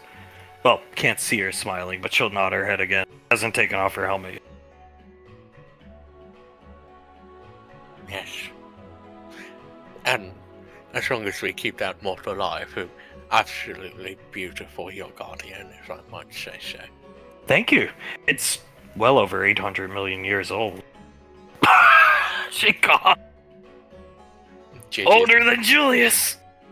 JJ starts blinking. Older than all the Galleons. It's been with us for a long time. Our people, our culture. At one time, there was far more of them. Is this one the last? No, not the last at all. There are, what's the word? Children. Is that the word, Clive? Offspring, children, yes. Here. They live here, yes. Bore out of the plane. Huh. She looks at looking at it. JJ blinks for a couple seconds. Looks at her. If we were to take one to Rainfall Lane, which is where we live, What kind of effects would it have on the surrounding landscape? The same as you see here, only good. I see, of course. It would have to be. You can't just take one. He looks at JJ. It would die. It can live here because the mana plane is exposed right down there. Its connection to its life essence is there. It would have to be accompanied. Well, you have my sister there. It had an extremely powerful spellcaster. And Nicole is. Smiling at JJ. Yes, my sister, Nicole. Very, very powerful spellcaster, ma'am. If you would like one, you slay the Plague Drake and you may have one for this lane. Monkey Boy would like one, we assume? I think Monkey Boy would love one. Sam claps to herself. They are long-lived creatures. The one you see outside on the roof of this building is, in its lifespan, middle-aged. Oh my god. Wow. He looks up to where he thinks the general idea of where the guardian would be. Looks at her. Well, that's not something that we necessarily need to worry about, ma'am. I was going to say, because you would never see it grow unless... Time Deity Sister. Double thumbs up to Natasha from... She just snickered.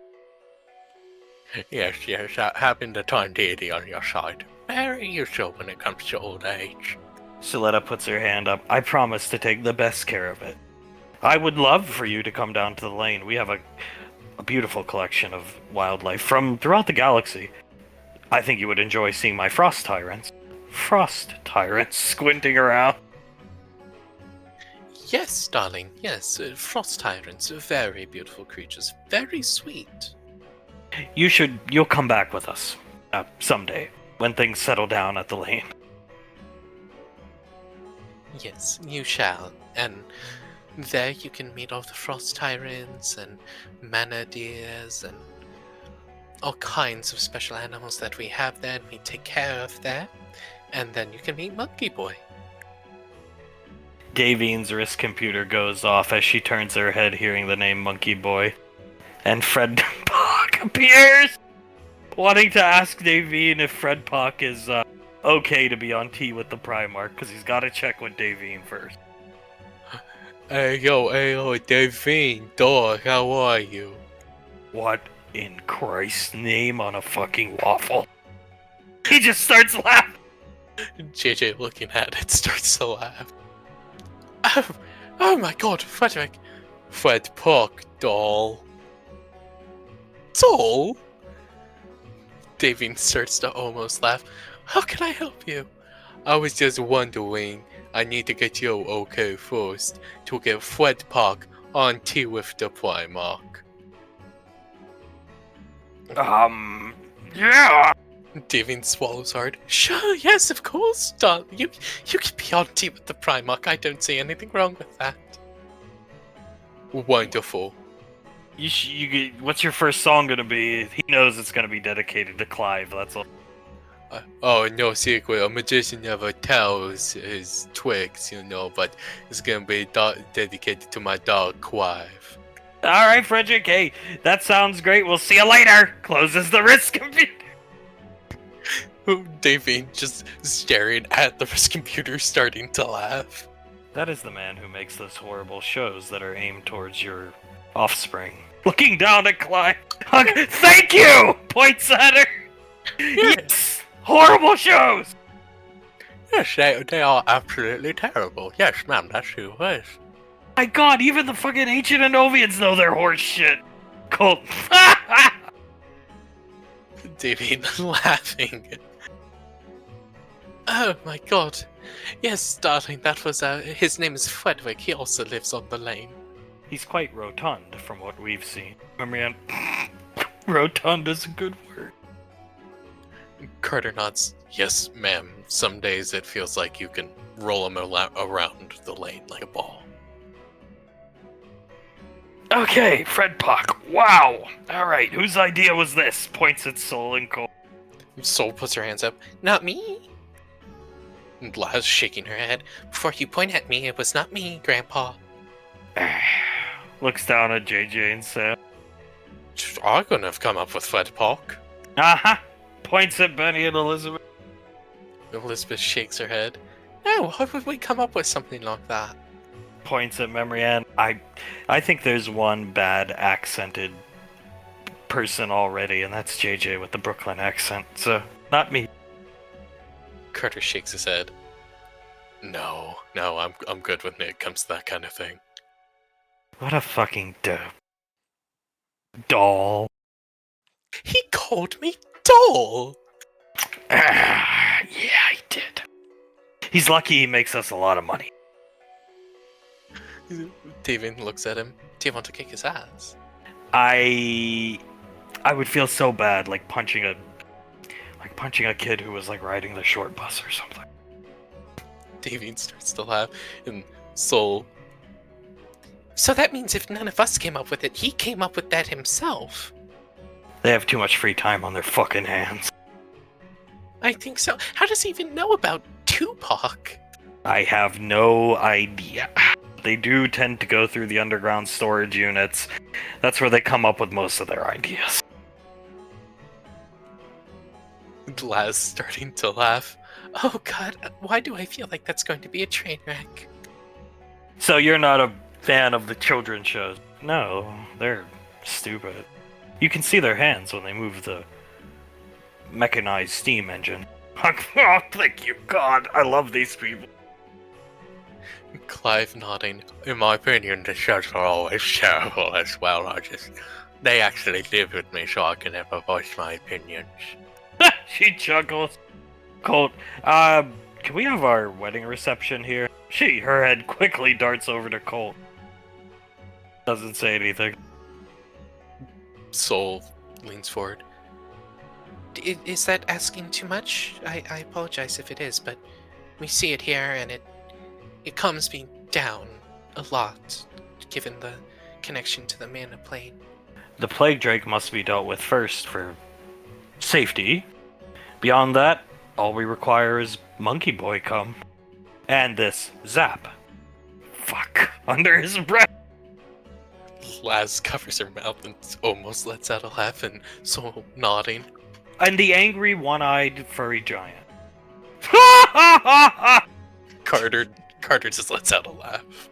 Can't imagine who she's talking about there, huh, Carter? Oh, I don't got a clue. Write that one down, love, for the next time he pisses you off. Call him an angry furry one-eyed giant. She starts writing it down on her computer. And Soul, we could easily bring all of them there. They were all going to be invited to our wedding anyway, man. Yeah, they're part of the family. This Rainfall Lane is like this outpost. You all live here, and around it, Rainfall Lane's just like an outpost for us. And you'll see it someday. It sounds incredible. And with an Azura moth, it could fertilize your land. Yes, it could. Again, we thank you for even offering to have an Azora moth come with us, ma'am. It lives with us. Soletta, it lives with me. JJ looks at Soletta. Lives with us. Lives with my son. Soletta, JJ gives Sam a fist bump. Got her. She just gives JJ a kiss. He Ignores the fist bump. He smiles at her and gives her a kiss back. Big, angry, furry, one-eyed giant. Brienne says. Carter's starting to laugh again. Never before have I heard a more apt description of Scar. You are very good at describing people, ma'am. Our English is slowly getting better. Unlike Krellin's. Yes, unlike Krellin, poor darling. Are there any other questions, or may I take you to our sacred gardens, Hanging Garden? Only a small request, ma'am. May I take a small bottle of the mana water here home with me? My mother has a shop where she grows flowers, and we grow some from Anova, and I think that might be better for them. Take whatever you'd like. She nods her head at Ricky. You may take seeds, if you so choose. I'd very much appreciate that. Thank you, ma'am.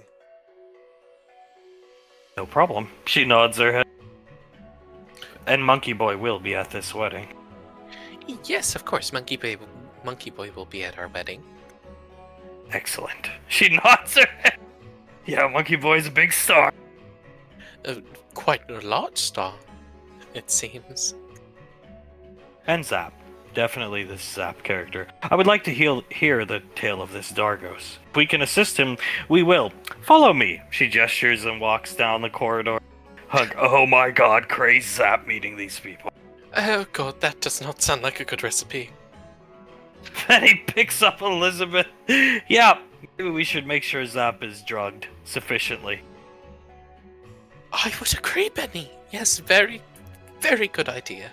Clive following her off because Clive wants her not to leave Clive's side. Yeah. Looking up at the xenomorph skull. Well, Mom ought to be happy with the information we gathered, though I don't think none of it really helps us with the exception of Queen-Mother. Carter shakes his head. No, I don't think so, but with the information we gathered, he'll stand up from his chair. It's probably more than we had before. Hunk, with the way Ricky's father is equipped, the ship, the manpower, he's leading the operation. Unless it comes down to like an act of God or something, I think the situation is under control. So just try to enjoy yourself today, kids. I think so too, sir, although after hearing that there's things bigger than that one, and he points up at the king's skull, I'm kind of scared for Mom and Dad. They'll be fine.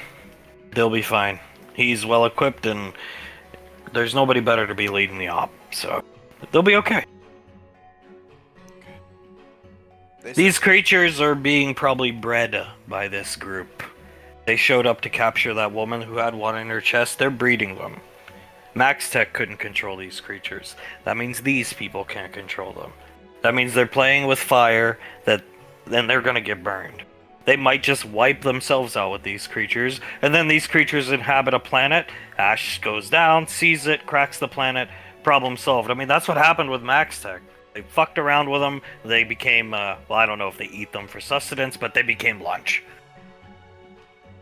And then we had to clean up the fucking mess. Right, dear? That's it. Davy nods. Yes, yes. As usual, we had to clear up Max Tech's fucking messes. Only this time your dad has a planet cracker that can just do that and be done with it. Okay, that takes a load off my mind, sir, although I can't wait for the weekend, because they call every weekend. Just would help to hear from them now, you know? Yeah, well, if you ever want to reach them, I'm sure you can just ask Sasha and get a high... They can reach him anytime, so... You know, with the communication stuff, the burst transmissions on Gateway. So, there you go. I might take you guys up on that. It's probably nothing, it just... At this point, can't help but worry, sir. Really scary stuff. A good son would worry. Picking Davine up, give me the finger. She puts a finger in his mouth. He'll start sucking it. Benny looks at him, lifts his helmet, and does the same to Elizabeth's gloved finger. She takes a glove off for him and puts it into his mouth. She just starts sucking JJ's finger. JJ looks down, starts to blush again. Oh, I love you so much. Doing the same to Soul, but putting 3 fingers in. Soul leans forward. You really know how to work a girl up. Oz doing the same to Laz, carrying her off. Memory ain't come on, Ricardo. Hazel gonna meet the Anovians. Pushes her way through. Yes, Captain. He looks at Carter. We gotta get that ring, dude. He starts to walk towards where the Anovians were. He'll get it. Coming up. Down at the golf course. Towns is minding his own business, staying away from the drama, golfing. Sasha's just arms crossed, squinting at Monkey Boy. Scar is nervously sitting next to Julius. God, he does look so fucking old and tired all the time. Pequod holding Hale. Monkey Boy is taken aback by what Sasha said. And starts signing to Julius. What's he saying? Meat orange. Nicole. She will snap her fingers. An orange appears in Sasha's hand, and she'll start unpeeling it for Monkey Boy. Monkey Boy looks over when he hears the orange hit her hand, and he starts sniffing at it. She unpeels it and hands it to him. He'll take it, look up at her, nod, and then jump onto her shoulders. Oh. She sits down with Monkey Boy on her shoulder. Oh god, we could be out there with Ash actually being productive. Instead, we're stuck back here. Are you enjoying the orange? As he's eating the orange, he pats Sasha on the head. Thank you! Squinting as he pats her, takes the martini, starts drinking it. I think he likes you. That's good. Hey, that's fine. If Laz likes him, I'll learn to love him like a grandson. You really will do anything for those two girls, won't you? Yes, I will. You even eat at Tommy's when you absolutely despised him. The food was good. The food is always good, just... Oh man, you wouldn't believe the surprise all of us had when Soul told us she managed to convince you to eat at Tommy's. Believe me, if it was anybody else asking, it would have been a fat no. Carter shrugs, nods. Oh yeah, I respect that. Icy, looking at Hale. Julius looks over at Icy when he hears the Just really likes you today, Pequod. It's relaxing to hold a baby. Julius looks at the two of them. Can he notice anything weird with Hale? She's slightly glowing. She's not hugging her stomach, just around her neck. Julius purses his lips and gestures to his hair. Does she normally glow like that when she's hugging you, honey? She looks down. No. Maybe I am her favorite. I'm her godmother. The best godmother. That is true. You are the best godmother. I've never seen that coming from her before. I thought Julius was her favorite godfather. Julius lets out a chuckle. Pequod's way better to be the favorite. Just weird, she's all over you today. You set her down, she starts crying. Pequod, I don't know. She wants attention, it's fine. Probably misses Grandma and Grandpa. It's not often they're separated. Yeah, that's true. Although, she doesn't act like this when Carter and Memory Ann take her. Or does she? Do you know? I don't think so. I see, they always say she was good. I don't know, it's been a while since they've taken her anywhere. That is true. It has Correction, been a while. Carter and Hazel. Julius just clicks his tongue. Hopefully not anymore as of today. So, tea with the Primarchs coming up. Opening a beer. Sasha, you look nervous. Scar, shut up. Yeah, tea with the Primarch. He looks to Scar. Yeah, no, you do look nervous. You're sweating. You sick? No, just given with the current state of things here at the lane and some people's anger levels and living apart, Pequod glares at Julius when he says that. I don't like to be the creator of drama, and I think, and of course, drama comes knocking. The fat fuck found us. Pequod, are you fucking kidding me? Seeing Frederick dressed like that? Flitwick is trying to crip walk and is failing terribly. Stupid motherfucker. Hey yo. What's up, dogs? Oh my... She stops herself from saying what she was going to say. Big announcement. Gesturing to Fred. Scar and Banksy see Julius's normally very pale face completely pale, no color at all, and he is starting to sweat. Are you trying to be JJ, Frederick? Brooklyn JJ? Why are you wearing Julius's old clothing? No, dog. This right here, this Fred Park. Fred Pock? Isn't that Was it that guy we used to listen to in Basic Tupac? Yeah, that's right. That's right. Fred Park was just wondering whether we could be, on tour with the Primark. Let us drop a new single, you dig, dog? Tea with the Primark is next week. You're gonna have a new single done in a week. Dedicate to Clive. My main dog, Clive, dog. Staring at Frederick, confused. Main dog. Yeah, that's right. Put us up in his house. Dog's so cool, dog. Julia's sweating even more. Why is he saying dog so much, Scar? I have no idea. This is my fault, though. Oh, God. As Oh. Monkey Boy just looks terribly confused. He hops off of Sasha's shoulders and is like backing up into Zanzibar. Picks him up, puts him on his neck. Okay, if you have a song ready by next Friday, if you promise to have a song ready, you will have the... You're gonna make me a lot of money with this. So much money. You promise? Promise. Hope to die. I will give you the last 20 minutes of Tea with the Primark that I was going to reserve for Clive. That will be an honor, ma'am. He claps his two hands together and starts bowing to her. I gave the first 10 minutes to Tommy. He wants to advertise the memory anniversary.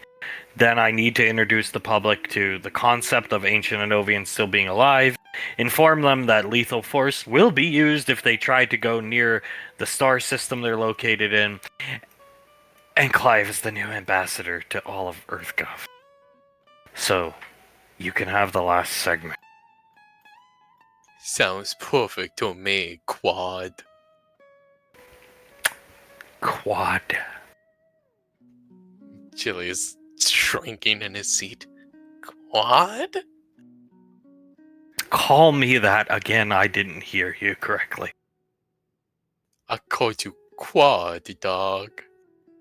Is that BOOM! Landing behind her. Right! I think I'm gonna take a leave of absence, yo. We got teacher's note. Need to leave. Sick from school today. Doctor's note. I have a hernia. Go, Samuel, go. They start running away.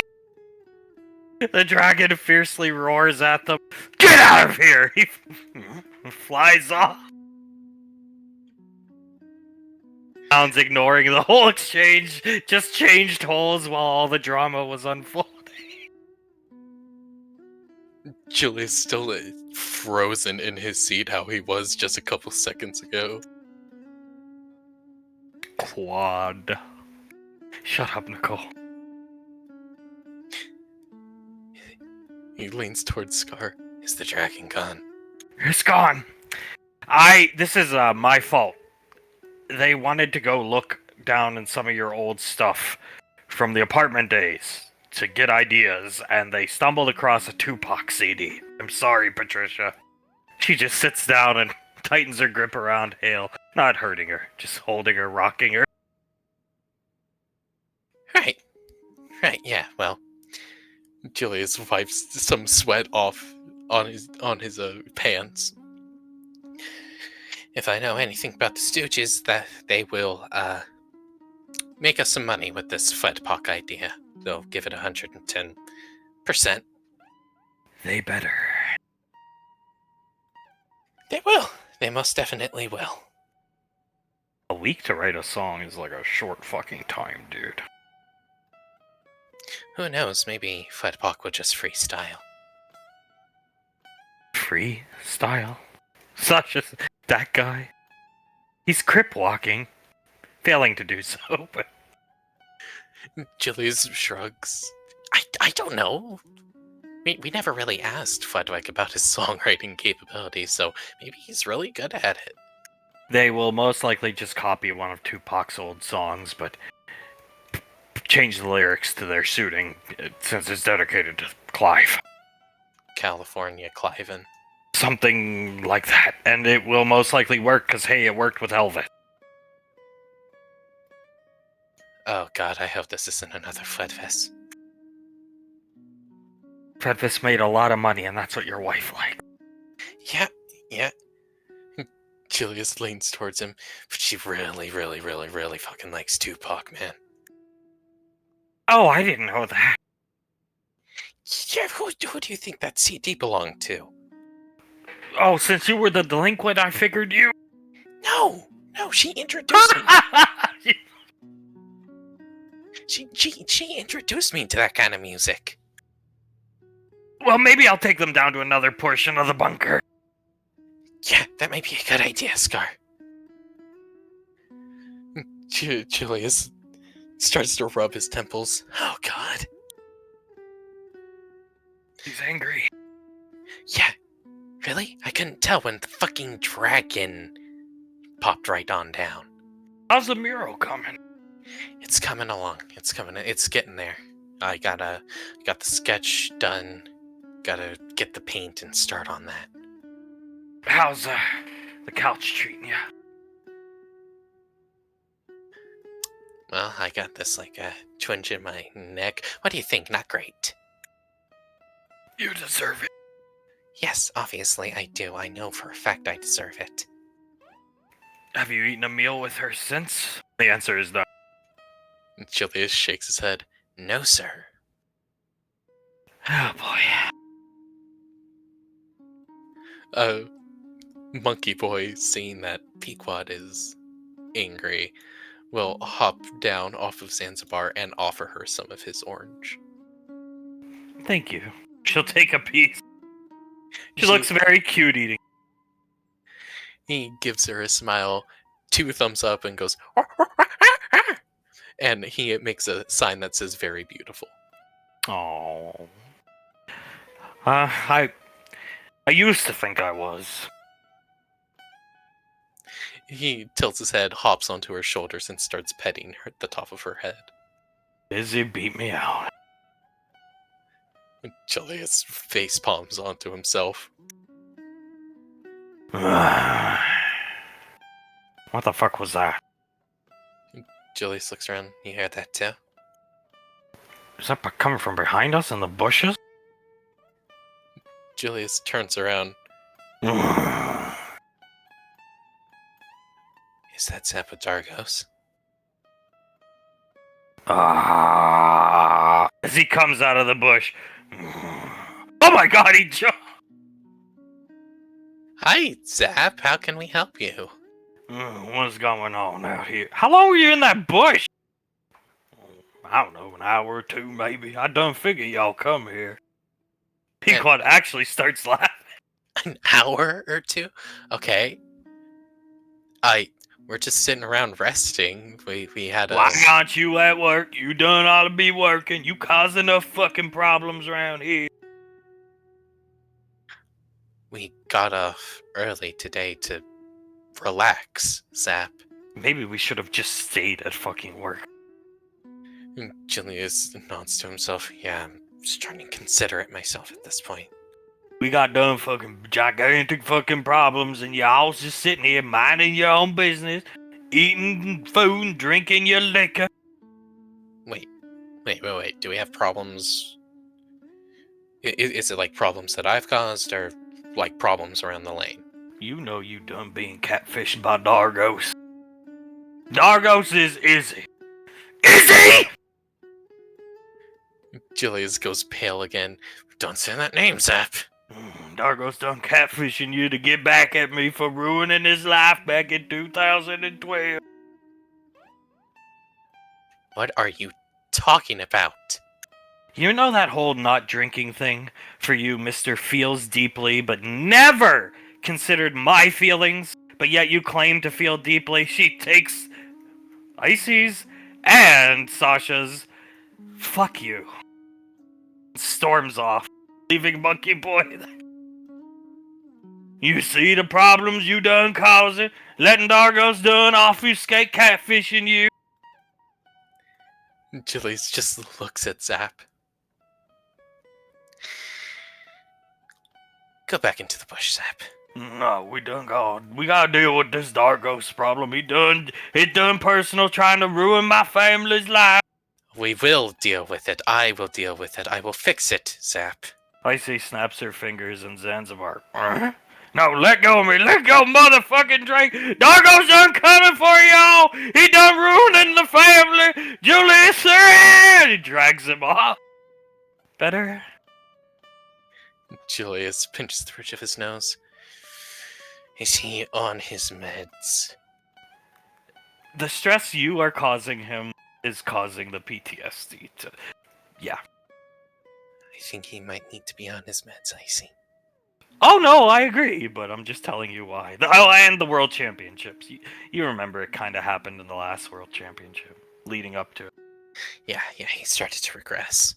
Just this time it's worse because of the Pequod Julius drama. Yeah, because I fucked everything up. Yeah. Julius just... He smacks himself in the face and then looks up at Sasha. I want to go back to work. Never thought I'd say that. Maybe we should, honestly. I see, that is a fair point. You do feel deeply, but why didn't you? Never mind. No, go ahead. Finish your thought, Icy. You feel deeply, but you never considered her feelings if you were still hung up on a girl from all that time ago. He sighs. That is a fair point. That is a completely fair point. I can't give you a good answer for that one. Other than the same answer that I've always given, which was I was an immature nincompoop who was selfish and didn't see what was right in front of him before it was too late, and he nods to where she just left. It's probably still too late. Here, dipshit. Hands him a beer. Thanks, Scar. He'll take a drink of the beer. Look at that, you didn't turn into Cyrus. What a surprise. Correct, Scar, I didn't.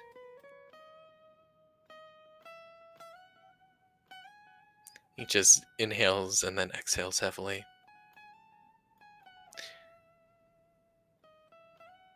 I will fix this. He looks up at Icy and then Scar. It never should have happened in the first place. I know. But I am going to fix this. Looking over his shoulder, are Mom and Dad aware of the Zap situation? I see. At this point, I think so, yeah. Monkey Boy has gone from petting Pequod's head to starting to pet Hale's head. And he goes... What's he saying? It looks like he's saying, if they're not aware, then what the hell? He was cradling me, telling me a bedtime story, and it made me very uncomfortable. Oh my god, he was cradling Monkey Boy. Monkey Boy nods at her and picks Hale up and cradles her. It was about Dargos. Wow. Monkey Boy shrugs. It sets Hale down and signs over to Julius. And it was in Laz and Oz's room. Has he been in the kids' room while they sleep? He's been in all their rooms. I'm reading his mind right now. He's watching over them because he's afraid Dargos is gonna come for them. Oh, well. Try to ruin their relationships by catfishing Izzy. Julius just groans. I am really tired of hearing that name, honestly. Yeah, I think we should put like a ban on it. Even after you wiped my mind of her completely, Nicole, just put a ban on that word, yeah? Done. Mom and Dad can pass that edict down. Yeah, please. I would appreciate it. Can we just go back to work? Yeah, let's go back to work. Banksy, take the kids. Banksy, come on, monkey boy. Monkey Boy will pick Hale up and walk next to Banksy as he holds Integra. Let's go. They'll leave to go back to work, Scar and them, and Monkey Boy will return to another portion of the lake. As coming to the Hanging Gardens on this outpost planet, there's a giant statue of Kabul that Hunk's just staring at, grimacing. And these are Hanging Gardens. They're on the top level of like a 20-story old stone structure. Each level has gardens. This is the top, so there's nothing hanging above them because it's the top. There's no ceiling. But they've went through every floor. This is gorgeous. I mean, Sold, there's orchids here that have to be hybrids of things I've never seen. This is amazing. It's absolutely beautiful. She smells one of the orchids. Oh my god, Colt, smell that. He will lift his helmet to take a sniff. Hanging Gardens wedding reception, I'm just saying. That statue's badass. Yes, and look, she points at the water. Oh, that is mana water. I can feel it. He'll lean over, empty his canteen, fill it with mana water, put it up to Soul's mouth. She takes a sip. Oh my god, that is so refreshing. Her eyes glow when she takes a sip of it. Do it, take a sip. He will take a sip. Better than coffee. Sam, I want some. JJ will empty his canteen, fill it up, and then hand it to her. Or give her a drink of it. Benny and Elizabeth are actually over here. He's already got his canteen filled. He's a good boy. Giving some to Elizabeth. And she's completely wrapped up around him, taking the drink of water. What's Davine doing? Suletta's staring up at the statue. Davine is holding onto the little banister right here very tightly as she's staring blankly at the statue of Kamul. Hunt comes up behind her, wraps his arms around her. Oh, there he is. He sees her swallow hard as she looks behind herself. Sorry, was I zoning out? Yeah, but it's okay. The statue caught my attention too. It feels a bit weird to see him there. It's very weird, in fact. She just studying her every reaction. She smiles over at Natasha. Sorry, it brings up some emotions about the whole ordeal that we went through. I don't know, I can't really speak for her, but in my time knowing her, one of the closest times she was to death. She nods. Yes. Very skilled warrior, Kamul, as I'm sure you are very well aware. I was very close to perishing. She looks up at the statue. We should like to hear about it. And I shall tell you about it, darling. Over dinner, sliding something to Carter. Carter looks down at it, palms it, and nods to her. I go, ooh, seeing the ring. Nice. Carter gives Hunk a thumbs up, and then he thinks in his head, Auntie, can you hear me? Hmm? You know that, pterosaur? Petra is her name? Uh-huh. Do you mind sending her here to my location? Carter, I like to think it lands in his hand, and then he looks at it. Hiya, Petra.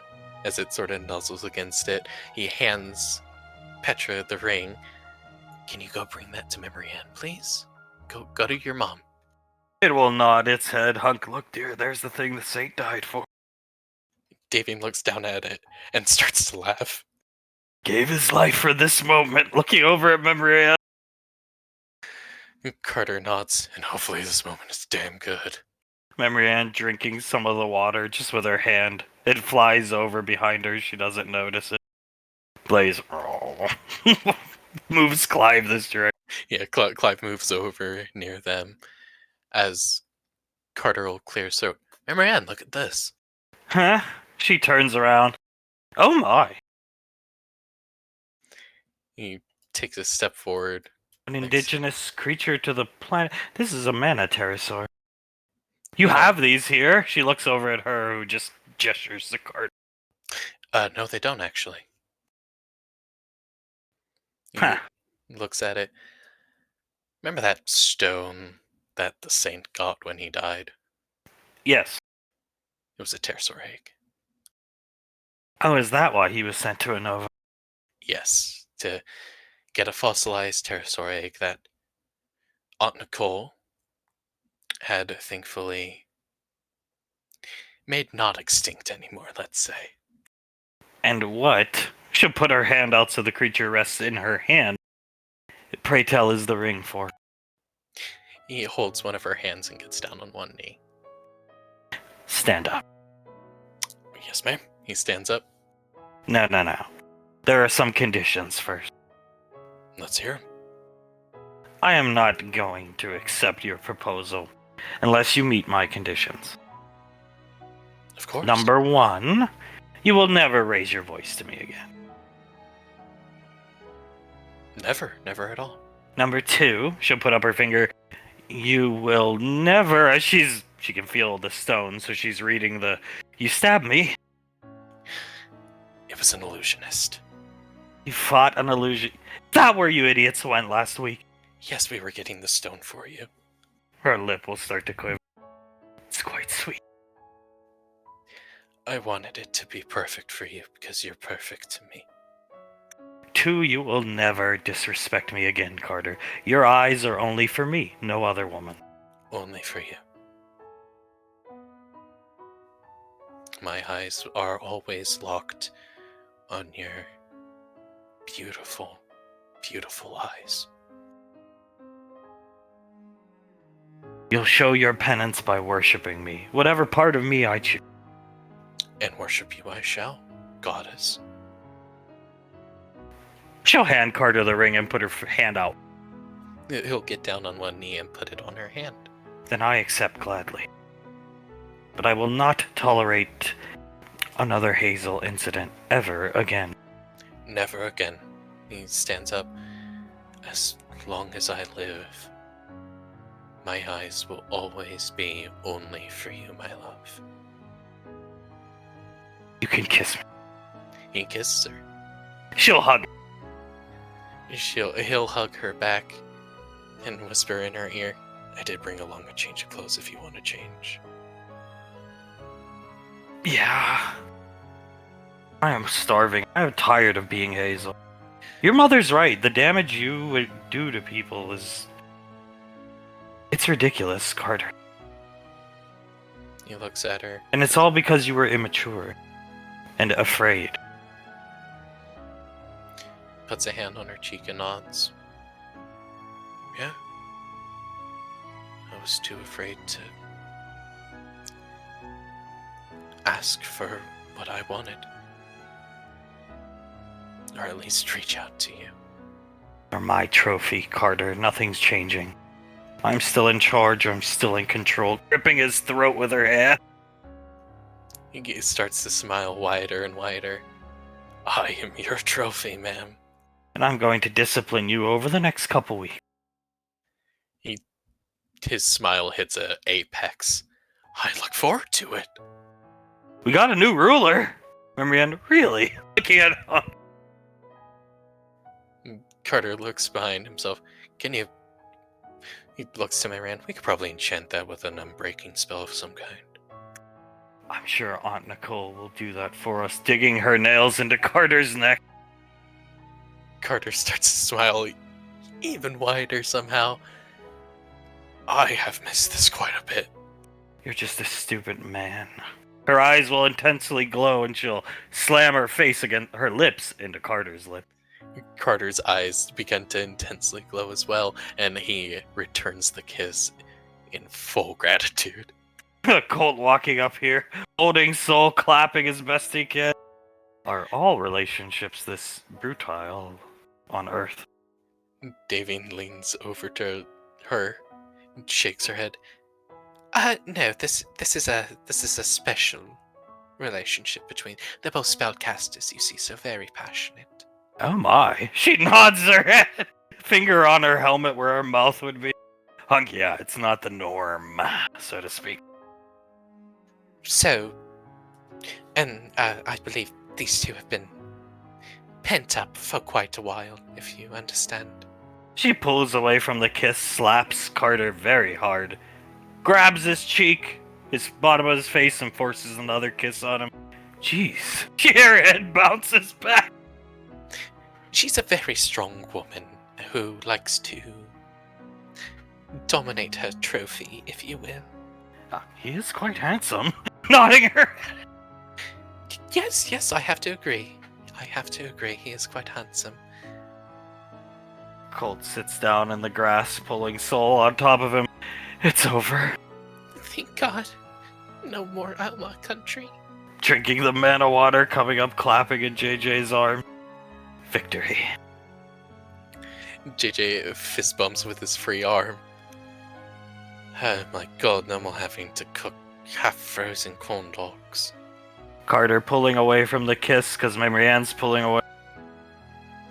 Sees the visage of the saint. The bathrobe on him. The big black cross on his undershirt. Hands in the robe arms. Oz and Laz coming up. The saint locking eyes with Carter. Carter blinks a couple times looking over in that direction. What the fuck?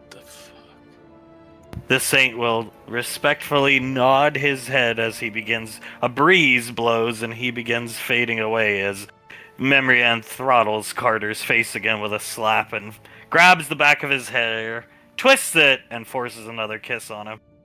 He gladly accepts. Thank you, God. Soul puts her hands up to the sky. Thank you, Luna. I don't know if you were involved in that at all, but I thank you. Looks like the memory anniversary is on. He chuckles. Soul jumps a bit. I thought that was actually Tommy for a second. Sorry. He lays down, pulling Soul on top of him. We can finally relax as a squad. God, there's something even better, bro. There's no more Outlaw Country. We have a captain once more. That too. Soul nods. Thank God. Thank God. Oh, she's actually gonna be eating again, thank God. No more being asked if I want to buy methamphetamines every morning I wake up to go to the gym. What? Sam chuckled. She did that? Yeah, I'm the first one up. Take after my mother. Oh, we never have to smell the smell of half-cooked corn dog either. He gasps, realizing we can take every fucking box of corn dogs Okir bought her, put them in the airlock in that apartment, and airlock them. I would throw a fucking party for that. We are totally doing that. Please do. Oh, Sam, God. JJ and I can help looking at Ricky. Thank you. Can we get like a cake or something on the way home to celebrate? We might be having cake here. They talk of a great feast for honored guest Clive and honored guest Davine. Soul nods. Yeah? Do you know anything about their food, that kind of thing, Clive? Clive shakes his head. No, not really. I don't know anything about that specifically, but we will have a giant feast, so I presume there'll be some kind of sweets at least.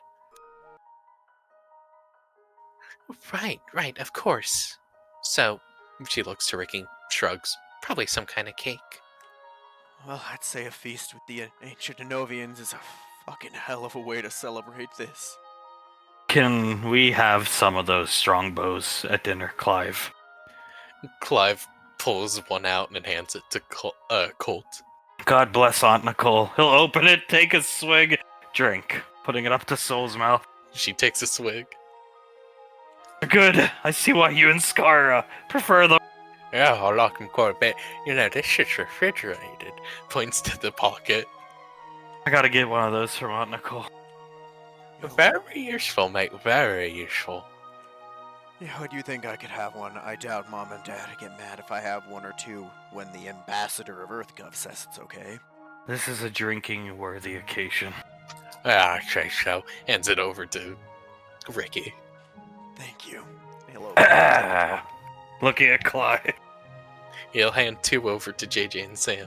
She starts chugging hers, looking at Marianne and Carter. JJ will be right there with her, chugging it. She stops. No more going to see your parents in the morning and hearing outlaw country from like half a mile away. Oh, thank God. Hell, we could hear it some mornings we woke up, she was blasting it. Look on the bright side. You weren't in the apartment with her when she was blasting it at 5 a.m. some days. And that's true, you said she was gonna eat now. Yes, she is. She just said she was starving, so... Oh my gosh, I hope she eats, like, quite a bit today. I say we airlock every corn dog before we go home tonight. Deal, I'm up for that. Please, I'd love to be there for it, please. Oz looking over. Hands, he's behind Laz, arms wrapped around her. He fixed it. He fixed it. Puts her hands onto his and looks up at him. You know, I always had faith in my brother. Just, oh, thank God he fixed it. Oh my god, look, love. And she's gonna eat him. She's back to being a vampire. Opens her mouth, bites onto Carter's neck as hard as she can. Oh my god. Under her breath. Davin leans over to her. I am of the personal belief that Carter is very good at taking a lot of beatings, punishment, damage, if you will. I think that this is why his body developed like that. And he points to Marianne doing what she's doing to him. She slowly nods her head. I was never like this with my husband. I don't know where she gets it. She turns to Suletta. Does she get it from your husband? He was never this brutal. I just think it's, I guess, who she is. Davin shrugs. That could possibly be it, yes. I never thought I'd be happy to see my grandson getting his neck ripped open, but I'm happy, dear. That is a lot of blood. It's okay, he's fine. Yeah, it's okay. It's good for them. She whips Carter around this direction, my god, she does manhandle him. Yes. And he's very good at letting himself be manhandled, yes? He's quite submissive, yeah. Davy nodding. I never thought I'd see this day again. I'm so glad. Davy starts to clap. As Davine's clapping, she hears the sound of armored footsteps coming up behind her. These 2 guards present themselves. Natasha gestures towards Clyde. Davine looks to Natasha. Are these the people who are going to heal Clive? They will take him to the priest, yes. His body has to be adorned in the proper dressing. Oh, of course. Clive, darling. She gestures for him to come over. He'll come over here. Yes, how can I help you? And these gentlemen are going to be taking you away to heal you, darling. Oh, wonderful. Absolutely wonderful. He'll take his place there. Just, don't manhandle me too much, yeah. Lets out a laugh as he's looking at these 2 guards. They nod their head and both respectfully bow to Clive. It's at this moment Clive realizes he is truly a well-respected person. Wow, that is going to take some getting used to. Well, rise, please. I want to get this all healed, you know what I'm saying? The sacred rites must be performed. She'll nod her head at Clive, but we will meet you for the healing process. Actually. That direction. Oh, that sounds wonderful for me. Again, thank you so much for this. They'll take Clive off. How it goes, so they gotta looking at the manhandling. She actually just pushes Carter into the water and wait to see what he does. Carter raises his head, smirking at her, and he'll stay there to let himself be manhandled by her. She'll slam her foot down on his chest, bend over and kiss him. Where can I change my clothes? Oh, that is a good question. What did you bring, a pantsuit? I brought what I thought you would feel comfortable in. Okay. Where can I change my clothes, man? She's shocked watching the beating. There's a gazebo, over there, up there where we're going to be headed. Get up. Yes, ma'am. He'll get up. You'll dress me. Yes, I will. What's the dragon's name? The pterosaur? Petra. I named it Petra. Come, Petra. Fuck off. Thank you, Jesus. Watching them leave. Elizabeth nodding. Now that's how it's supposed to be. It's over! Puts both his hands up to the air, grabs Davine's cheeks, kisses him. Davine kisses him back, and she pulls back just a bit to let out a woohoo! She just sighs and watches where they walked off. I can't believe it's all over. That was going on for so long. You're damn right, Ricky. You're damn right. He actually did it. Oh, thank God. Thank you for helping with that ring. If Nicole doesn't know how to work gemstones, so we were up shit creek without a paddle. No, it's no problem. I just have one question. This island, the myth was true about this illusionist. There are records that say she escaped there. When you went there, did you encounter a creature? It would have tendrils. Oh no. Under his breath.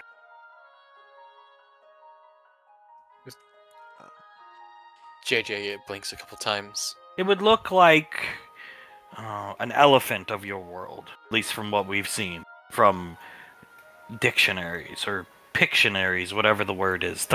Thesauruses? Oh, the land squid! Elizabeth leans back a bit, immediately turns to Benny and puts her finger on where the mouth of her mask would be. Oh no. Oh no, we should have captured that thing, I think. Yeah, we didn't see anything, like, you can read my mind, we saw it.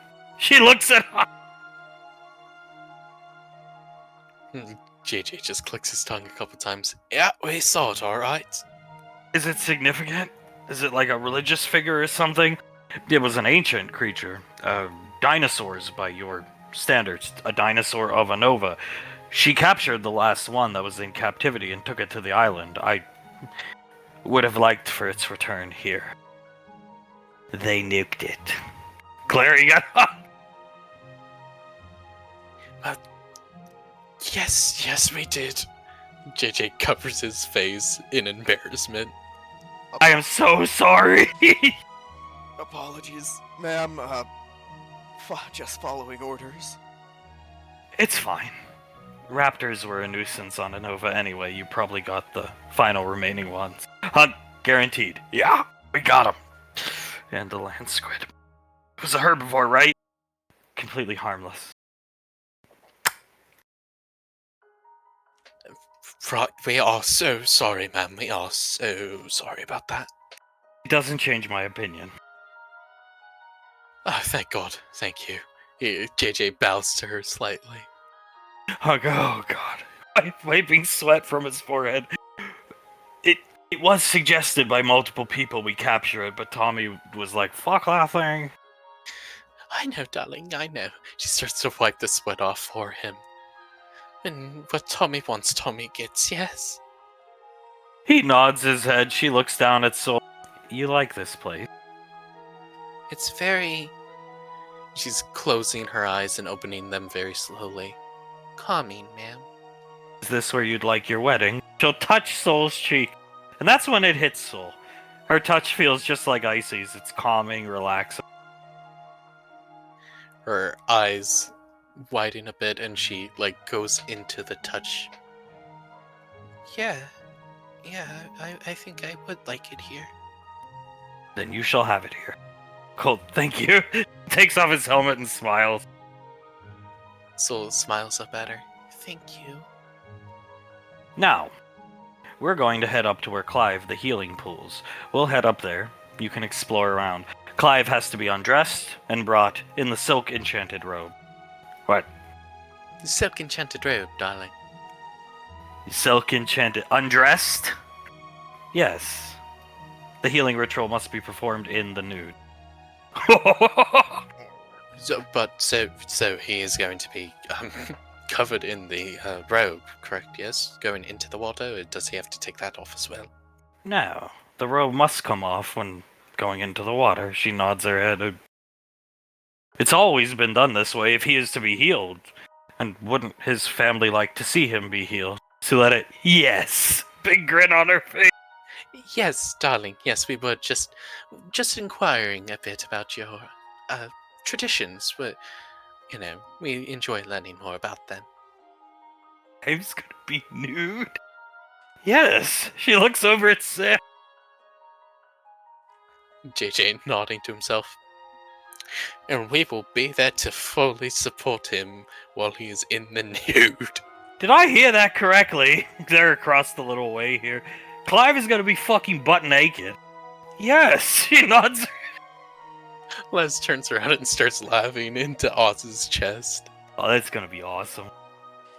I can't wait to see this ritual. Small price to pay, I think, honey. Looking down at Elizabeth, he gets healed. He's just gotta be nude for a little while. I think so. That I would personally play that price if I had teeth like Clive's. Picks up Soul. Get your wrist computers ready, men. Yes, sir. JJ starts to turn his wrist computer onto the camera setting. Yes, sir. I actually feel kind of bad for him, but like they said, it's a fair trade-off. Chuckles and walks off as Natasha will gesture for them to follow where Memrian and Carter disappeared to. As, flashing back to Ash's ship, Ash and Saris were downstairs having some leisure time. They were unfortunately summoned back to the bridge by Clay and his other squad members before any fun could happen. Well, duty calls, darling. Always at inconvenient times. It's probably nothing. She'll walk this way. Well, I hope it is, because then we can get back to our leisure time.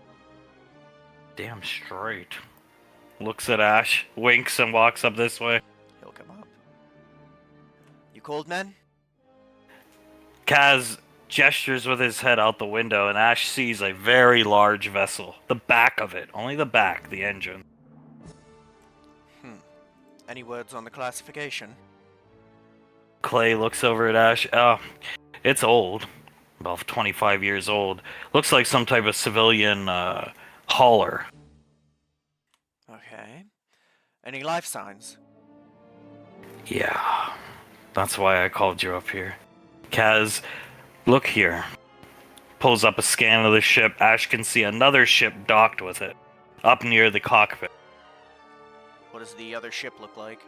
It looks like some type of small stealth EarthGov fighter craft. Old, 20 years old. Ash has seen them. Doesn't know the name, but he's seen them in docking bays and stuff. Stealth Earthcraft? Not sure of the exact classification, but that is EarthGov. Oh. So it looks like we may have company with our friends already.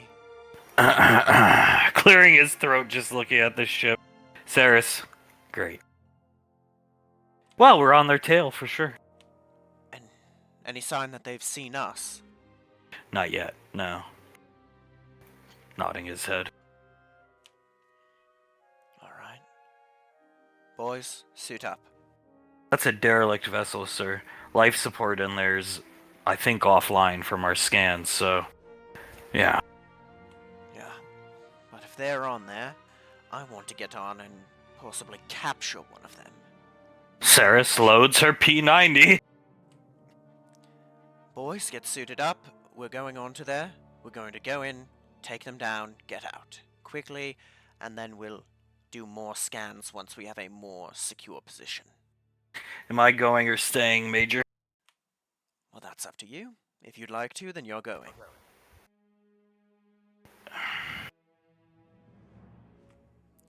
O'Neill looks at Ash. I think she should stay on this one, sir, actually. Let us guys go for this one. I think that's a good idea. You're right. I actually think you being up here on the bridge would be better. Now that I think about it. Is your bounty hunter friend going with you? Because that's why I'm here. Arms crossed, looking at the ship. Yes, I'd prefer you go. I can't order you to, but I would very much prefer you back there with us, because we don't know who we're bumping into. He draws his laser rifle. Let's go. Yes, let's. Terrace will come up here. I'll stay here and monitor the situation. Will do. You see anything approaching, you know who to call. She nods her head, giving Ash a wink, as the Rangers will suit up to shoot out the umbilical of the ship and see just what's going on that vessel. The beating continues for Carter, as Memorian just has Carter on the ground with her boot on his head. Soletta walks this way. Petra likes it. Carter looks up at her. Like mother, like daughter, apparently. Indeed. Kicks him in the ribs. He grabs his ribs, looks up at her, and smirks. So, they've been explaining the long, sad history of Rainfall's individuals to Natasha who cause issues with their significant other. So he dated Hazel. Correct, darling. My sister surely fucked up her relationship. No. she almost threw it away before she had it because she was being stupid, but long-term pain, no. Oh my, I'm impressed. Watching Carter get kicked again. JJ nods. Yep, that is for sure. I'll have you know, Natasha, a bit of a brag on my part. I did not mess up my relationship with Samantha. How was that, if it's just a familial trait? Hunk, he learned from me. Oh, looks over at her. JJ nods. That man right there? This might be a bit TMI, but the most romantic man in the universe, in my opinion. I've learned a lot from him and can continue to learn a lot from him. Rainfall men do seem to be quite handsome. Oh, thank you. Yeah, I think I get all my good looks from Dad. So, you didn't screw up your relationship. Oh. It's not just the guys, Natasha. The girls sometimes have issues too. Davine raises her hand. I'm the one that screwed up our relationship. How?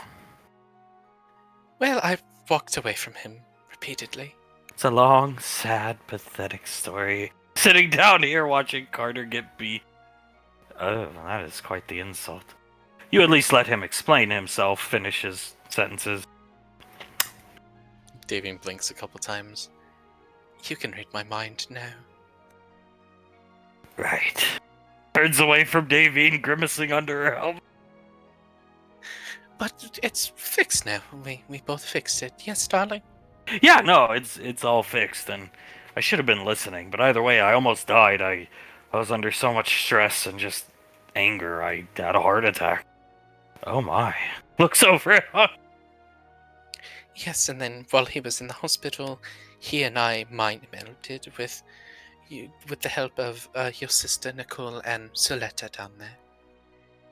Rangers, Clive saved him. Oh, Clive! Looking around, waiting for Clive. Yeah. And then the Rangers took him to your sister, she healed him, and then he lashed out at everybody in the hospital room. I think it was cathartic for him. Hunk, it really was. It was good. It was really good. I think we all deserved it. JJ shrugs. But yeah, Clive saved him. He lifted, what were you lifting, Dad? 250 pounds bench press? Yeah, 250, 240, something like that. Yeah. Yeah, he lifted 250 pounds off my father just to save his life. So, that one would be Julius's daughter.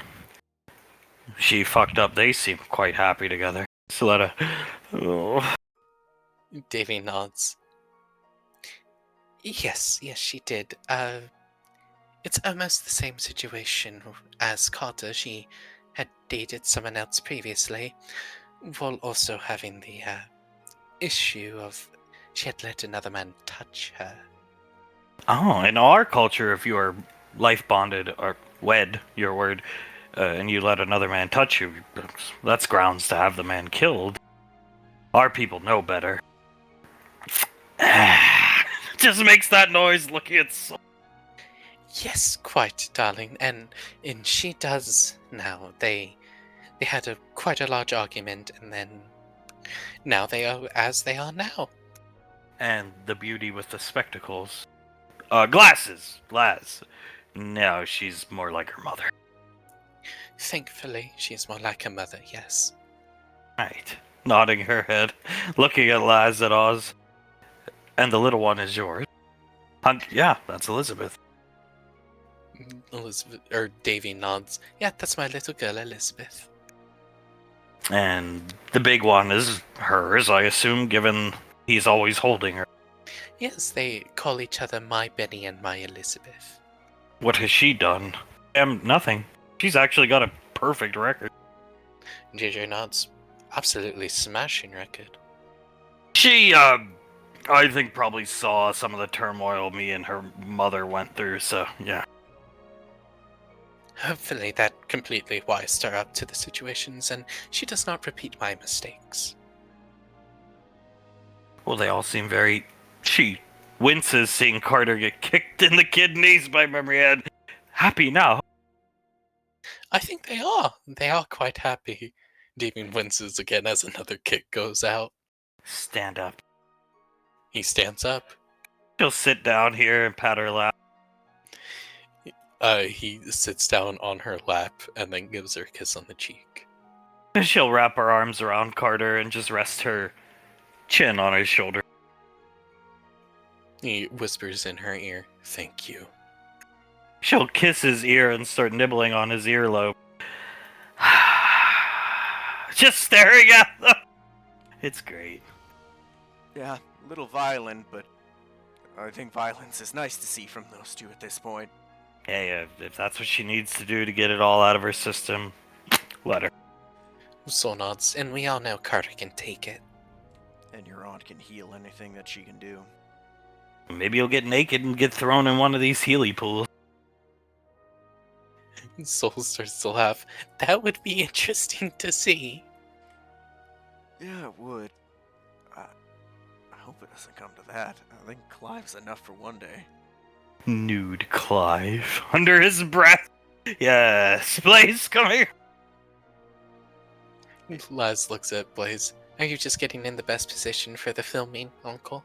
He taps where his temple would be because of his eyes on his robot head. Correct. Wonderful. I think I'm gonna need the footage of this entire situation. I can't wait. Aunt Nicole's never gonna believe this till she sees the footage. He starts chuckling. Elizabeth starts to laugh. Oh my god, she's gonna love it.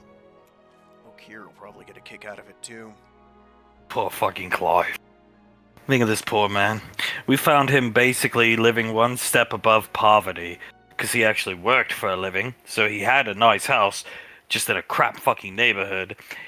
All this fucking collectibles, all these money. He gets dragged into the Rainfall family. Golden ticket, nothing but drama on a roller coaster ever since he joined up. And now he's going to be stripped fucking nude in front of us all and healed of all his ailments. Laz starts to laugh. It's a pretty good deal, in my opinion. The deal of a fucking lifetime. Just my god, for it to climax being nude in front of the Rainfall family children. I bet you never thought that would happen. Soul shakes her head. Now I can guarantee you he didn't think this would happen. As Elizabeth tilts her head. You all ever wonder why he collects so much? No, I don't. No, honey, I don't know. Never thought to ask. Elizabeth shrugs. Might be interesting. Seems like a lot has happened in his life. She just shrugs, looks up at Benny, and a smile emoticon pops up. Benny, maybe we could ask him over dinner. Maybe. She looks around. If it's nothing serious, he might be able to tell us. Yeah, I mean, I'm not knocking the guy. He looks like he's been through hell. So, he's definitely been through a lot. Losing your wife, yeah, that alone. Soul nods. Any significant other that she bites her lip, but holds on to Colt tighter. That would really suck. Not going anywhere. Squeezing her hand.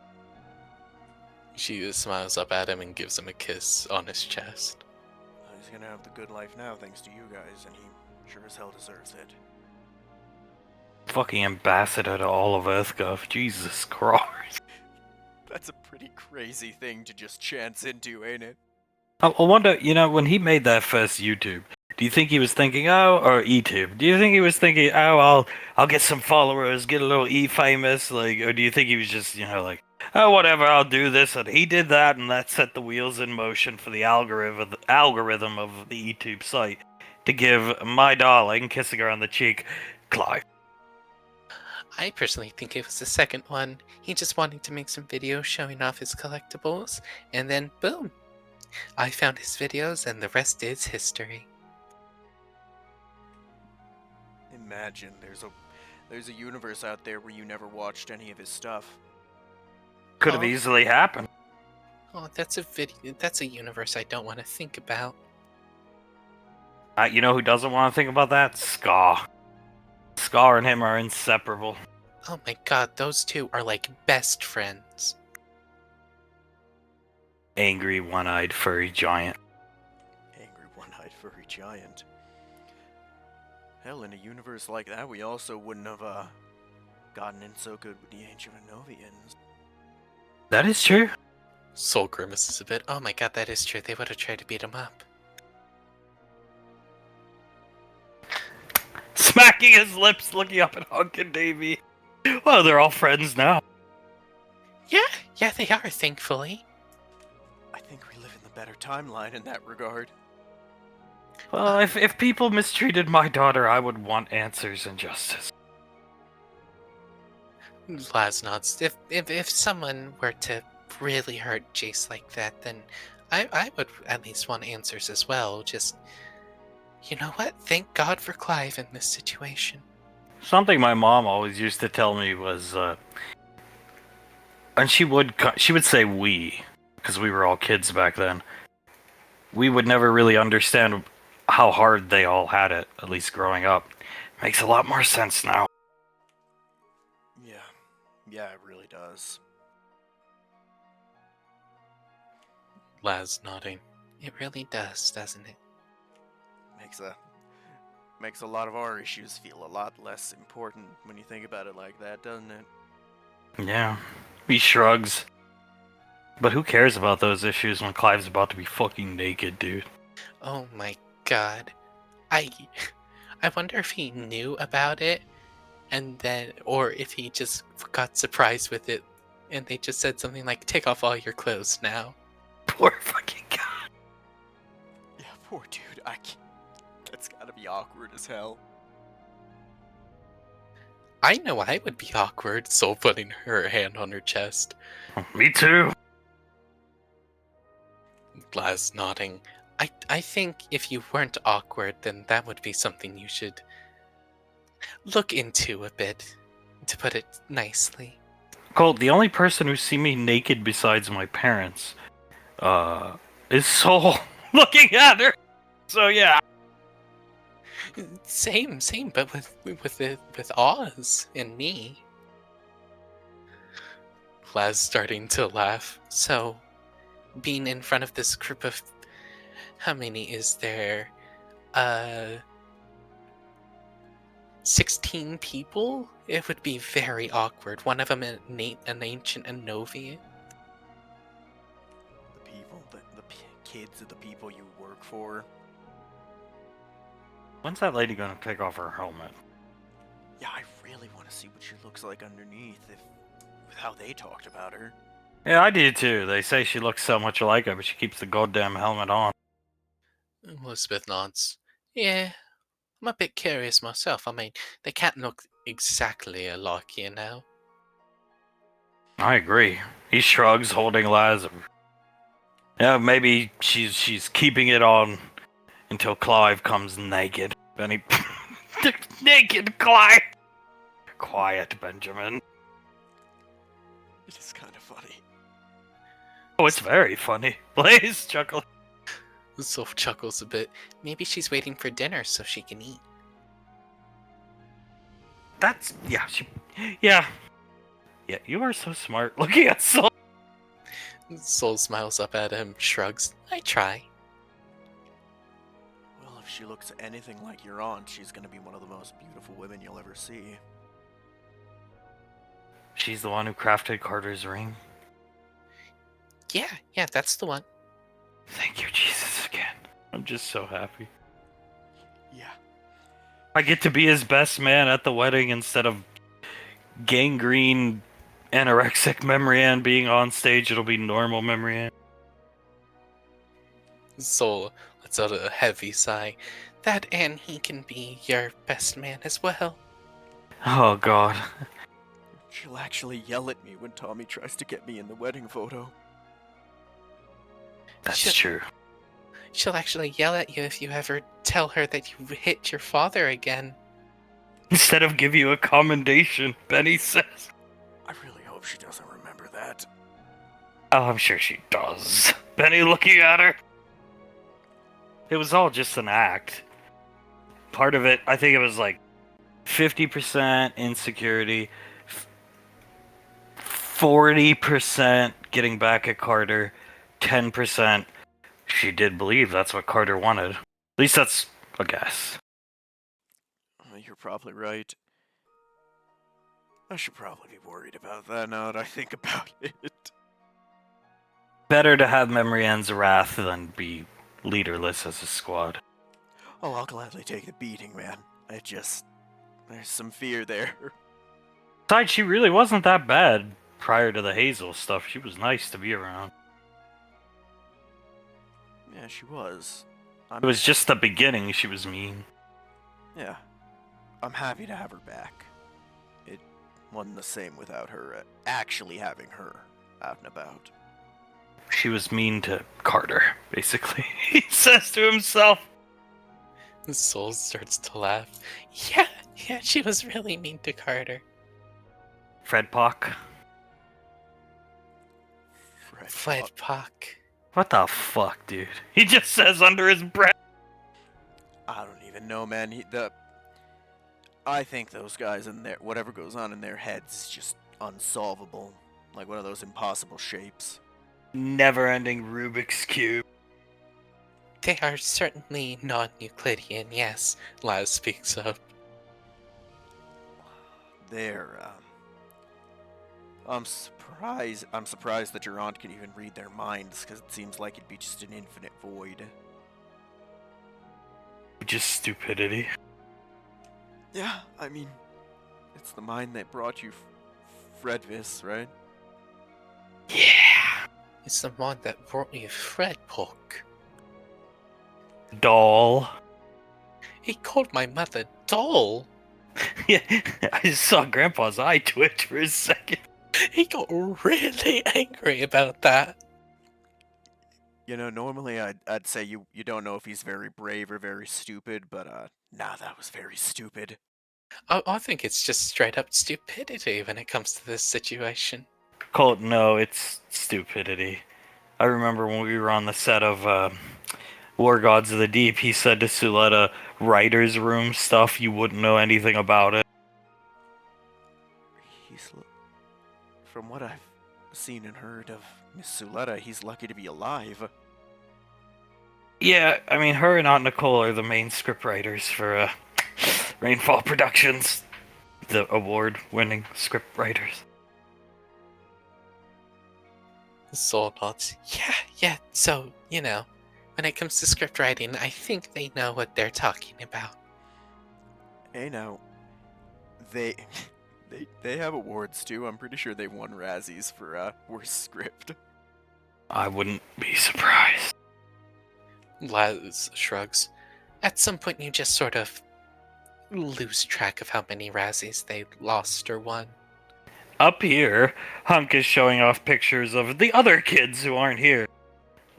My sister grew tall and large, slender and beautiful. She nods her head. Yes, she did, darling. Hunk, like we said, it was just like overnight. And then Julius, and there's Patricia. And currently, right now, there's some drama going on between this. Oh, more relationship drama. Yeah. Davine sighs. Yes. Luckily, I believe this to be the last of the relationship drama that is going on currently. If I may be so bold. Hunk, one word. It's a name. Izzy. Izzy. Looking confused at the picture. Davy nods. Izzy, darling, Izzy.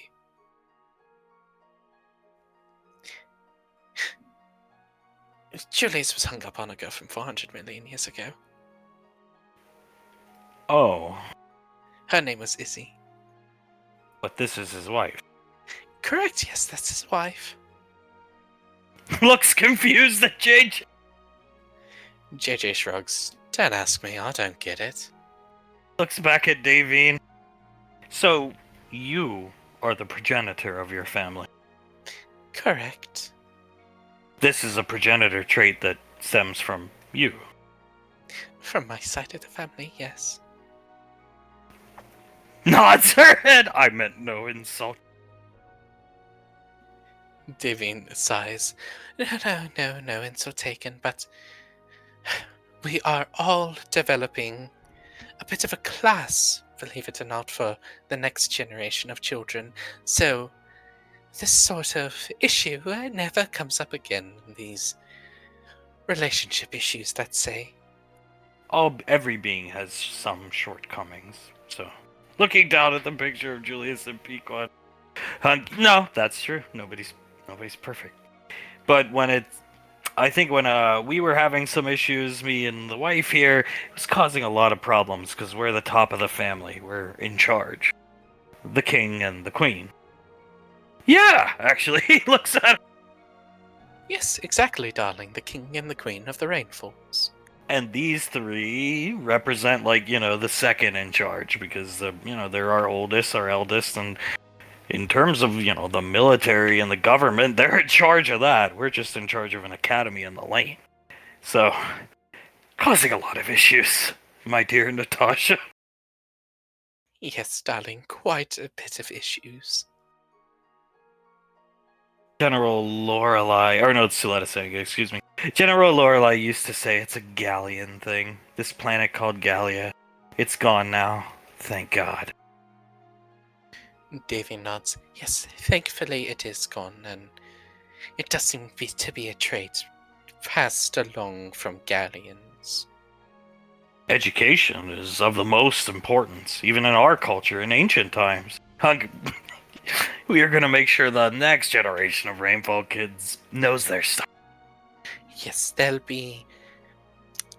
will be able to write a whole study on it that Harvard, a very, very academically celebrated school from where we're from, darling, Harvard would accept it.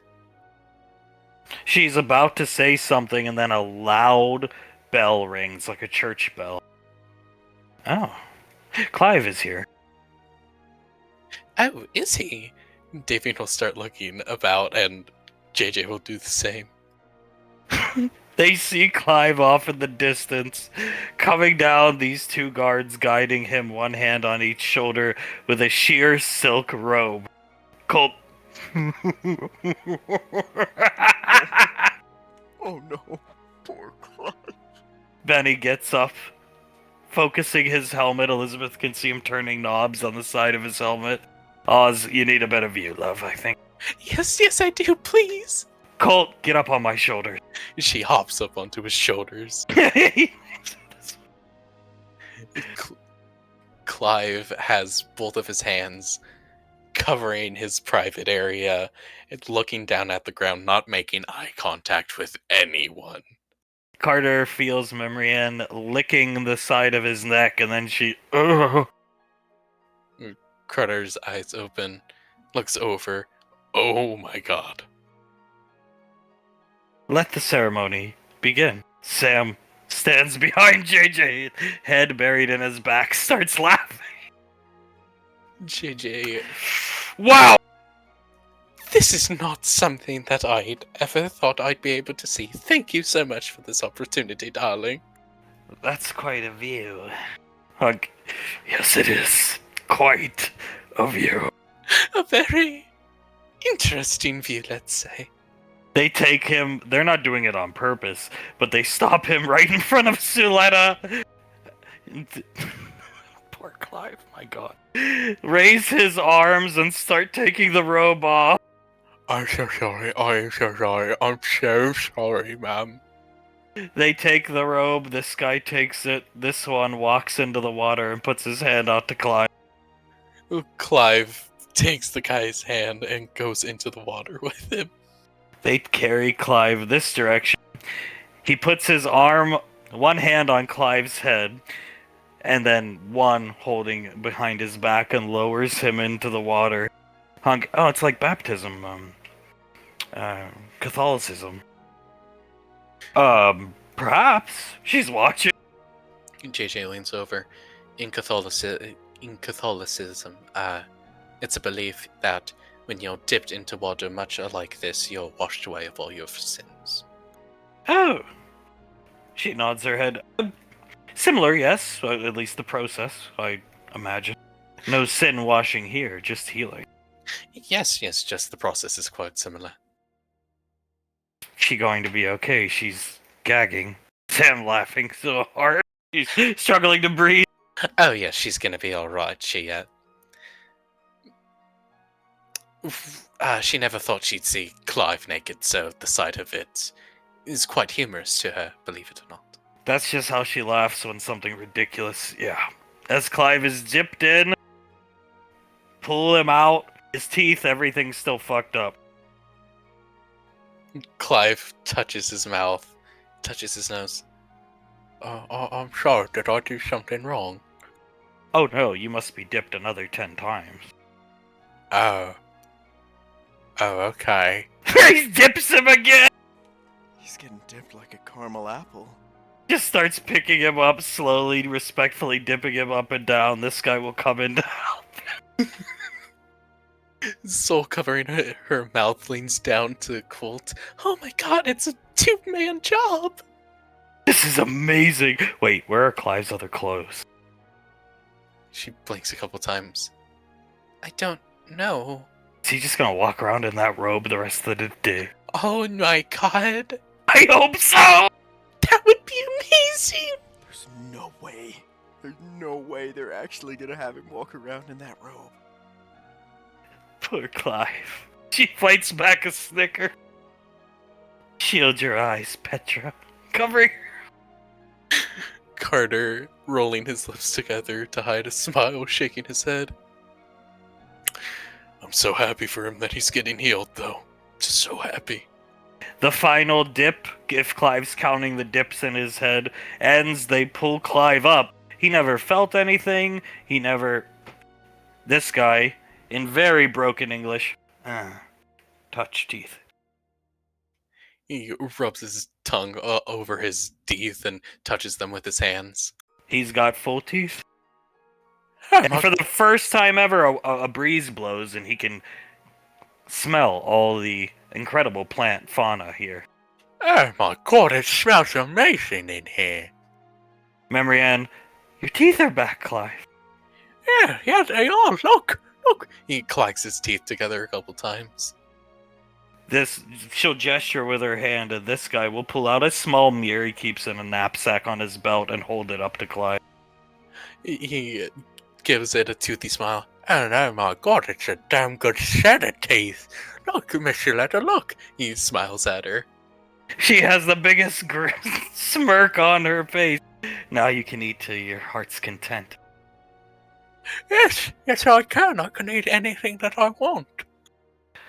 The guard's bringing him out here, positioning him, and this is where it hits Clive again. It comes back. The amazement's over for a second. He realizes he's completely nude in front of Suletta, who looks him up and down. He looks down and covers himself up. Oh, fuck, I'm sorry. She smacks her lips just like that.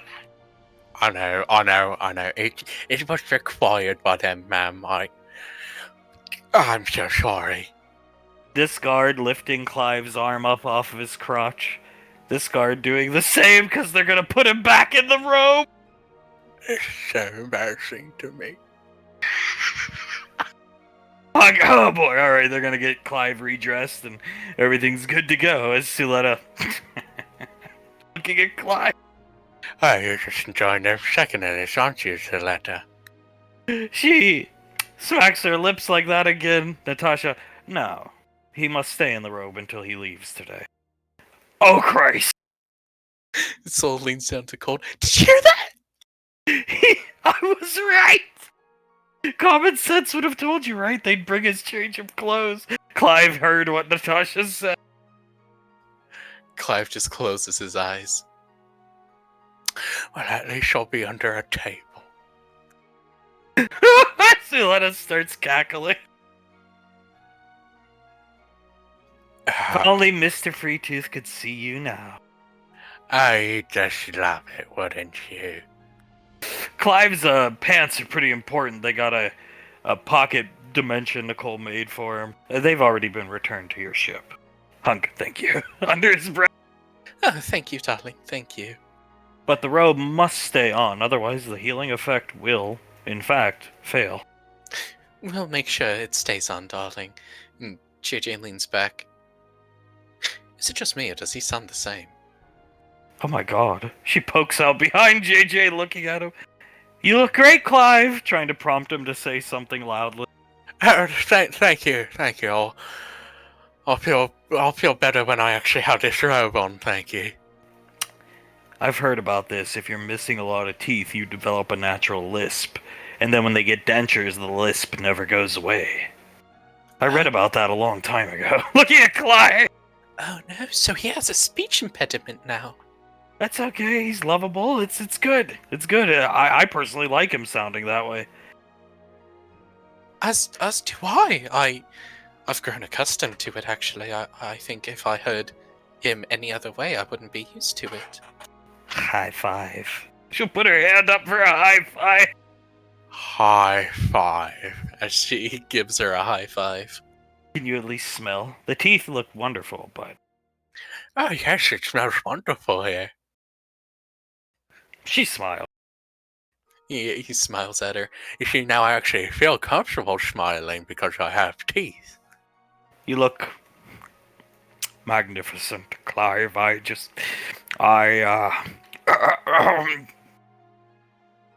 it's okay. Blaze, laugh at me. Go ahead.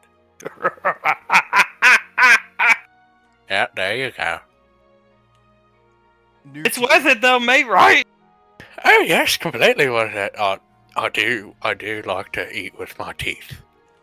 And the new set looks really good, man. You'll be putting them to use very soon. Manabor tonight. Ah. Ah, sounds absolutely delicious, ma'am. Carter is looking at Clive. You know, this is not something I ever thought I'd see. Nor did I, but I think it's amazing. I think it's so awesome that it just happened in front of us. They wrap the robe around Clive. Clive is, you slayed Kamul. Clive is your ambassador. Clive must be seated at the head of the table. I hope there is no offense. No offense taken at all, ma'am. They will start guiding Clive off to the dinner hall, disappearing. Hunk, you know, we cannot thank you enough, because Clive is the ambassador to all of EarthGov, right? And Patricia was quite worried because he kinda maybe looks like a hobo. Okay, I said it. But now he doesn't! She starts chuckling. David starts to laugh. That He was did! That's what I thought first, Grandpa.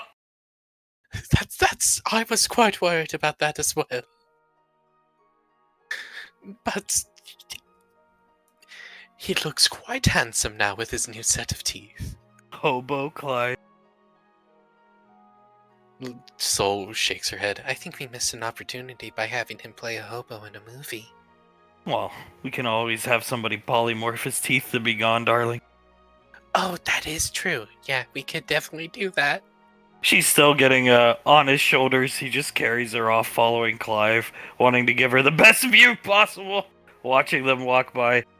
And they seem quite happy. Yes, they are, thankfully. I never knew Nude Clive would have been such a hit. Me neither. I did not either, darling, but it seems everyone enjoyed it, looking on the crowd of people in front of her.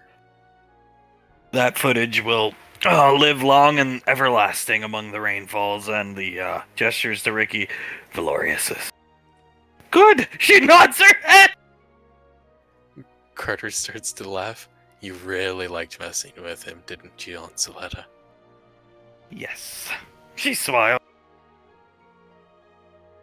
Oh god, he just shakes his head and starts to laugh. I'm going to make sure I sit next to him at dinner.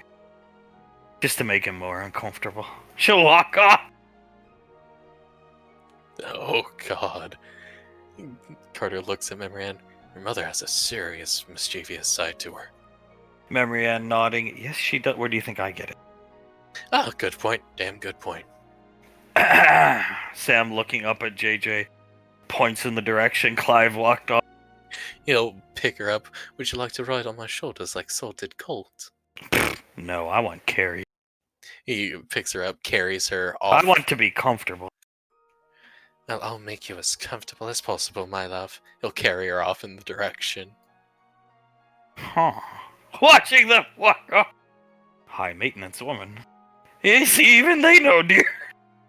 Yes, she is, but if anyone can handle her, it is my son, who, again, takes after his father. You don't seem high maintenance. She's not. But he's trained. Yes, I would like to think myself as not high maintenance, but his father did quite well and prepared him for the eventuality that his girlfriend or wife may be high maintenance. Doing a damn fine job. Got her an Azura moth and keeping a good eye on Nude Clive Buttock. Nude Clive Buttocks. The last group of kids coming up. Alright, kids, are you having a good day? Says down to... Yeah, a great one, sir. At least gonna get a kick out of that video. It's been a dream come true. Meeting an ancient culture that every book told me was extinct. Seeing Nude Clive and Azura moth. What more could a man ask for? This is the best day ever, Laz says. It's... Seriously, though, it has been an honor, ma'am. And again, thank you for the permission to take seeds and water. I appreciate it. She'll put her hand over her stomach and nod her head. We got this guy named Scar, the big, furry, angry giant guy, and he's missing the eye. He actually likes the eye being gone, because he says it adds intimidation factor. And when he gets mad, it actually does. But if we were to request you guys heal his eye, because he won't let Nicole do it, and we finagled a way you could, get him to be baptized in that pool nude, would you be willing? For amusement. Looking over at Hunk. Hunk. Yeah. For amusement, darling. Of course. She nods her. I love these people. Davina fist bumps in the air, hugs around Hunk, and gives him a kiss. I wonder what he's gonna look like soaking wet. Like a wet cat. Like a wet cat and just as miserable as one as well. That's gonna be fucking awesome. Come to the dinner hall. Lead the way, darling. she will. As Ash coming up a cargo elevator. The elevator is coming up, but Ash hears the sound of. You can hear the sound of. The gravity's still on in the ship. The life support and stuff like that's off. Ash can hear the sound of footsteps, ship moving around. Sounds like people are in a hurry. All the guys I play here, if they have a gun to load, they're loading. Alright, boys. We're gonna take them quick, but we're gonna be careful, alright? Pick your targets, take them out clean. Don't mess around with these people. Nodding their heads, the one I play, Kaz, raising his laser rifle. Unfortunately for Ash, the elevator comes up. First guy Ash sees. Right here. He's bending over, planting something on the ground. Peripheral vision sees another person doing it. Kaz turning around, noticing something on the ground, on the back of the ship. And then Ash sees what's up here. Oh my. That's a lot of men. Start the timer on the bombs and take out the rats. Roll initiative.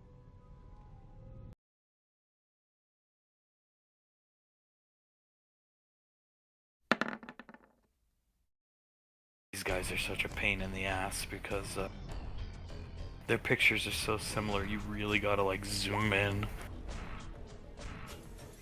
Yeah, they are. Oh my god.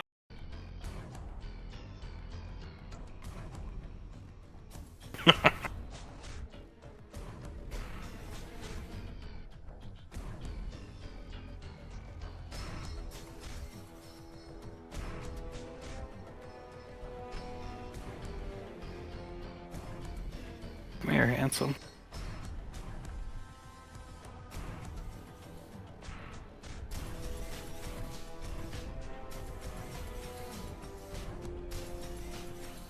Initiative order up.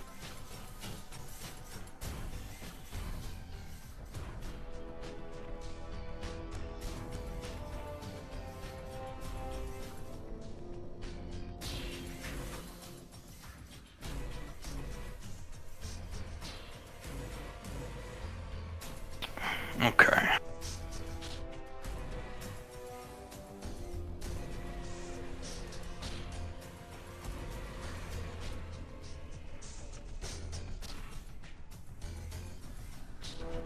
Give this guy on that.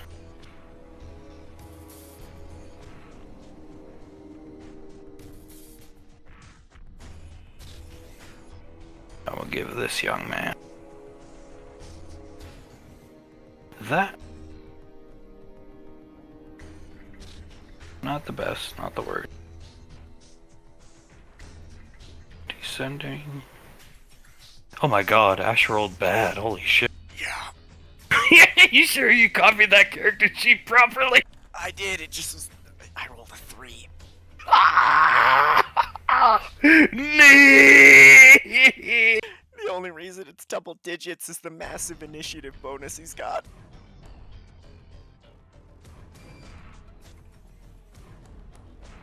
Lordy. Well, at least I'm not going last. That is very true. Alright.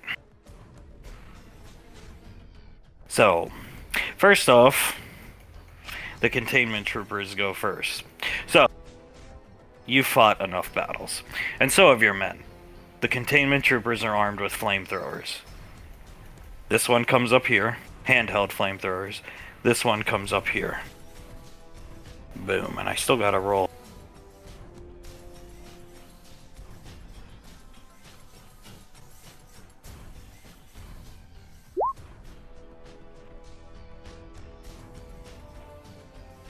Oh, well, he rolled worse than you. Congratulations. Alright, there you go. So the containment troopers come this direction.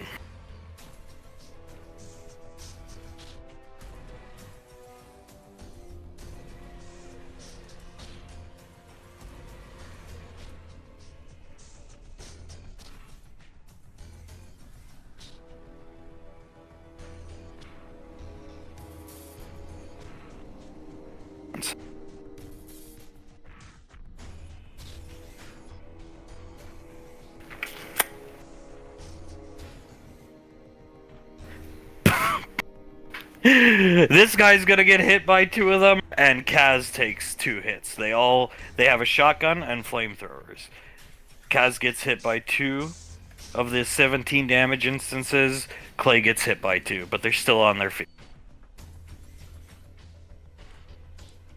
Take out the flamethrowers, boys. O'Neill's up. O'Neill will simply shoot the one in front of him. 29 piercing damage to him. Trained Ranger, best of the best, takes his head right off. And how many actions would O'Neill get? We're gonna give him 3. Okay. This one near Clay over here. Bam. And then the one right in front of him. Heads lobbed clean off. And that's all O'Neill can do. Ignites his jetpack, charges in, and punches this guy, knocking him like a downward punch onto the head, shocking Ripa and the rest of the guys. And Ash notices they turn around and look at the containment pods behind them. Kaz pulling no punches, though. Clay is gonna reposition this direction. I'm just gonna give him the final containment.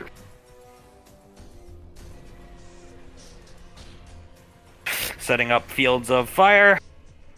Actually, Patton's gonna look behind him. Sir, ordnance, and run this direction. Yes. And they're armed! What's the time, man? 5 minutes! Fuck. You can see him thinking, there's no way you're going to be able to deactivate all of these in time. We're gonna fight to get out of here. Sir, turning around, aiming his rifle up, but that's at the end of his turn.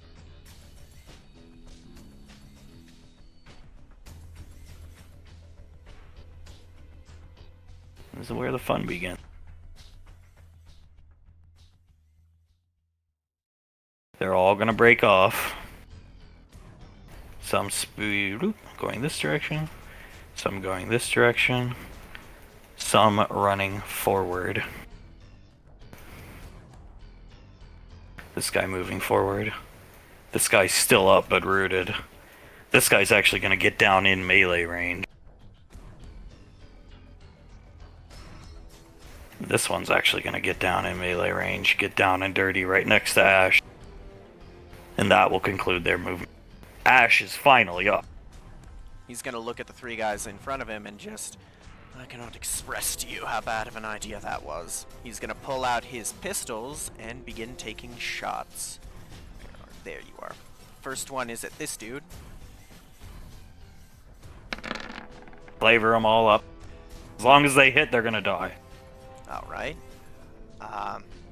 With that one, he's gonna quick draw the pistol up, put it under the guy's head, and pull the trigger before turning to him.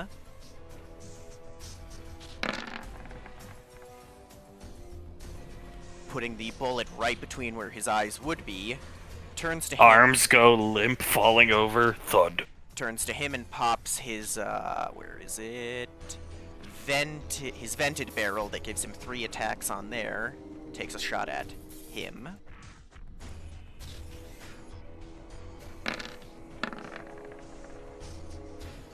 Same thing, right in the head.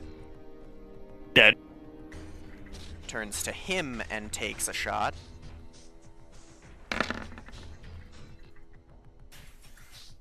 Which one? The one next to Ripa. Oh, okay. Takes a shot at him with his final shot with Valor.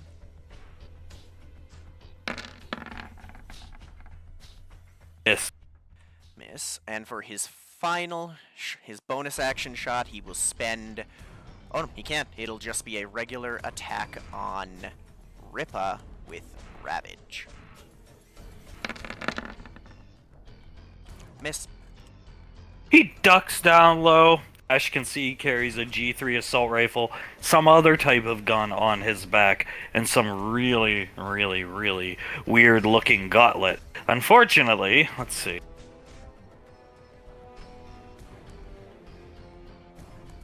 from the bridge of the ship, a bright green beam flying out, hitting Ash, boom, right in the chest. Okay. Gamma. Ash feels his suit starts issuing radiation warnings.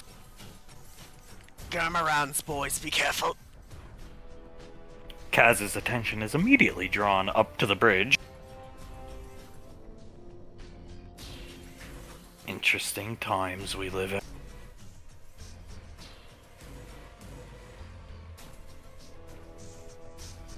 Combat rolling this direction. Ripper is going to unload, spray and pray style, undisciplined, starts peppering Clay. He's forced back around the corner, taking fire. Ending Ripper's turn, putting himself in a very advantageous position. O'Neill's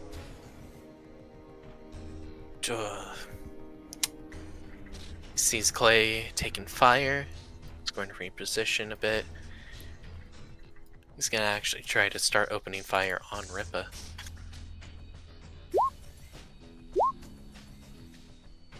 I'll give it to him. He can hit him with one of them. Yeah, he hits him with one of them. Let's say it goes into the leg. Bending over because he's already at a prone position. And then he is going to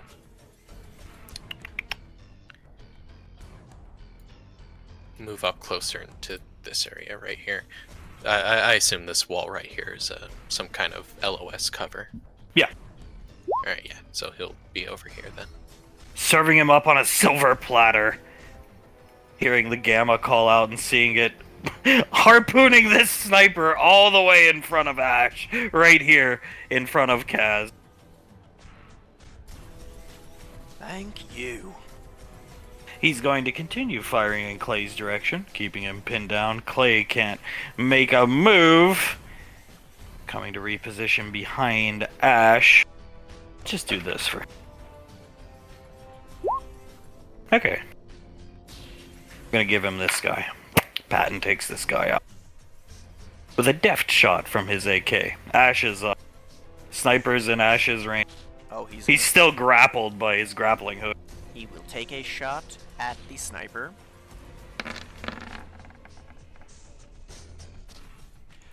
Right through his chest.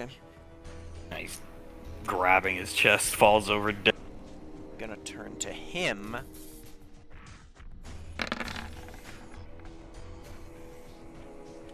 Dead. Then he's gonna turn to Rippa and take first shot with Valor.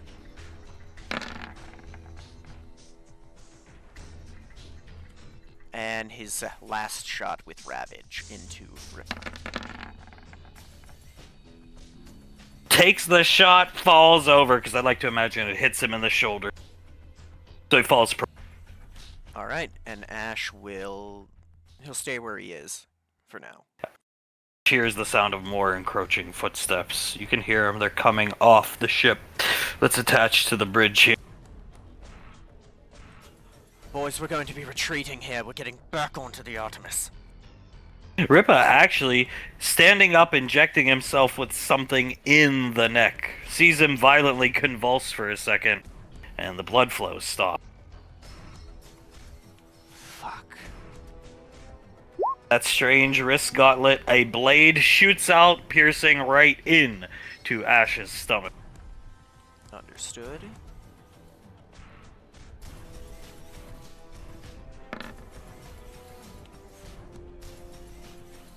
Repositioning back this direction. Get the goods out of here! This guy trying to disengage with Kaz, but Kaz won't let him go. But he's able to hit some button on this lift that lifts whoever these people were, unfortunate souls, and those creatures onto the ship as these dudes start reposition. We'll go to O'Neill. O'Neill will swing around the corner and start firing in. So we'll go with the one nearest to him. The one Kaz has. And then the one right next to Ripa.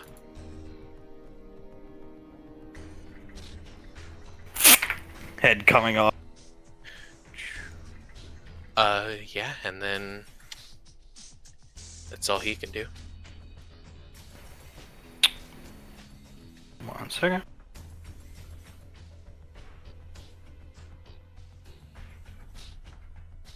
He's going to spray napalm in this direction, melting these guys.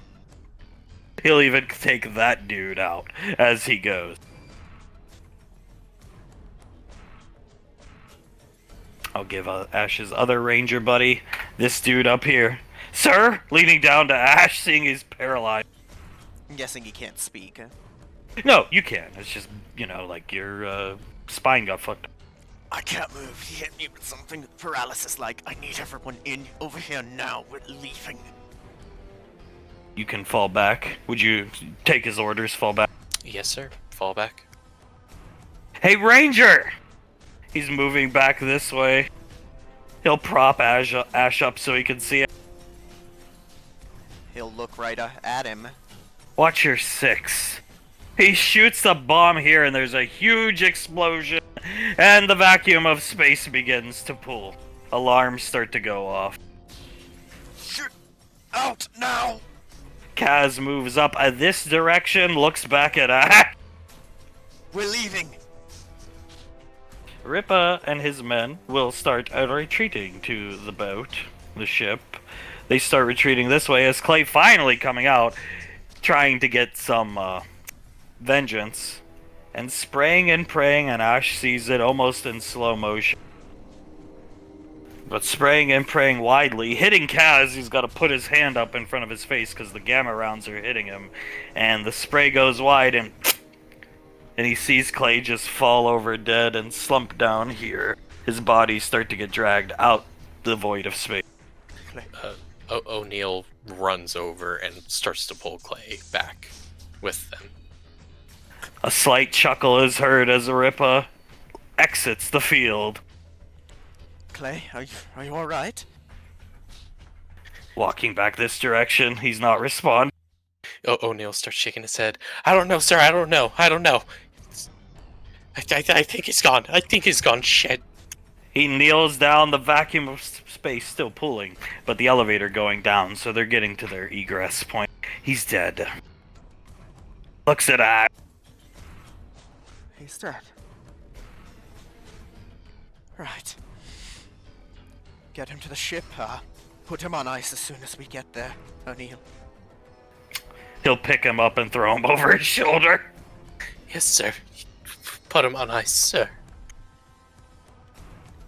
And poor Ash, as his son has a magnificent feast, suffers probably one of the biggest losses in his time as a ranger, unfortunately.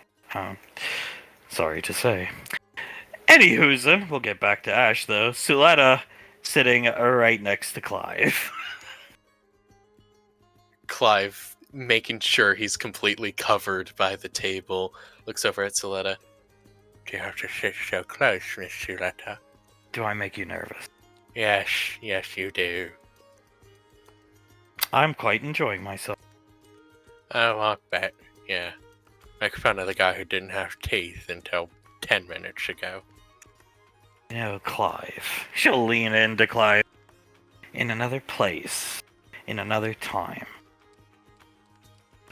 We could have been a thing. You're a good man. A kind-hearted man. And that's what I look for. Clive's eyebrows go up and his head slowly turns towards her. Unless, of course, I'm not your type. You're, a very, very beautiful woman, ma'am. In another place or another time. She smiles at him. But no, being next to you naked like this is fucking hilarious. Yes, very funny. He starts to laugh. If it's funny to you, then go ahead, sit next to me. You don't see me laughing. She just butters some bread and starts eating. You are a confusing woman, I gotta be honest. He takes some of the bread, bites into it. Oh, I forgot how that feels. A kind-hearted man is all I ever looked for. That's why I was so jealous of my sister. She treated him like garbage, and he has a heart of gold. That is a rare trait, Clive, eating some of her biscuit. I'd say so, yeah. Not many good men like Hunk around. Or you. Or my husband, my dead husband. Tal is excellent as well, but yeah. He puts up his piece of bread. Well, to kind hearts and teeth, yes? And nude baptisms. And made baptism. I'm never gonna live this down, am I? No, just start eating. Clive starts to laugh.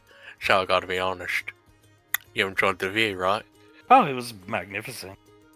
Oh, wow, I really can't tell if you're joking or not. Why do you collect? I overheard Elizabeth mention that. He takes a bite, sets it down onto his plate. It's a pretty depressing story, I don't know if you really want to hear it, man. I'm all ears. Okay. So me and my wife, we got married when we were pretty young, but couldn't have been older than Elizabeth, right? And we both wanted nothing more than to have a family together. He looks down at his bread and he starts buttering it just to keep his hands active. So I started to collect. I wanted not only something that me and my children could bond over, games, funny magazines, that kind of thing, but also if I ever one day suddenly perished, they would have something that they could sell and support themselves for at least until they had a job, or God forbid mother had a job. I would never have wished that upon her though. He sets his knife down and starts eating. So I started to collect. And then one day, me and my wife came home from the doctor with the news that she was barren. She couldn't have children. Now, she could see he's starting to tear up, and a tear is running down his cheek. You might just ask, why didn't we adopt? Well,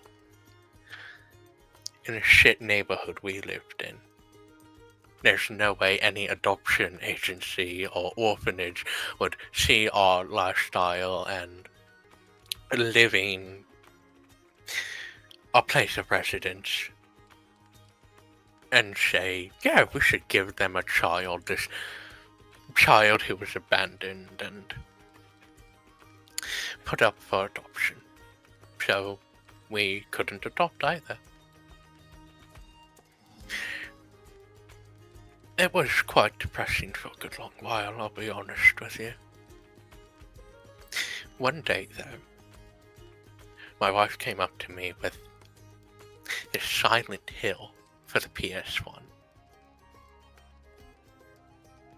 And she gave it to me and she said, for your collection, honey.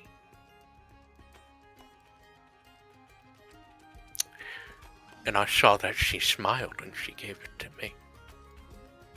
That's why it's your favorite. He nods. Because it was her favorite.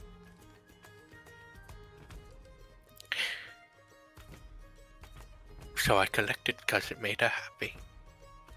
I continued to collect because it made her happy, I should say. And then when she passed, I continued to collect because I felt like that's what she would have wanted.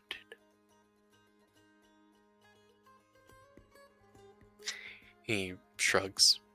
And I hope I'm doing right by her.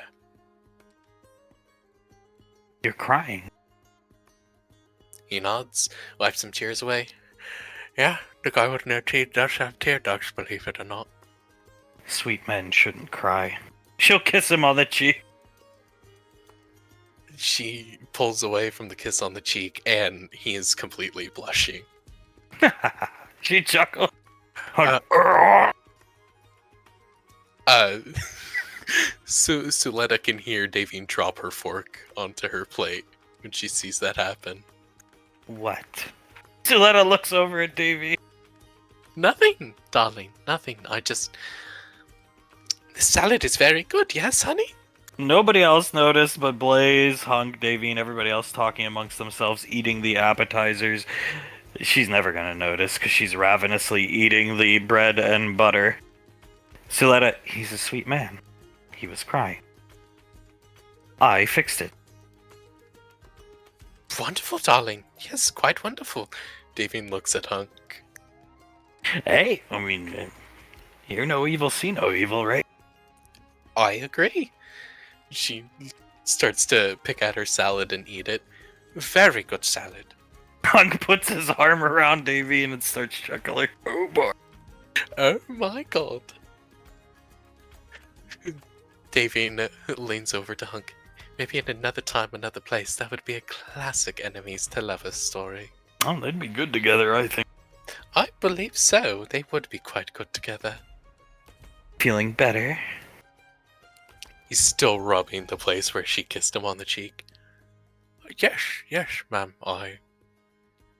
Thank you. That was quite unexpected. I apologize for crying in front of you there. She'll put her hands out.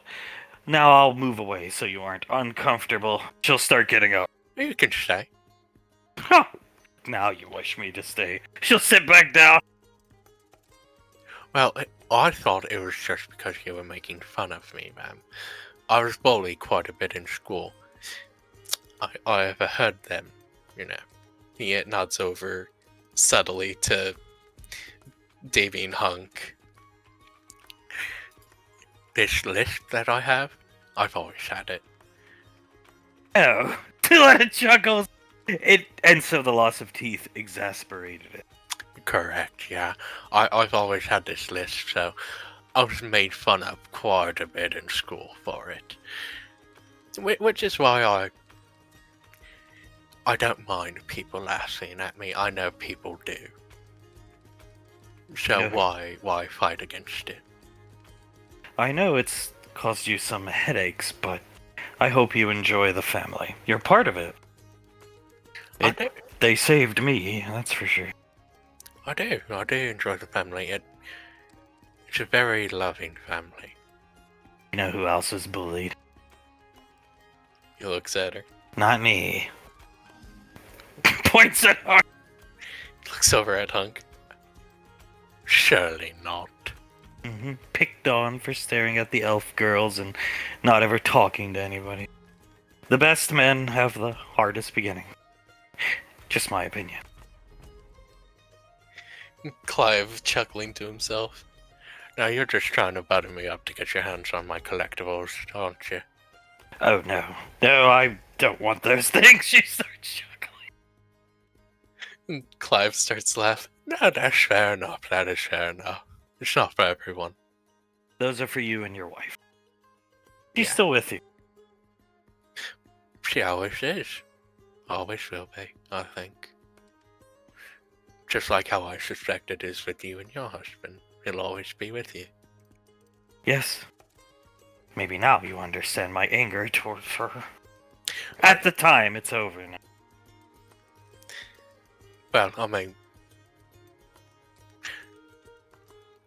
Miss Suletta, my wife perished. I know what it's like to lose someone who's very good to you, and seeing someone be treated like that, or even just hearing about it and then seeing repercussions. I understood from the beginning, don't worry. And can you believe she tried to blame me, Hug? Here we go. Oh, okay. He just pats her. Oh, on- you're on my side, Clive. She screamed at me. You were in the room. You missed it. Oh, boy. Arm around Davy. She did. She screamed at you. How dare she? You two are... If I didn't know the backstory of Gallia, even with the physical appearance being different, you two are fucking sisters if I've ever seen a pair of sisters. Davine crosses her arms and nods. I would definitely say so. Coming down the first plate to Clive. He looks up at her. Thank you so much, Natasha. She nods her head. Wild manna boar, some mixed vegetables that glow because they're from this planet, as these guys will start putting the same plates of food out for everybody, one right down in front of Ricky. Marianne ravenously starts eating hers. She didn't even sniff it. Carter watches her eating, start to eat some of his, and then subtly pushes his plate over to her. Elizabeth notices a double helping given to her. Doesn't know why. More. They start dropping off more food for everybody else. She looks down at her double helping, looks at her arm, looks so over to Benny. Am I too skinny? Is she too skinny? Natasha, no, she's just small. She needs the protein. Uh-oh. Hmm. I think this is my full size, though. Well, many of the greatest assassins in Anovian history were small, but nimble and fast. Either way, it's of our culture. Smaller statue, more food, more energy consumption. It's not an insult. She nods her head. Oh, okay. A smile emoticon pops up. She pops her mouth plate up and starts eating it. Thank you. Looking back at them, yeah, you two are like fucking sisters. My god. I get like a migraine every time I hear about getting screamed at outside the hospital room. Davine chuckles. Puts her hands up. We are sisters. I sort of had a feeling from this moment I met you, Letty, that you and I would be close together. I'm still waiting for my apology. I've apologized 5 times. Well, I want another one. Blaze, just do it. I am sorry for yelling at you, Letty. You did not deserve it, and I was in the wrong. Thank you. She'll bite into her buttered biscuit. Noticing Marianne's ravenous appetite, they drop another plate. Ricky now has 2 plates for some reason in front of him. Carter has 3. They just walk away. Here. He'll slide his over to Carter. She can have it. Carter will put his in front of Marianne. Eat, Carter. I am? I'm gonna be eating, just... I want you to eat as well, okay? Oh, I am. Trust me, I need all the energy I can to discipline you. Oh, I cannot wait, as he'll start eating his food. She has a bunch of food stored in the side of her cheek, points down at Ricky with a fork. If you ever hit your father again, I'm going to have you thrown in jail. Military tribunal. Yes, ma'am. Oh, it starts clapping! I didn't actually hit him. I just was saying that to try to piss you off and get some emotion from you. Yeah, it was a joke, Marianne. Bad joke. Goes back to eating. Soul covers her mouth and starts to laugh. Worth it if it got that kind of spark out of you, ma'am. She has quite the appetite, looking down at Ricky's side of the table. Yes, she does. She hasn't eaten in a good long while, or at least eaten something of substance in a good long while. Rainfall progenitor failure trait. Suletta, you are very well spoken for. Oh, she sure. Yeah, they're extremely well spoken for. Are you sure? You know, English common isn't your first language. Well, we had 20 years to study the wrist machine that Master Yen had left here for us to educate ourselves. Whatever happened to this Yen? Oh. Well, Master Yen passed away some time ago. I would have liked to have seen him again. Nicole was quite close to him, so I think she wishes the same. Benny, we're working on it. Elizabeth gives them all a thumbs up. Yeah, me and Benny, we got it. I'm sure you guys will get it done nice and quick. You guys are really trustworthy, to be honest. Paperwork for Tommy ain't that bad. Elizabeth nods. Yeah, it's actually sort of fun when you think about it. For me, it just was tedious. You get tired after signing your initials for the 20th time. Yeah, and let's be real, you got to do the cool jobs. I know they ended in you getting arrested, but you got to beat people up, you got to try and steal jets. That's true. If I hadn't gotten arrested, I'd have had a great time doing them. I will never understand that personally. Steal jets, she says, looking around the table. He thought you could learn to fly an antiquated piece of machinery that barely anybody on the planet is qualified to operate in under a week. That was 2 weeks, Oz!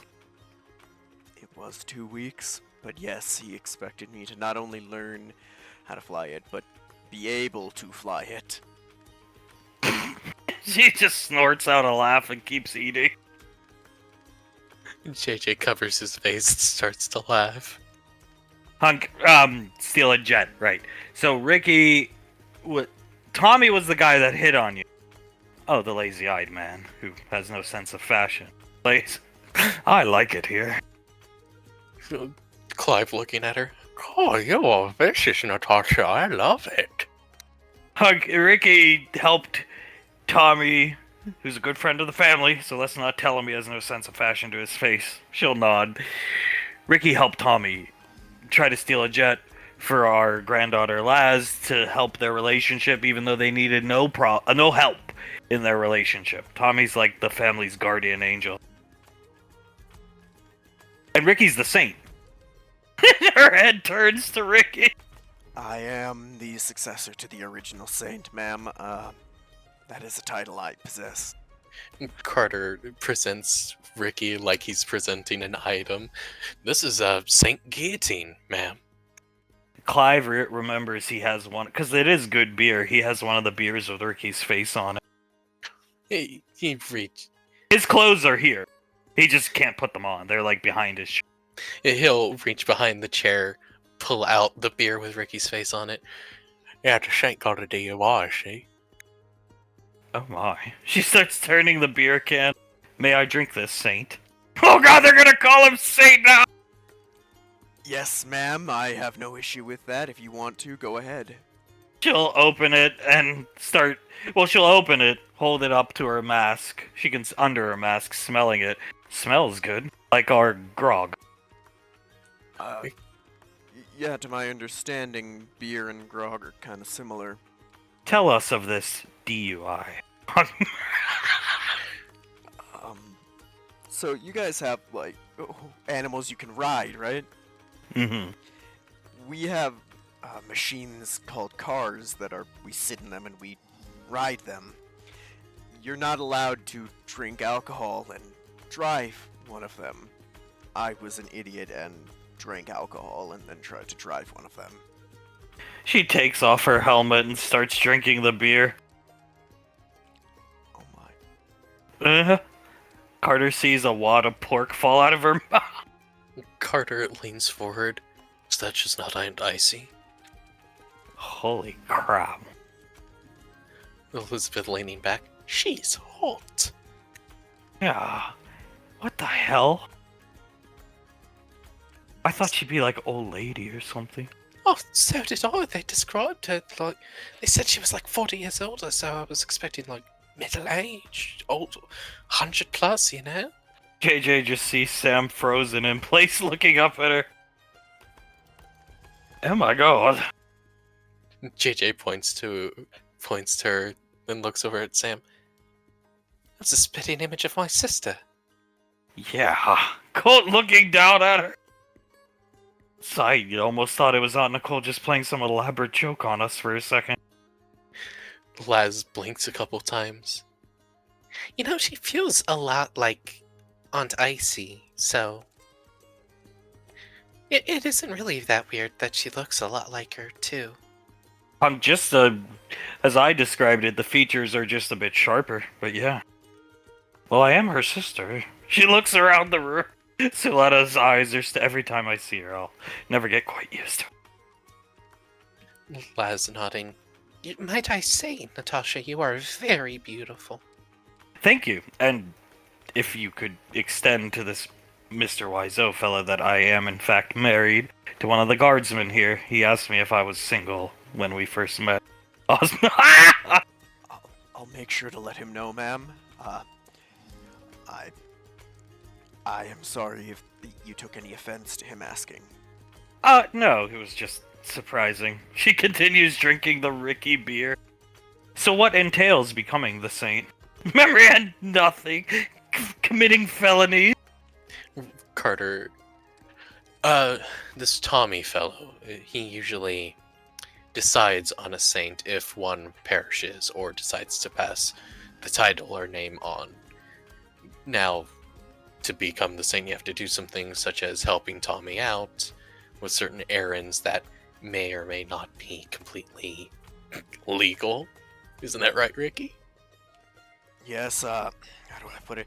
Loyalty to Tommy is a core thing of being the saint, and willingness to, if need be, operate outside the law to help your friends and family is required. So I guess I had that in spades, ma'am.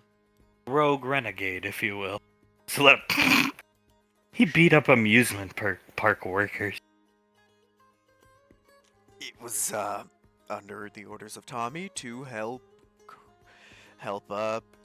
people get in their relationships, ma'am. Help, for love. Doing it for love, ma'am. Davian sees Hunk make a fist and hit his thigh to stop himself from laughing more. When you come to Earth, you're gonna see the saints. The original saint is everywhere. John Maley. He's like Saint Bucks, this, that. You'll see. Yeah, he's a good man. He gave his life getting, that for Memory Ann and Carter, and points at the pterosaur. Which all makes sense now. Carter nods. Yeah. Keeping that one from you wasn't very easy. Petra. It just rests on her shoulder. Yeah, I thought Petra was a good name. It scratches Petra's head. Saint died to retrieve a fossilized egg from Anova. We have one here. you had a fossilized egg? We have eggs. They live here.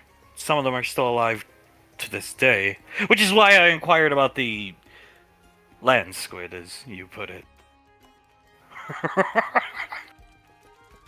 Conservation, ma'am.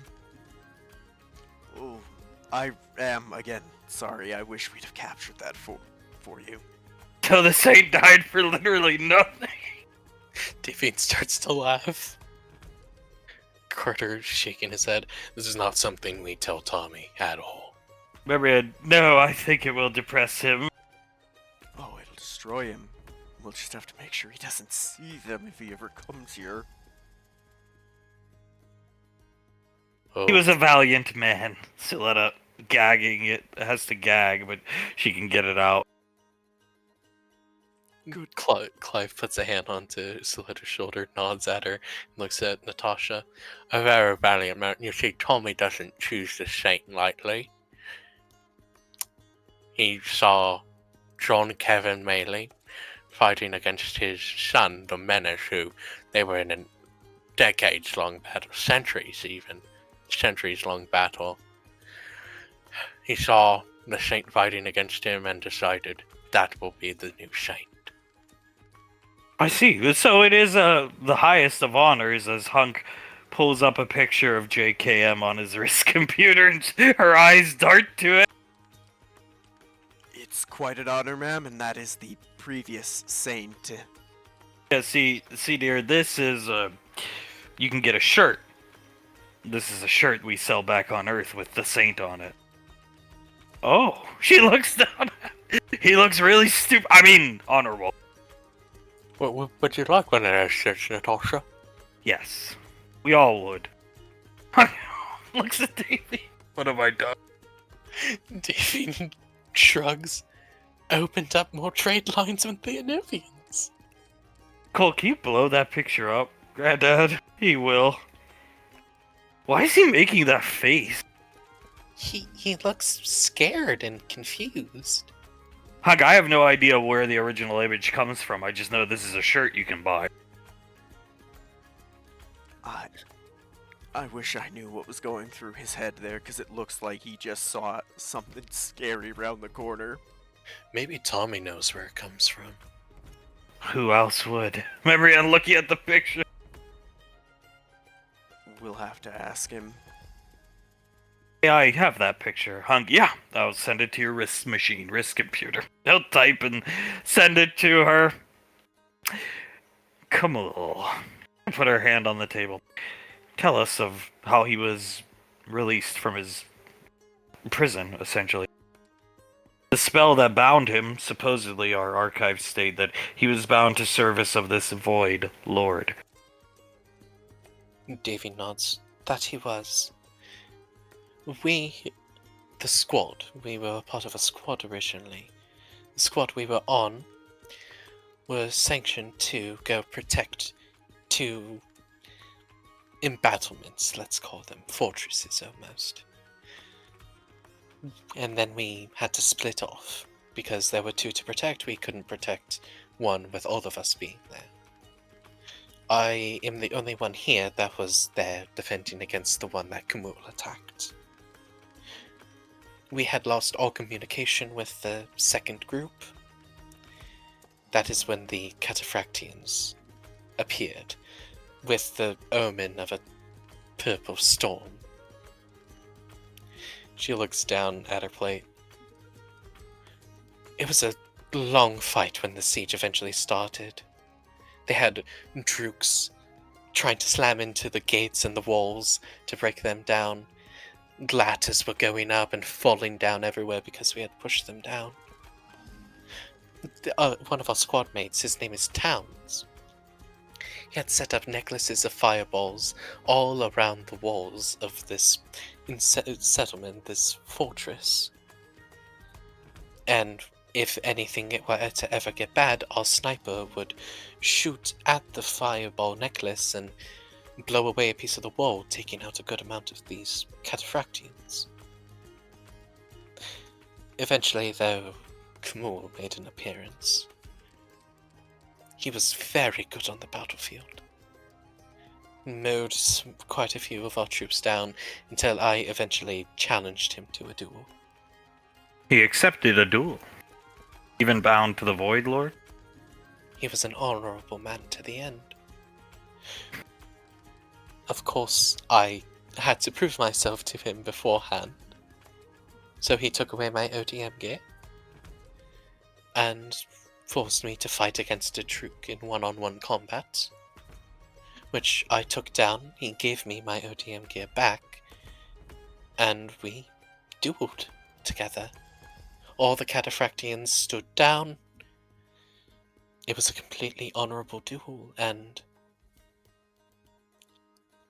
in the end, I gave him the most honorable death that a warrior deserves. Blaze, I was not present, but his honor in life, I like to think of it this way, his honor in life was his, depending on how you look at it, if you were on the Void side of things, his undoing, and or if you were on our side of things, salvation. He nods his head. They all nod, all three of them at once. So, after that, we took up the sword and his helmet, which we can give back if you so wish the helmet. No. She puts up her hand. It's yours. He would want the one who freed him and beat him to have it.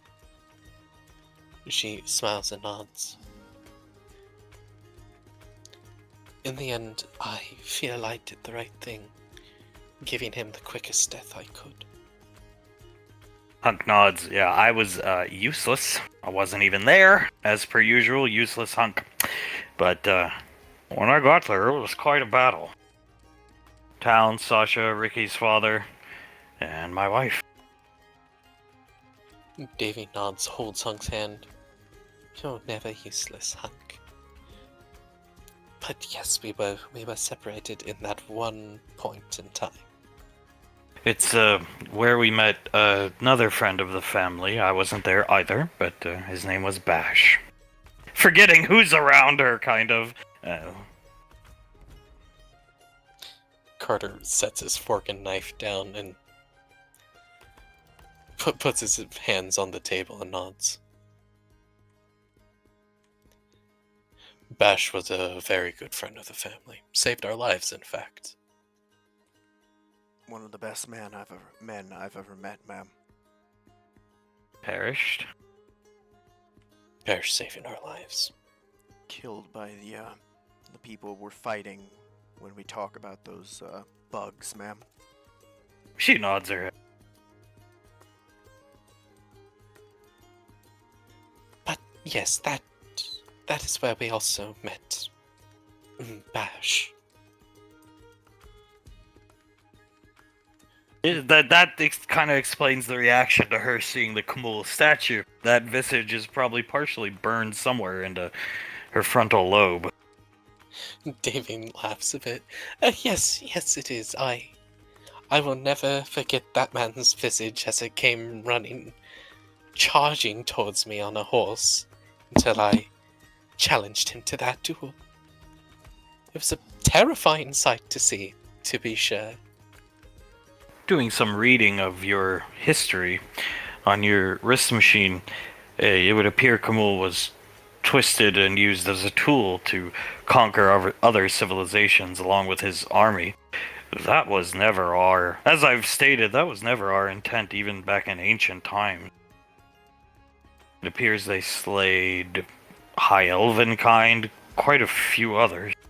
Hunk, yeah, more planets have been found over the years and more battle sites, and those guys were bad. Ash. One day, given Ash's line of work, Ricky's father, you're gonna meet him. You're gonna see him. He's gonna be here someday. He was there as well, and he'll tell you the same thing, probably. I'm sure Kamul's burned into his frontal lobe. I can't say much about the story, ma'am, because he didn't. When I asked him, he never really liked to talk about being there that night. Seems like it not good memories, ma'am. And Towns and Sasha, Sniper, Towns, so that one's Colt. We never really had proper introductions, I suppose. There's so many of us. That one's Colt. That one's Samantha. Though Sasha and Towns are their father. Oh, nods. Mother and father. Yes, we're all quite close, if you can tell, Natasha. Battle brothers and sisters. Yes, I would call us just that. Blaze, in fact, Clive's going to give you guys the first edition, first print of the comic book that's currently in the works of the excursion to Anova, the island we went to. Patricia's working on the comic right now. I hear Mr. Wiseau's being portrayed in a very untruthful light. I am going to give you the first edition. The first one straight to you guys, Natasha. Is she gonna write it so he kills a land squid by himself? Yes. Is he gonna write it so he doesn't stab Ricky in the leg and instead hits the raptor with it? Yes. He's also being written in to assist you in your duel. Memory head chuckle! If it makes Tommy happy, whatever. Carter just shakes his head. Wonderful. The sword, you brought the sword. Yes, ma'am. Yes, I brought the sword with me. You'll leave it here. What did you want done again? I believe I described a conduit that I could channel my mana through and harden it in a way to make both a sword and a shield. It will be done. Hand it to the guardsman over there. Return here, or when are you coming here next? Hunk, ASAP. So these kids work hard all week. Fridays are usually like light days for them. We're coming next Friday. We'll deal with the Plague Drake. We're bringing the big guns. Return next Friday, and you shall have your sword. Thank you, ma'am. I greatly appreciate it. He'll stand up, take the sword off his back, and present it to the guard in front of him. She smacks her lips and looks at Davy. Davine looks at her. Yes, darling? When you used that sword, did anything happen? Well, My daughter, Nicole, she would have to unlock this form for me. We called it, like, Unchained Angel. A bit of a goofy name, I know, but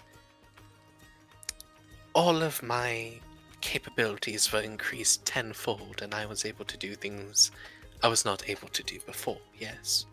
And you are full elf, not a bit of another race inside of you. No, completely full elf. But he is man. A half-quarter elf, yes. Has anything ever happened when you used it? Carter looks around. Not that I've noticed, ma'am. She nods her head. I imagine my sister, though I'll have to spend time with the sword if you wish for answers. But I imagine my sister had to unlock the potential of the sword because it was made to be wielded by a human, not just a man. And you are elf. But you slayed him, therefore you bested him. He's mostly man. Davian looks at him. So he would be able to unlock that potential of the sword on his own? The spirit of an ancient black dragon resides in that sword. Were you aware of this? She looks at Davy. No, I was not aware of that. Oh boy. Looking at Carter. Does that mean the sword has got like a personality? I wouldn't say a personality. The spirit of the beast can be summoned. I'm sure it was employed against those deadlight serpents we discussed earlier many a time. Carter blinks a couple times. So I've had the spirit of a dragon on my back this entire time. Correct. Much like your aunt capturing a soul to do her bidding in her nevermore form. That sword did the same to the dragon. It's forged out of his plate mail, I suppose would be the word of a dragon. Scales mixed with its bones. I see. Oh, fuck. She looks at Carter. Carter leans back. So, not only will I be able to summon this dragon, but would I also be able to unlock this form that my grandmother's talking about?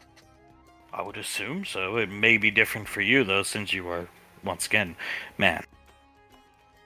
Of course. He rubs the back of his neck.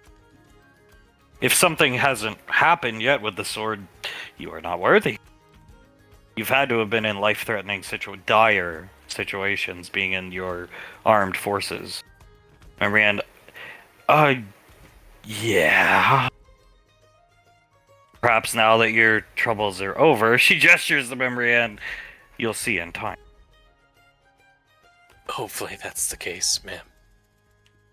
He smiles at her and then rubs the back of his neck. Oh god, hopefully I'm worthy. Even Kamul fucking thinks he was being an idiot. Under his breath to laugh. Lass starts to laugh. Probably thinking, my god, look at Memory Ann, look at him. He fucking picked Hazel. What the fuck, kid? Your grandmother killed me. I can't get my hands around your neck. Oh god, I think that is exactly what Kamul would say to him, honey. Benny, a spirit of a dragon might be a nice addition to the squad, Carter, now that we have our captain back. I would have to agree. A spirit of a dragon would be very useful. You know, you two are the Terror Twins. Looks at him in soul. You can summon a dragon, and you can summon the power of a god. That's pretty fucking badass. Soul shrugs. It's pretty cool, yeah. Moonlight beams. Moonlight beams, the power over gravity. Actually, yeah, my powers are pretty cool now that I think about it. Way cooler than a dragon. Arm around her, pulling her in. Yeah, way cooler. She does like a neener to Carter, and Carter leans back. I wasn't saying anything. You know what? Fine. I think the dragon's cooler. I think it's cooler. Remember, I'm looking at Soul and Colt. Soul turns her nose up. I guess everyone has their own opinions, even if some of them are wrong. I mean, it's not like we dragged out our problems for a month and a half. I mean, Haha, very funny, Colt. we had a fight, got it all out. Her head's just bouncing back and forth. Doug, please keep laying it on. I mean, don't you think if Memory Ann just put him in his place, it would all been over? Look at Soul. I think so, personally. Well, I'll make sure he's in his place. She's gonna punish me quite a bit.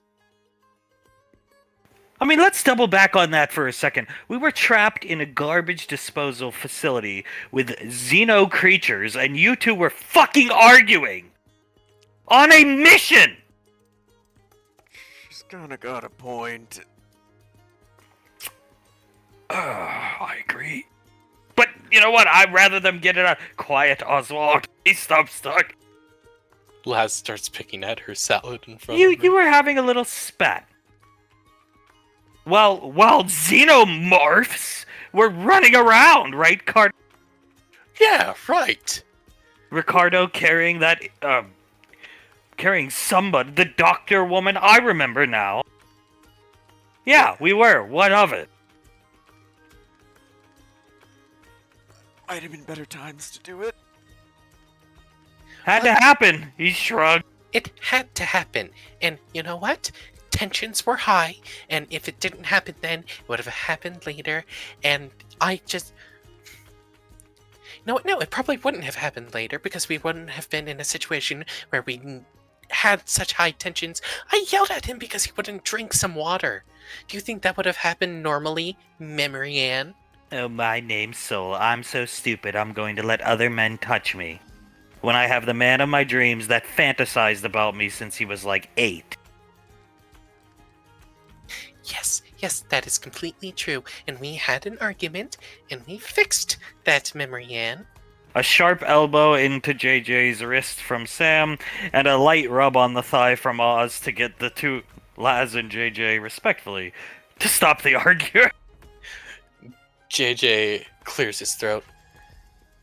Maybe we can all just settle down, yes? I think that's what's needed, as Laz is smiling at Soul creepily politely as she's pinching Soul on the thigh. Yes, stop it, please.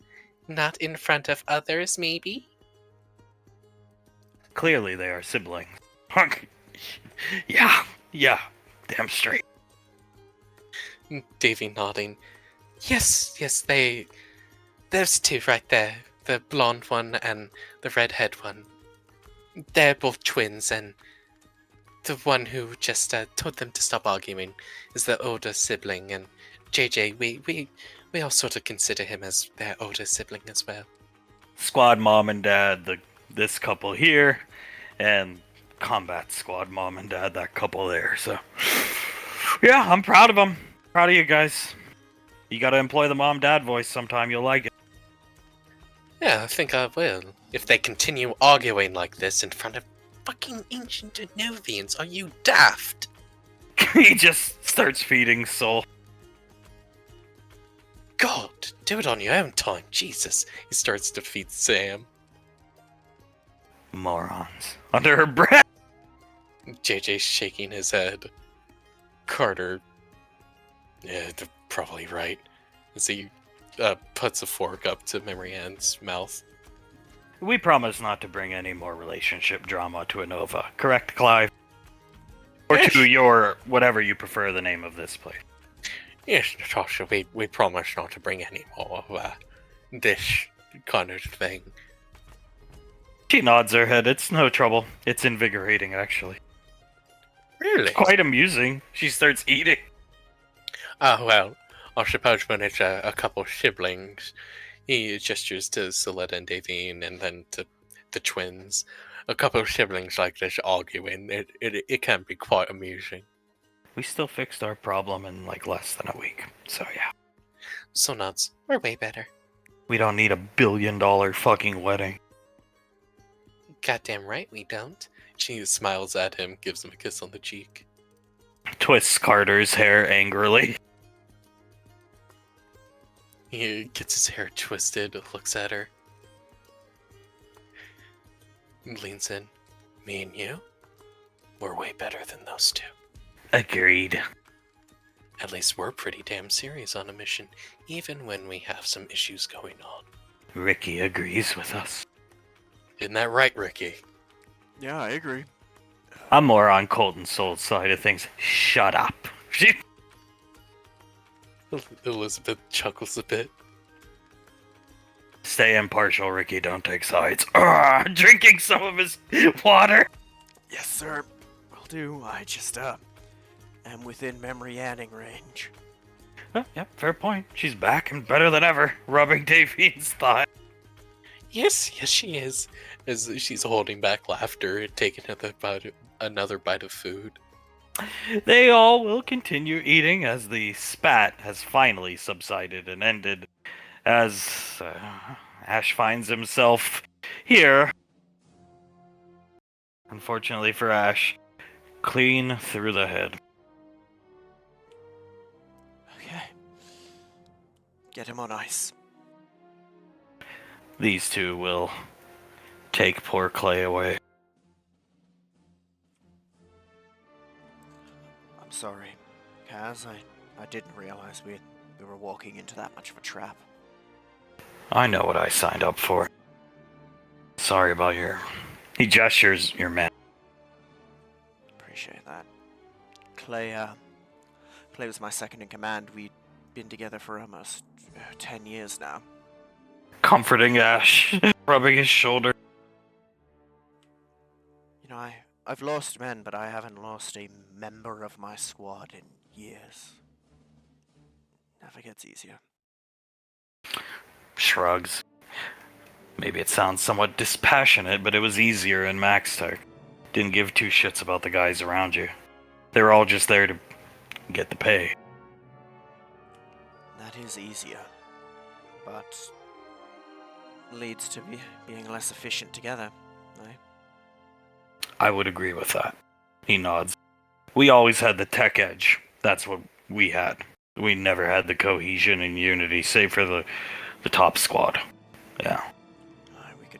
We could pick any Max Tech group apart and get them in chaos very quickly.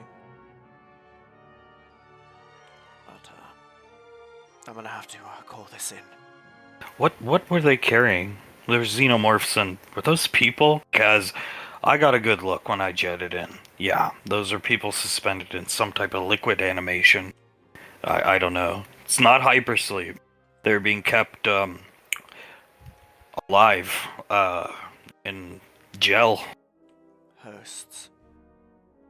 Probably already pregnated. The gel's probably something similar to what the kids described the Dr. Goldenthal taking.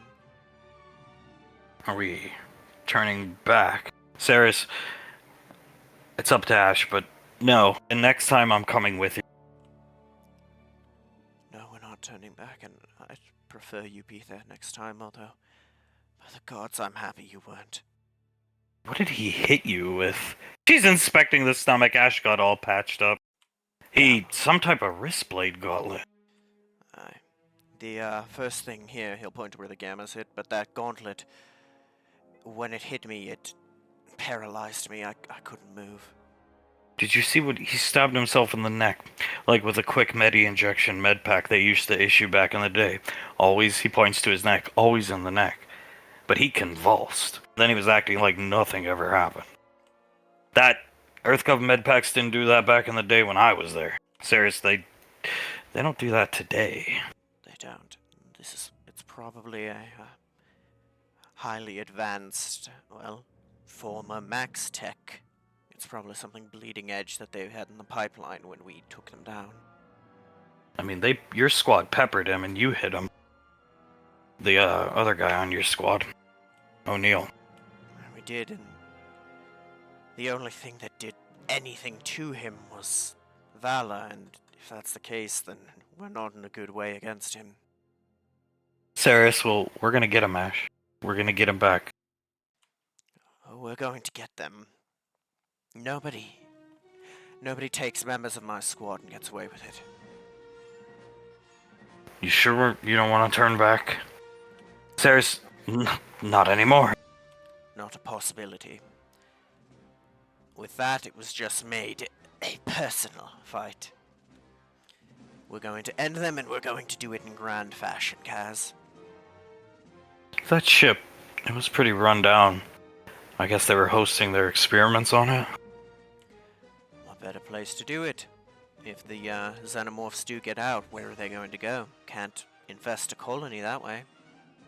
Ceres, we tracked them when they jumped to hyperspace. We can follow them. We can? Do we know? We know Zeta Reticuli, but I mean, we can follow their direct path. The next planet they stop at, we know where they're going to be. It's way out in Zeta. It's on the border fringe of Zeta Reticuli. I already had the pilot plotted in when you guys were in the firefight that I had to stay back. Yeah, you know, Julius couldn't successfully lock Pequod on his ship. I'm not ever being locked on a ship like that again. Never again. I promise. Although we'll have to thank O'Neill,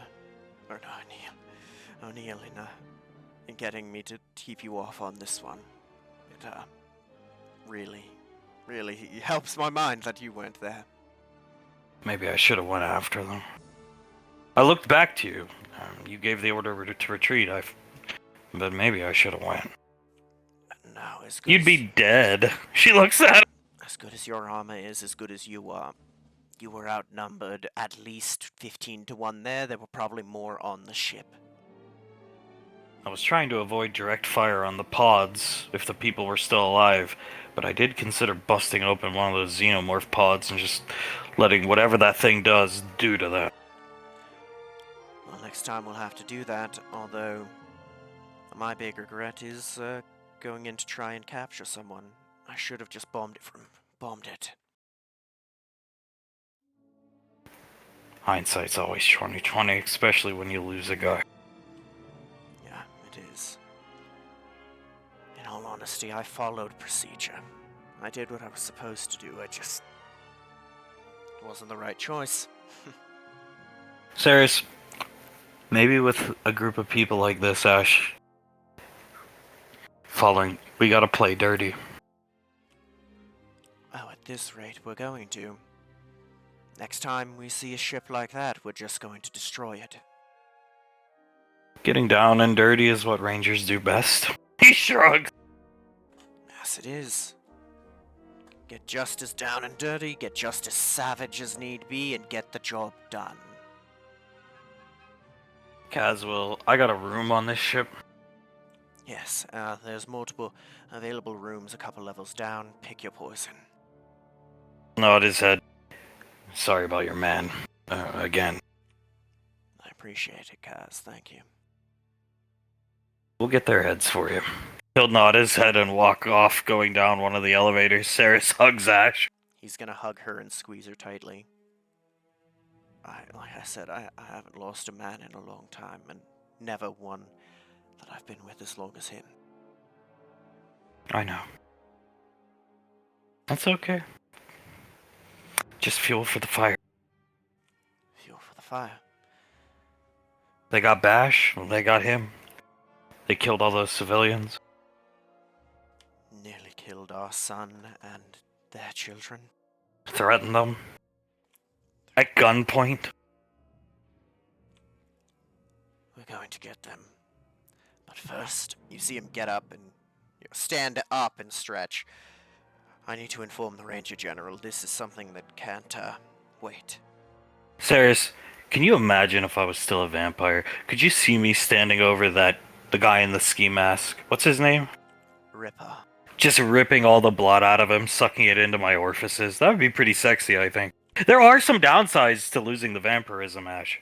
She starts chuckling. She's just trying to make Ash feel better. That would have been one of the most beautiful things I've ever seen. And there are downsides, but I got to have a beautiful idiot of a son with you, and that's the biggest upside I could ever think of. She'll lift Ash's mask to kiss him. Ash, you know Sasha's gonna probably tell you to come home after hearing who you lost. She will, but she'll leave it up to me, and you know what my answer will be. We're staying for blood. All of it. We're gonna bathe the Starways in their blood. He's not bad in a fight. Looks over his shoulder at where he walked off. No, he's I not. figured he'd just shoot you in the back. She chuckled. He's not bad, and I thought that at first, but once a ranger, always a ranger. I think given some time, we can bring him back into the fold. So I'm the newest member of the squad. Yes, you are. You're going to be, well, let's be honest, you'll be my right hand. You're taking his place. If, we'll make sure to, ask Sasha, but I doubt she'll have any qualms with that. Big shoes to fill, but I'll fill them. I'm sure you will, Sergeant. It's nice to hear that again. Yes, it is. Well, let's, go and tell her while I'm still in somewhat of a good mood, darling. Go ahead. I'm gonna go make sure Doofus finds a room. Will do. He's gonna put his head against hers for a second and then head up towards the bridge. She'll walk off. Maybe she's also going just to keep an eye on him because she doesn't quite trust him yet. As Ash is going to head to make the call in the office, a quick scene, though Pequod is not here. Sasha, Julius, Towns, Icy sit here. So it's a lot more relaxing up here, Julius. Yeah, I would say so. Can't believe I'm saying this, but I'm actually enjoying doing work. When's Ricky coming home? Sasha, you know, if you ask that every 5 minutes, it doesn't make Ricky get here faster. She looks up at her and she gets intimidated. Oh, okay. Julius lets out a little chuckle. We don't know when exactly they'll be back, but I'm sure they'll be back soon, Ellie. Misses her boyfriend. She chuckles. He looks at her. He's been treating you well? Yeah. Oh, I don't even really know exactly how it happened. Just one day. He worked every weekend at the store, and one day some things led to another, and maybe we had some fun. Sasha, that's usually how it starts, yeah. Julius nods. Yeah, pretty much. He listens, he does what I ask him. I don't see what more you could ask. Sasha, exactly. Just your swords down! Yeah, there you go. He pats her on the shoulder. If he ever, fucks it up, just tell her over there, points to Sasha, her, Icy, and then, or even him, and, we'll deal with it for you. I hope he doesn't. I'm pretty sure I'm the only girlfriend he's ever had. I can kind of tell. I've never had a boyfriend, but I've known people who had boyfriends, of course.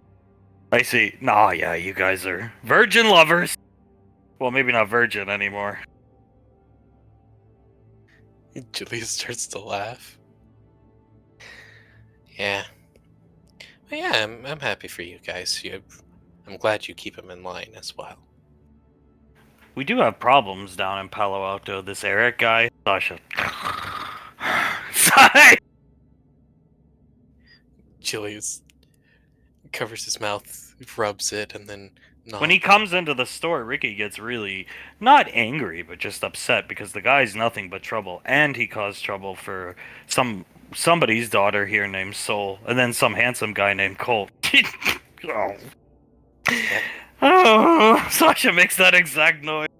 So Ricky gets really upset, and he doesn't really come back because Ricky can just ignite Kai blades, and he runs like a little coward. Which begs the question: why would you ever want to be with a guy like this Eric guy? Good question. It's a mystery, Ellie. It's a goddamn mystery.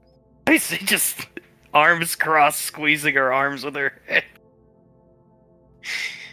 Julius, rubbing his brow, looks at Ellie. I don't think you're gonna have to be worrying about Eric pretty soon. Give it a couple weeks, yeah? Okay, she smiles down at Julius. I see, he's gonna be dealt with harshly in the coming weeks. There's just some other things going on. With extreme prejudice, Ellie. Who's gonna do it? Ricky? I see. Mr. Wiseau. Yeah, Mr. Wiseau. You know Fledwick, that really bad actor in all the Rainfall production movies? Oh, I love his shows. What do you mean he's a bad actor? Sasha spits out her water. Right, of course, my apologies. Yeah, he's also gonna help out with it. Oh, awesome. Maybe we'll get to see him.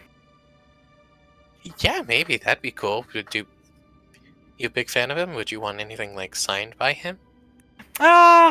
I don't really watch the shows anymore. I did like War Gods of the Deep. I'm more of a Fredvis girl. I see. Does the guy who plays War Gods of the Deep guy kind of look like Fredvis? No. What's different about him, Ellie? Oh, the War Gods of the Deep actor he was super skinny. The girdle in her head. Fledvis was... And the hair, and they're not the same person. Fredvis's real name was never known. He's a complete mystery. Where is Ricky? Sasha, looking at the round. Hey, now you're asking it. Oh, that's a damn good question. Julius rubs his face.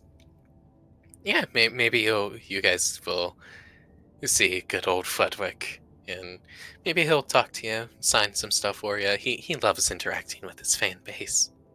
I see. When Ash and Saris call, just please make sure you pick up the phone. Saris is really worried about Ricky. Yeah. I would be too. He did kind of mess up a few things. Yeah, he did. I completely get it. If you want,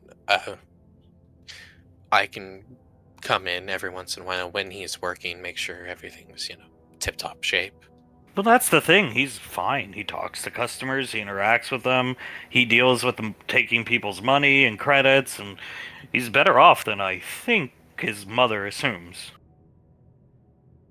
Oh, that's awesome. That's really good. I think he was doing it to impress me or something. Sasha, probably. I don't doubt that for a second, Ellie. I see boys do things to impress girls and vice versa, so... Julius nods. Yeah. If he suddenly changed his attitude, he was doing it to impress you. And he's not allowed to drink either, so... It's for the best. DUI before he even had his license. DUI before he could legally drink. Is the bathroom over there? She points. Sasha, yeah, go ahead if you need it. She'll get up to go as Sasha's computer goes off. Ash checking in a bit early.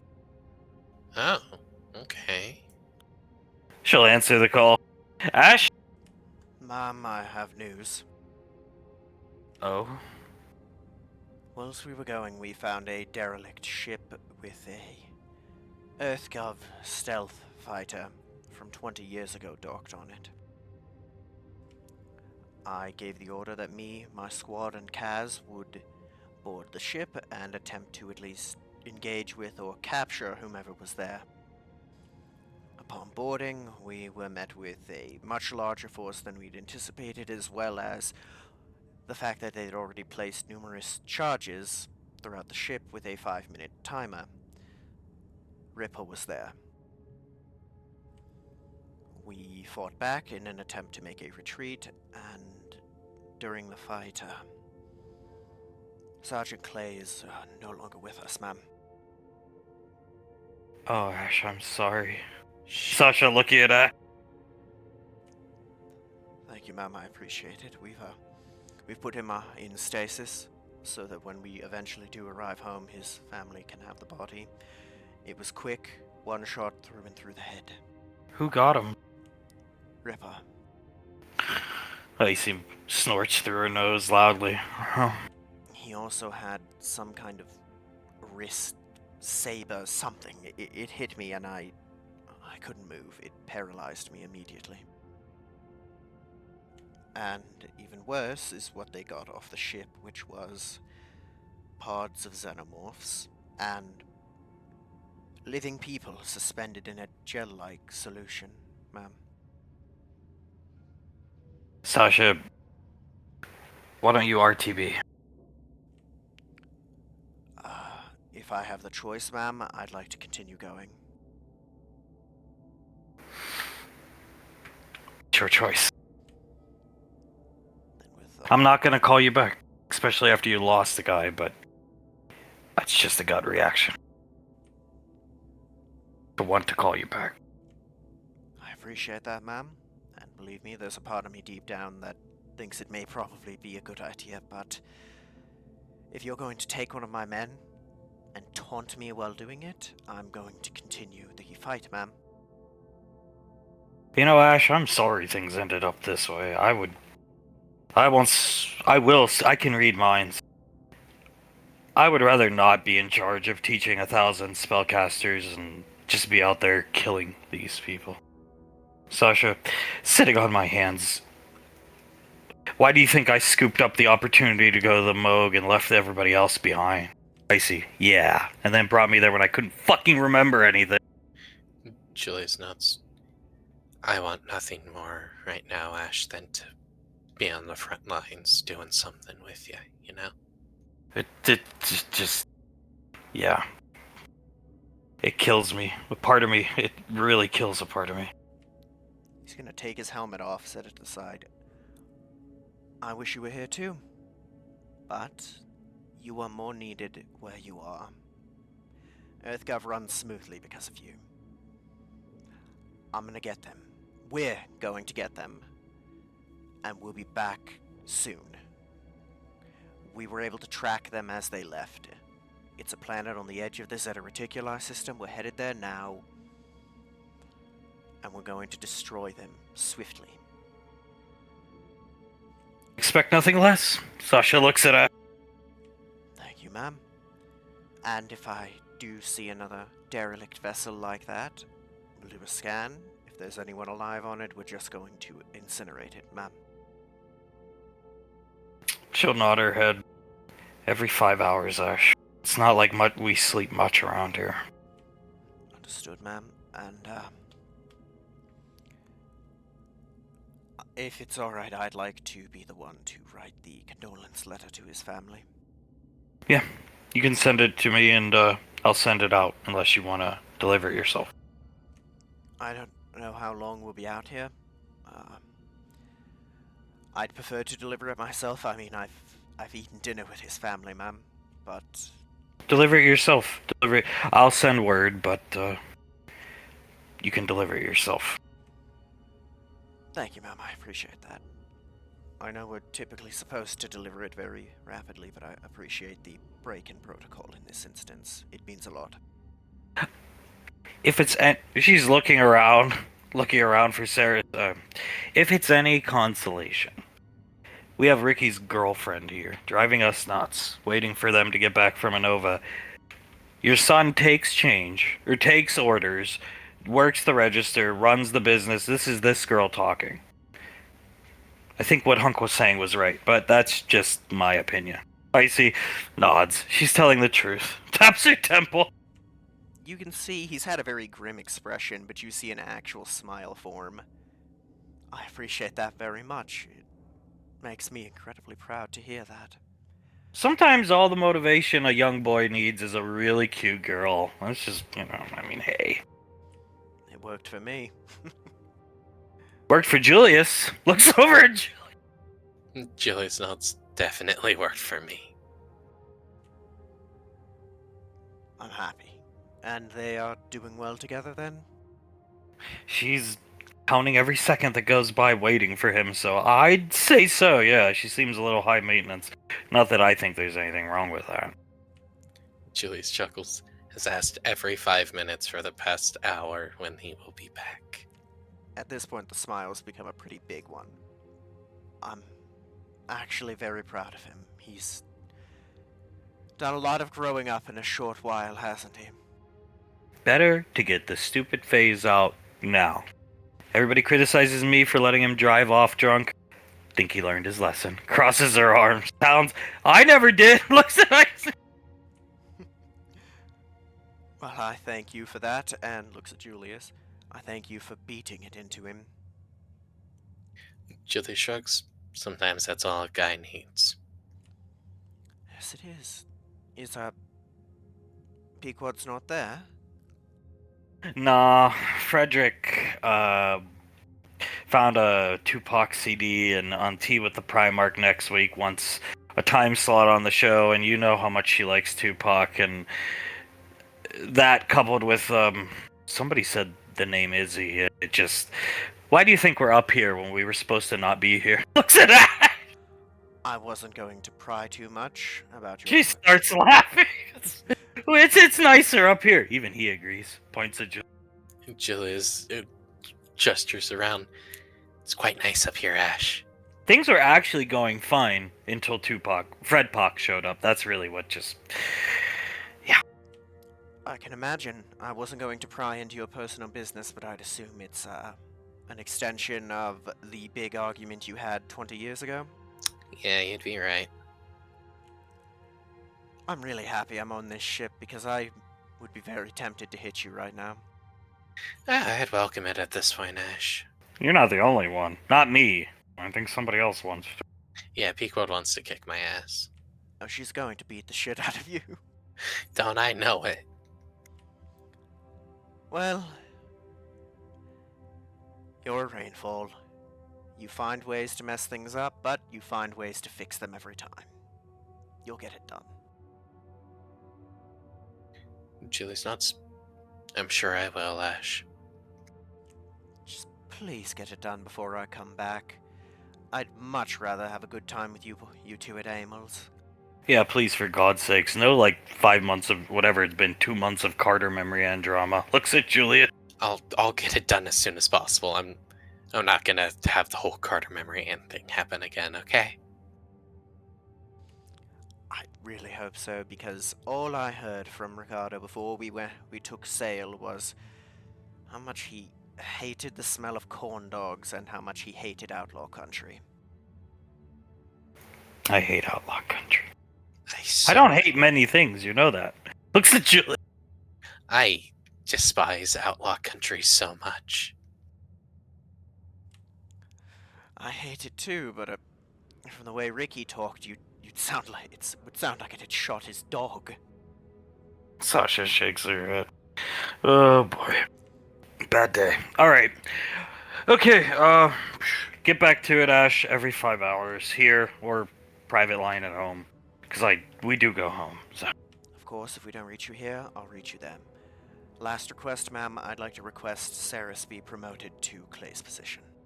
You know, it's your squad, you don't gotta ask. But I appreciate you asking, but it's your squad. I figured it was gonna happen, maybe not somebody die, but I figured she'd get attached. It was going to happen no matter what, ma'am, but I always am going to ask your permission first. Sasha nods. Good luck, Ranger. Good luck, and hopefully the next time I speak to all of you, I have much better news. We hope so too. Thank you. Goodbye, my friends. They will nod as Ash hangs up, Ellie coming back out, sitting down. AC looking at her. No Ricky yet, huh? She sighs again. No Ricky yet. He will... I'm sure he will be here soon. Boom! The door is opening. Thank fucking God. Sasha said. Look, Ricky's right there. She waves at Ricky, gestures for him to come up. Hunk, mission successful, man. Sasha smiles. Good. May I, ma'am? Oh, of course, go! He'll go up and he'll give her a big hug. She hugs Ricky back, kissing him on the lips. He whistles loudly. See, he just listened to our advice. Elizabeth giving him 2 thumbs up. Carter giving Ricky a little clap. Big smile on his face, he's gonna look at her. What are you doing here? I've come to pick you up. It's time to go home. Sasha, oh great. Yes, it is. Guess You what stay out with your friends way too late. Oh my God, under his breath. And I'm honestly just tired of it. I'm home running a successful business while you're out gallivanting. She points at Rick. He was gallivanting, but not with any women, just with us, his friends. Well, that's what he has Monday through Thursday for in the early morning hours of Friday. Well, I'll be more careful in the future, but I got something that'll make it all worth it for you. What'd you get? He's gonna pull out the little bag of seeds and drop it in her hand. These are seeds that haven't been classified by EarthGov yet. How? That's what I was out doing. We met some people on a new planet, and these seeds are grown there. And look, he'll hand her the mana water. This is pure mana water, right next to a rift to the mana plane. See, the military's not so bad. Your dad was right. You get to do a lot more cooler things than most people do. Looking around the room. Oh, I just realized that's Hunk Rainfall and Davian Rainfall. Holy shit. Davine waves at her. Hello, darling. He waves back. You have some illustrious friends. I really do. This is the best job in the world. Aside from working with you, of course. Sasha, briefing. As per information found out about Xenomorph, it's time for Ricky to go home. Briefing Monday morning. Get out of here, Ricky, before I strangle you. Yes, ma'am. He's gonna grab her hand and pull her towards the teleporter. Well, she's driving him home. Oh, that's right. She has her own car. Fuck. It's okay. Rubbing Sasha's shoulder. Julius scoots over, rubs Sasha's other shoulder. Yeah, we're okay. I really don't see why Saris is worried about him. Gesturing worried. I mean, maybe it's just because I was worse than him at his age. But I really don't understand what there is to worry. Davine patting her cheek. I know, female and all, but I was worse than him at his age, most definitely when it came to social scenarios, so I think he's doing just fine. Look at this. Moves out of the way. Look at Clive's teeth, kids. Julius looks at him, and Clive gives him a smile. Oh my god. Looking at Clive. I was working to do it for you, Clive, but they did it for you? Yeah, they did, and no more nasal drip at all. But before you ask, since other people have asked, yes, this is my actual speaking voice. I have a lisp. The teeth just made it worse. That's awesome. Looking up at Betty, that's what I said. Thank you, Towns. Thank you very much. Julius gives him a thumbs up. Look damn good, Clive. Grabbing Carter's hair, yanking his head back, twisting it to make him yelp. Yeah, okay. Memory Ann, I'd like to apologize for my misconduct over the past couple weeks, General. She salutes, lets go of Carter, and salutes Sasha. Sasha, no problem, but... Oh. Sees the wedding ring on her finger. Problem solved. Julius just makes a fist, closes his eyes, and lets out a yes. Cold, it was magnificent, sir. Was it? Yes, the proposal, her manhandling him, it's all back to normal. We all almost cried. Wonderful, wonderful. And JJ nods. I did cry. It was absolutely smashing to see. Hunk, I gestures towards the elevator. On the way back, I was thinking, why don't we hit up the yacht and relax there for the weekend? Do you think it's worth going after them and seeing if they want to go? Sasha, she wants him all to herself. Okay. He puts up his hand. Julius nods. Yeah, given the way she was talking. Well, I mean, you heard. She scolded him, and all he did was his military duty. Don starts laughing. You go out with your friends far too much. That's what Monday through Thursday and the early mornings of Friday are for. Gallivanting? Is that the word she used? Like, she's well spoken for. Hey, he got scolded, and I don't think he'll do something like this again, even if it's his military duty. Good for him. Looking in the direction he walked off. About time he gets laid. Carter nods. Yeah, about time. Well, Julius looks at Hunk. You said Where you is wanted- Patricia? She's probably at Nicole's house. Alright. I'm gonna go down to the lane and get her or leave her alone. Icy. Leave her alone, please. Yeah, let's leave her alone for right now. She's down there with Monkey Boy, Hale, and Integra and Banksy. I'll get Banksy. She would leave her alone. I can't even talk. Julius nods. Yeah, just leave her alone. Just leave her alone. I don't like going out without her, son. Do you think I do either? She grew up being left out of things. Left alone. Julius puts his fingers over his eyes. Fuck. Okay, if you want, you can ask her. I will. Stay here. I'll be back. Dear, I'll be right back, okay? Okay, my love. He'll go through the teleporter. Disappear. I see. It's gonna take about 30 seconds once he gets into my house to be told, screamed at. But yeah, Yeah, this is not gonna end well. nice dragon or whatever that is. Memory and mana pterosaur that the saint died for. Oh my god, yes, finally we can talk about it. He died to get an egg for you. Want to know the best part? Speaks up. They have them there on Anova, or well, their planet, Anova 2, if you will. So the saint died for nothing?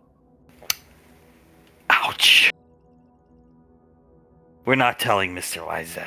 Petting Petra. No, we will never tell Mr. Wiseau.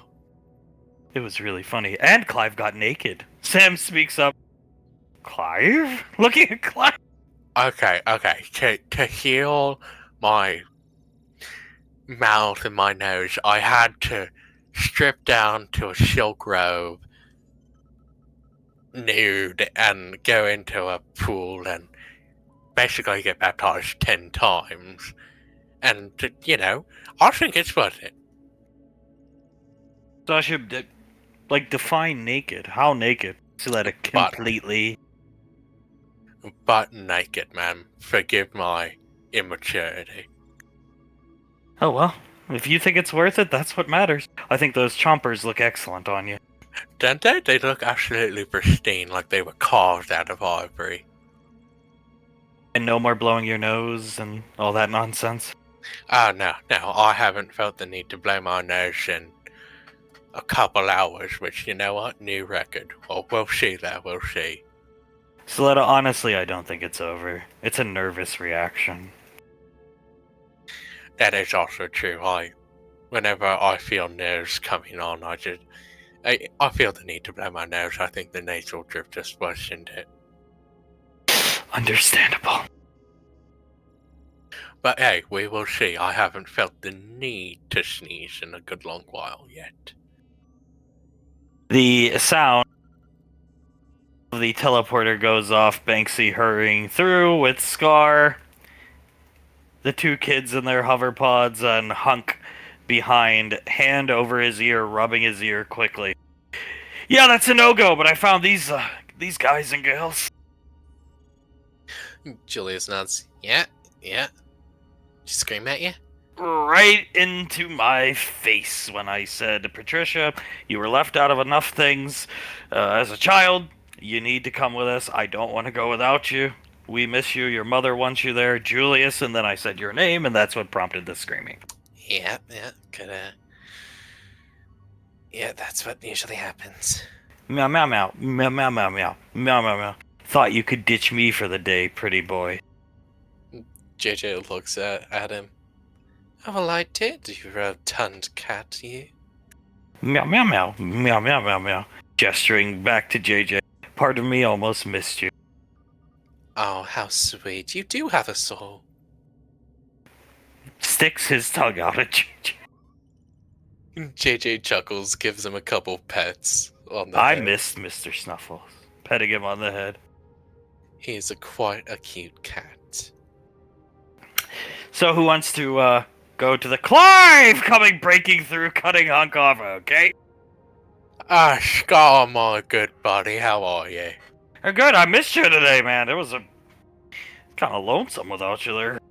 Oh, my company best of them all, doesn't it? Oh, damn right. Nobody to share beer. You got your beer on you. What happened to your teeth? Oh, well, they got fixed, mate. The ancient Anobians, they fixed them right up. Congratulations, motherfucker. Yeah, no, thank you, sir. And don't you worry, I always got a beer on me. The teleporter sound going off, getting screamed at, coming through. Why? Oh yeah, Fred Puck. JJ turns back around and starts laughing. Very dangerous times to be at Lane. Very angry. And telepathic connection to big dragons. Samuel nodding his head. I'm not even doing the Fred Park voice right now. Just don't talk to her at all, I think. That's just the best course of action right now. What did you do to piss her off? More Fred Pop? Try to have Samuel talk sense into her. Can she understand, Samuel? No. Frederick puts his hands up. Samuel tried, and we got screamed at, and then Des landed right next to us, and it scared us all. So we all ran away. Read minds. Coming to yacht. Looks at Hunk. Hunk. That's fine. We'd love to have you along. Yes, please. I don't want to be on the Wayne right now. Alright, what do you say, Ranger General? Town. Would you guys like to join us? Sasha, sure. Yeah, we're done here for the day. Ash can reach us on our wrist computers. Yeah, hopefully he doesn't need to other than the 5-hour check-in. Hopefully. Alright, let's get out of here for the day. I'm done. I want to go somewhere to relax that doesn't involve gigantic dragon. Yes, ma'am, let's go. And they will. Getting late. Just gonna go to this map and finish up. Up top, you got these folk. Here, you got these folk.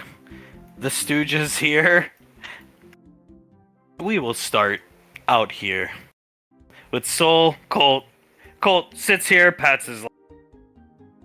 She sits on his lap. So, what do I gotta do to get you to walk up to Scar and call him Uncle One-Eyed Furry Giant? I'll do it for free. Not even a kiss or something like that? Something fun? Give me a hickey. Oh, how about 10? Deal. I do think it was a good move as he starts sucking on her neck. And those hanging gardens, if you will, were a very wonderful place. For a wedding reception. Laz nods. Very beautiful. And Soul smiles. I think so too.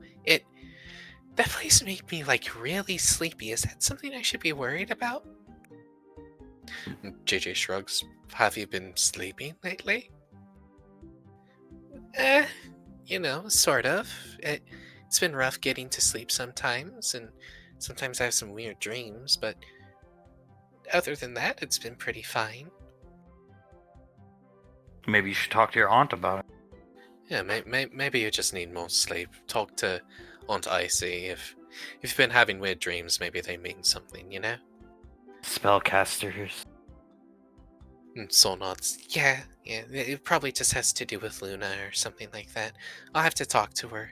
Just after I call Uncle Scar what was it, honey? A one-eyed big furry... Giant. Giant. There we go.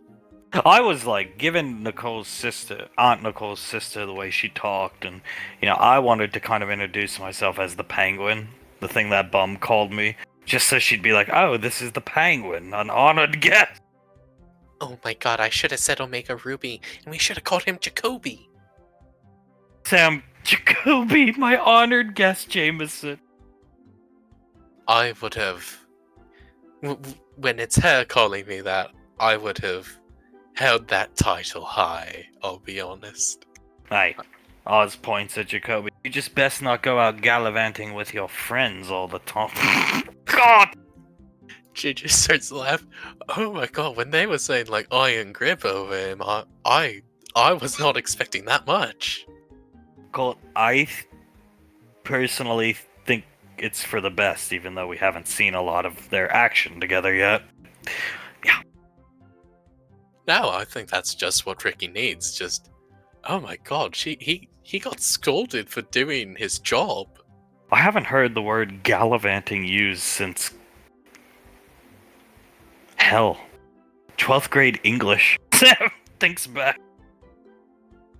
Soul starts to laugh. It's something that I feel like grandma or grandpa would say if they were like a bit older. Gallivanting with your friends. Shame on you, Mr. Snuffles. Abandoning JJ all day. JJ Meow meow. Yes, I did sort of miss him. JJ crosses his arms. You're serious, aren't you? Meow meow meow. Meow meow meow meow. Meow meow meow meow. You try being stuck with the Stooges, a pissed off Pequod, and that idiot Scar all day. Fair enough. Just you actually like my company. That is somewhat surprising. He'll put a paw on JJ's thigh. JJ will start petting Snuffles. Aw, look at him. He did miss you. Yeah, he did. It's actually quite sweet of you, Snuffles.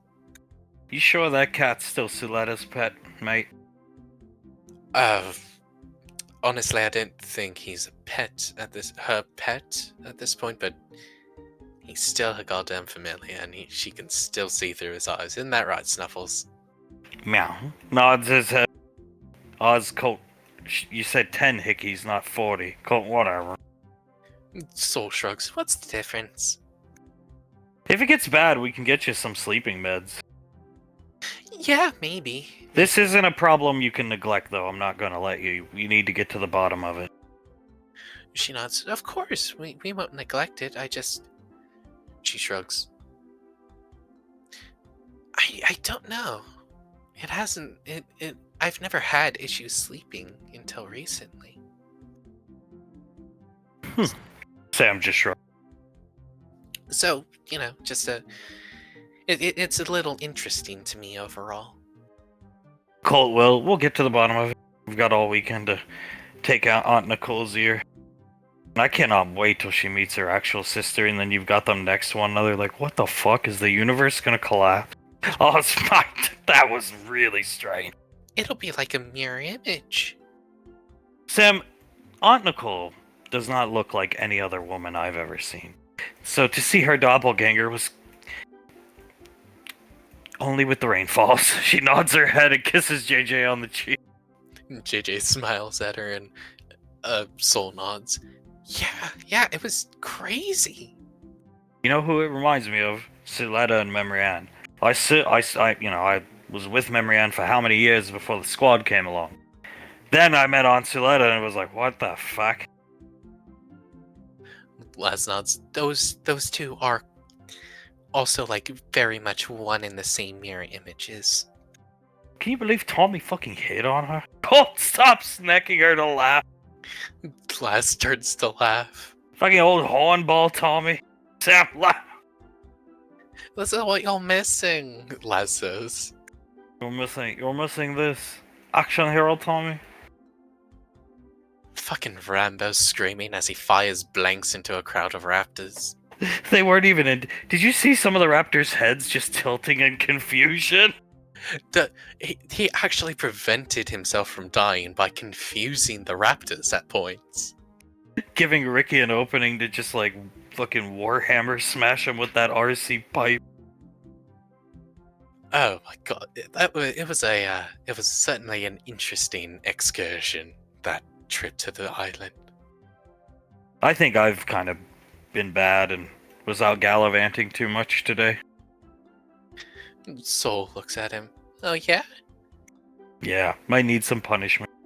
Oh yeah, I think you need some punishment. She pulls him in close and kisses him, but as she's kissing him, she bites onto his lip. Oh! He'll let her bite onto it. As Sam watches, shakes her head and rests it on JJ's chest. JJ kisses the top of her head and starts to rub her shoulders.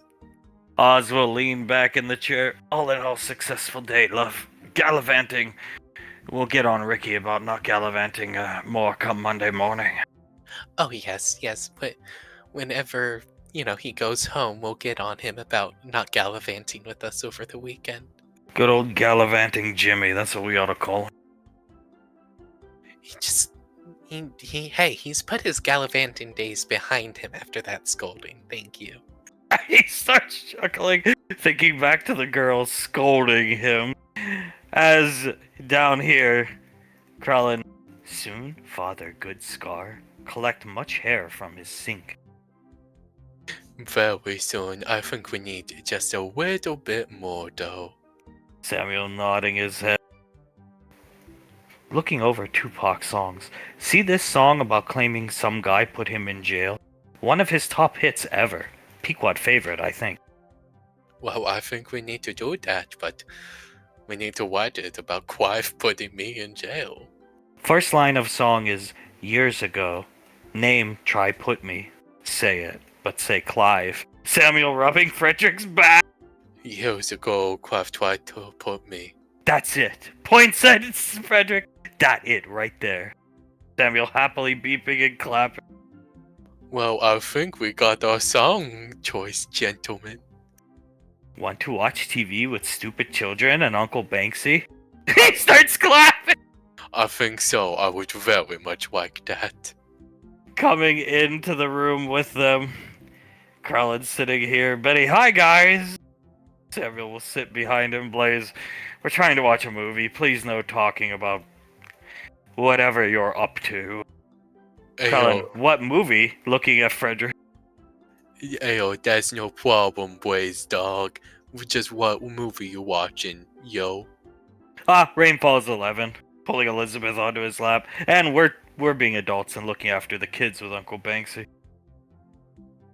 Very good, dogs. Very good. Very proud of you, Wizzy and Benj. Benj? That's awesome! Yeah, always start calling you Benji. Maybe one day come out help us shoot deer, Elizabeth? Looking at Elizabeth! Blaze gets up and walks out! I don't see why not. I don't see why I can't do that as long as it's not one of Auntie Soletta's steers. Sitting next to Benny, arm around his shoulder, Benny enjoys. Need help getting sniper rifle. JJ Sam help us get. They take away from Samuel. You guys need Samuel's sniper rifle.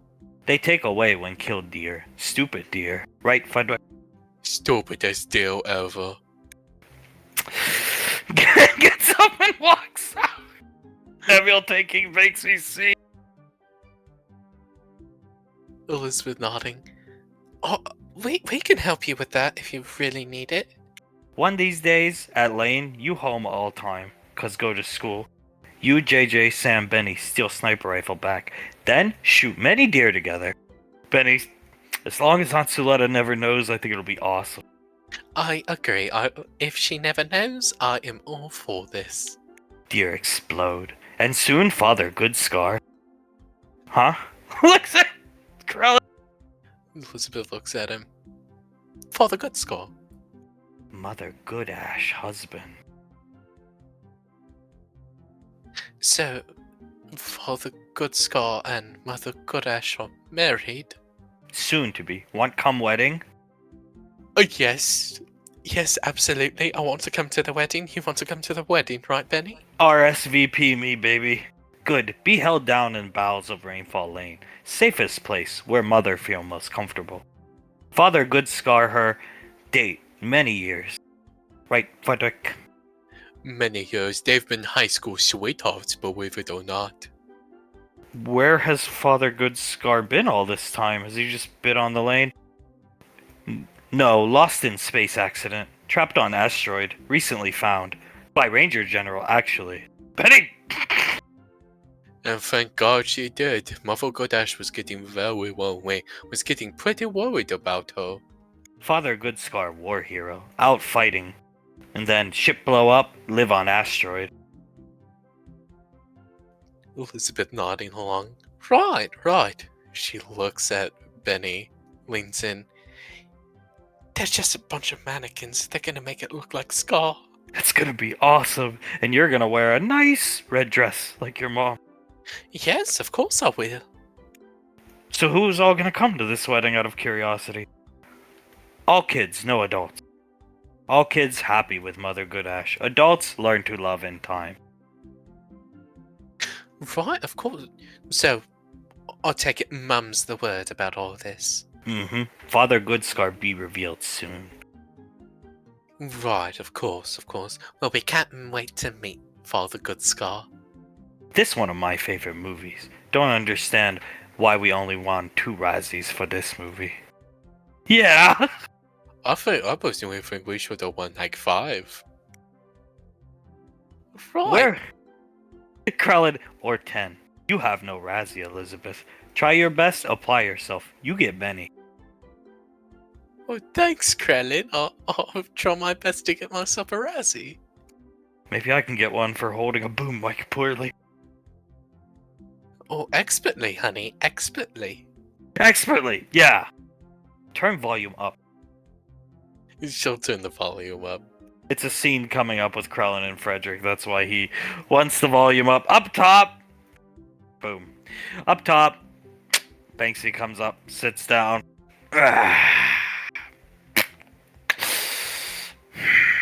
Looks at Julia. I'm doing the same thing, just staring at Julia. Julia's nodding. Okay. The mural's coming along very well. The sketch is completely done. Now all we have to do is get the painting, the flats in, then the shading, and it'll be completely done. The Colden Soul's wedding's coming up soon. Towns need to wrap this up, Julius. Yes, I know. It's been on my mind that their wedding is coming up soon, and I would rather be happy with my wife at our children's wedding. Right. Okay. Fred Pox set her off, and then somebody mentioned his. Yeah, Zap.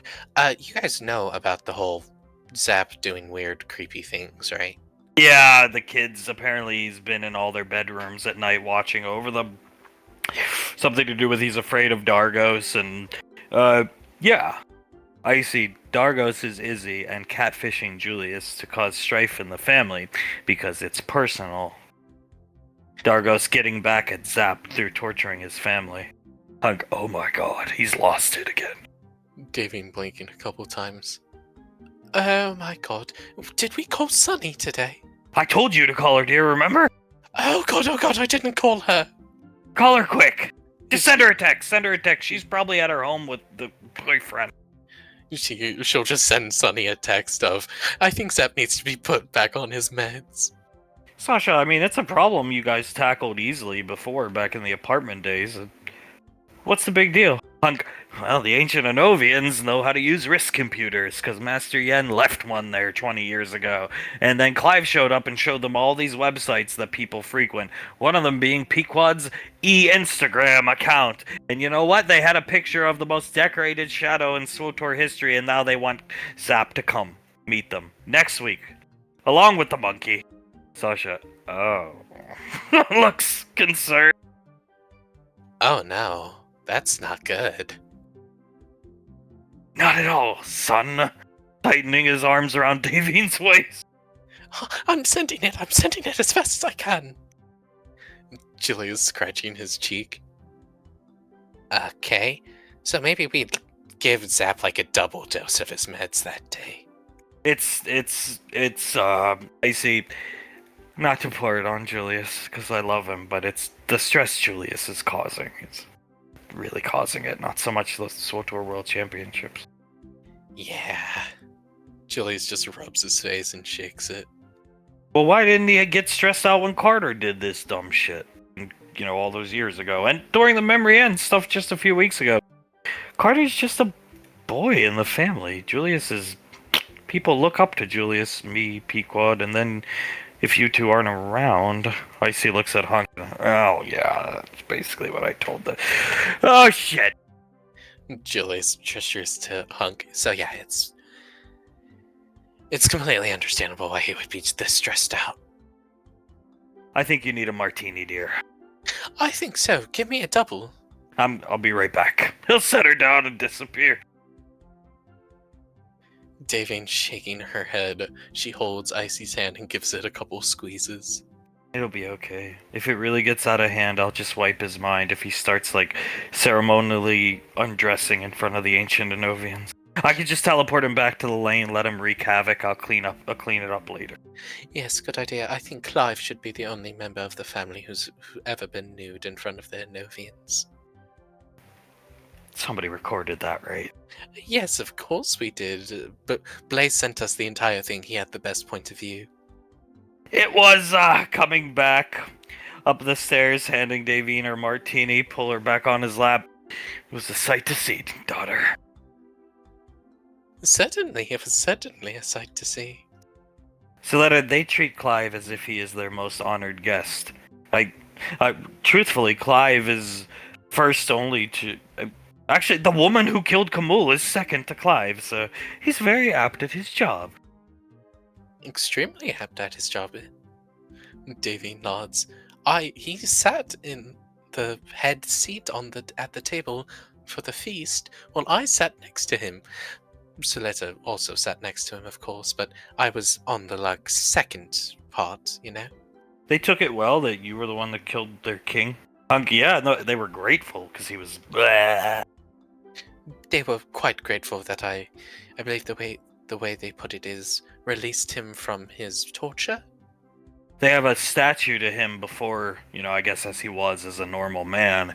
And you'll see it, Sasha Towns, it's quite disturbing. I wasn't even at the battle, and it made me almost lose my step. It's extremely lifelike, to give you a point of reference. Which you'll be seeing it, maybe not next week, but that's where Colt and them want to have their Cold and Soul want to have their reception in these hanging gardens where the statue resides. So, yeah. Sasha, they're just gonna let them? They like us! Davy nods. They like us, and it's all because of Clive. You should have seen him watching Memrian manhandle Carter around like he was a toy.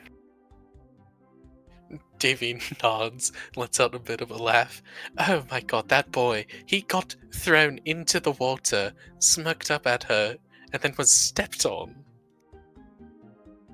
Well, I'm glad. Sasha shrugs. I see me fucking too. She needs to dominate them all she wants.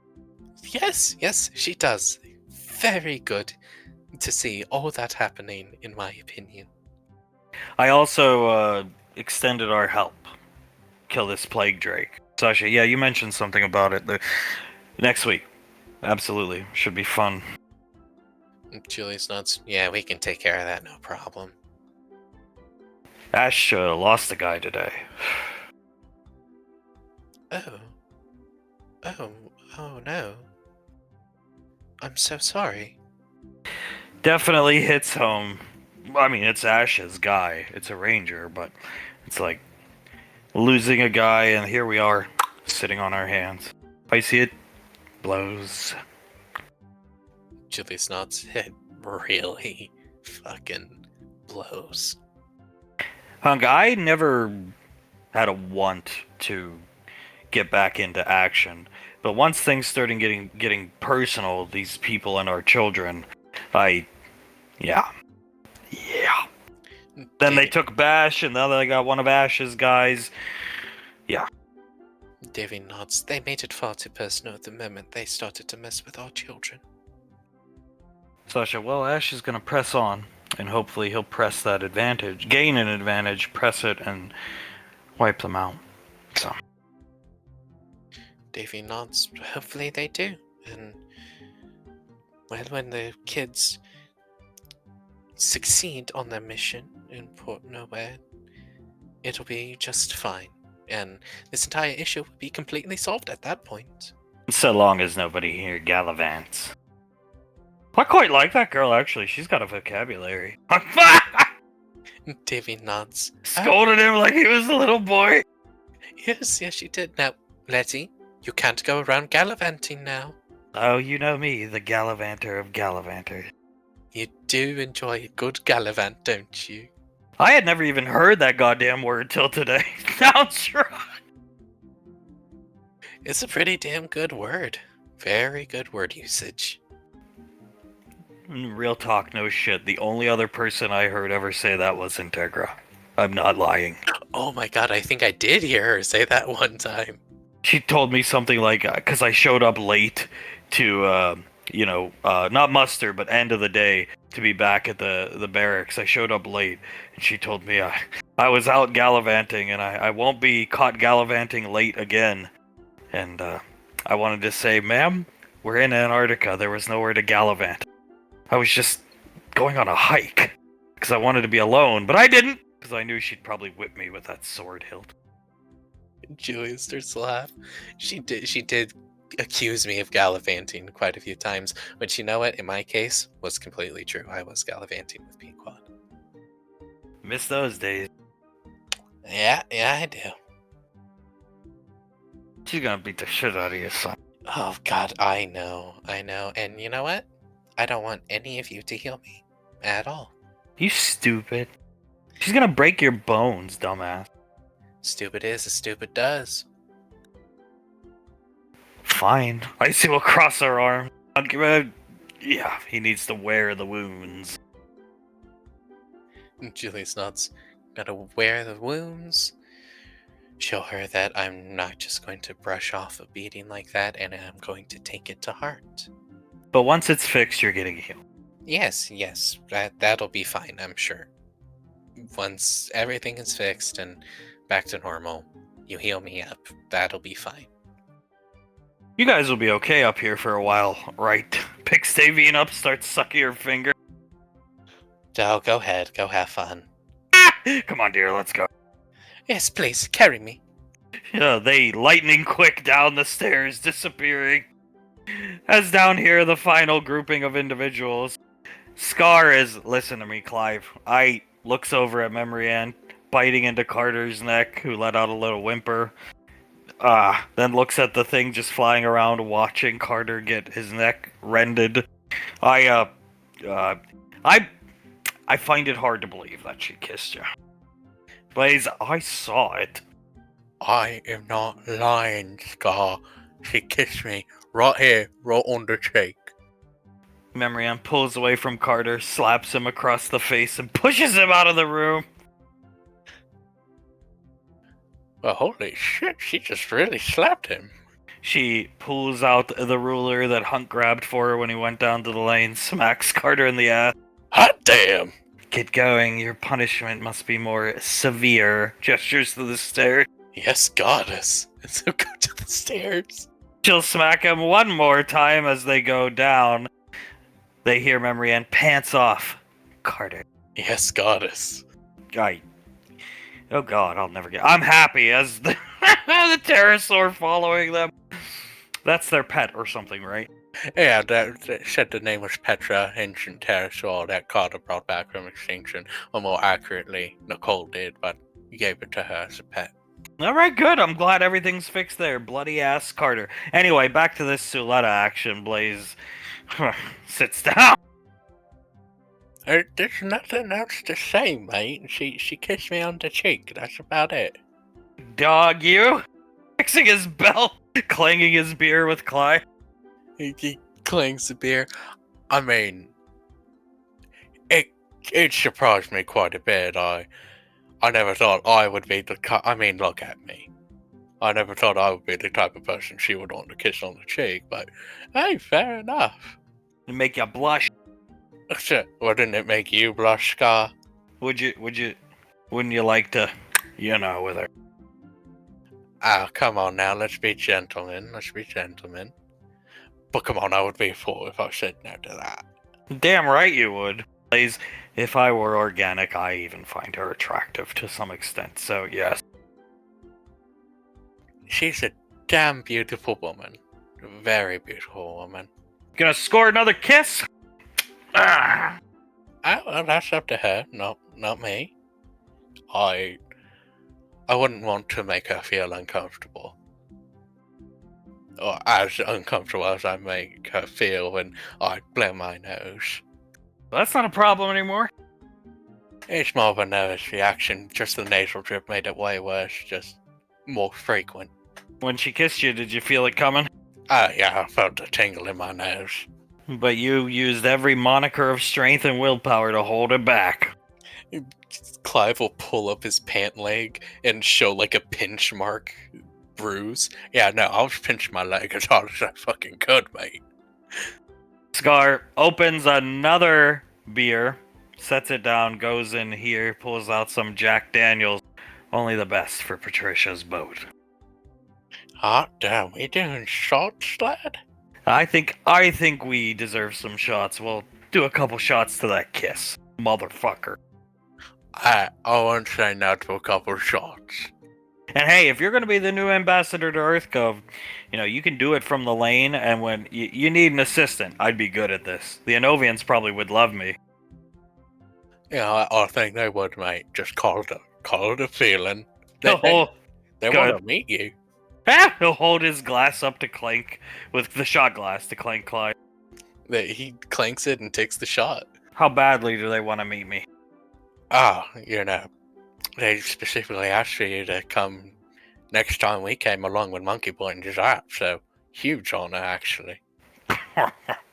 He does not break their good time by revealing the nickname they have for his Scar. How about another shot? I won't say no to that. Goddamn dog, you. Getting kisses from fucking the goddess herself. They'll clink glasses, take the shot.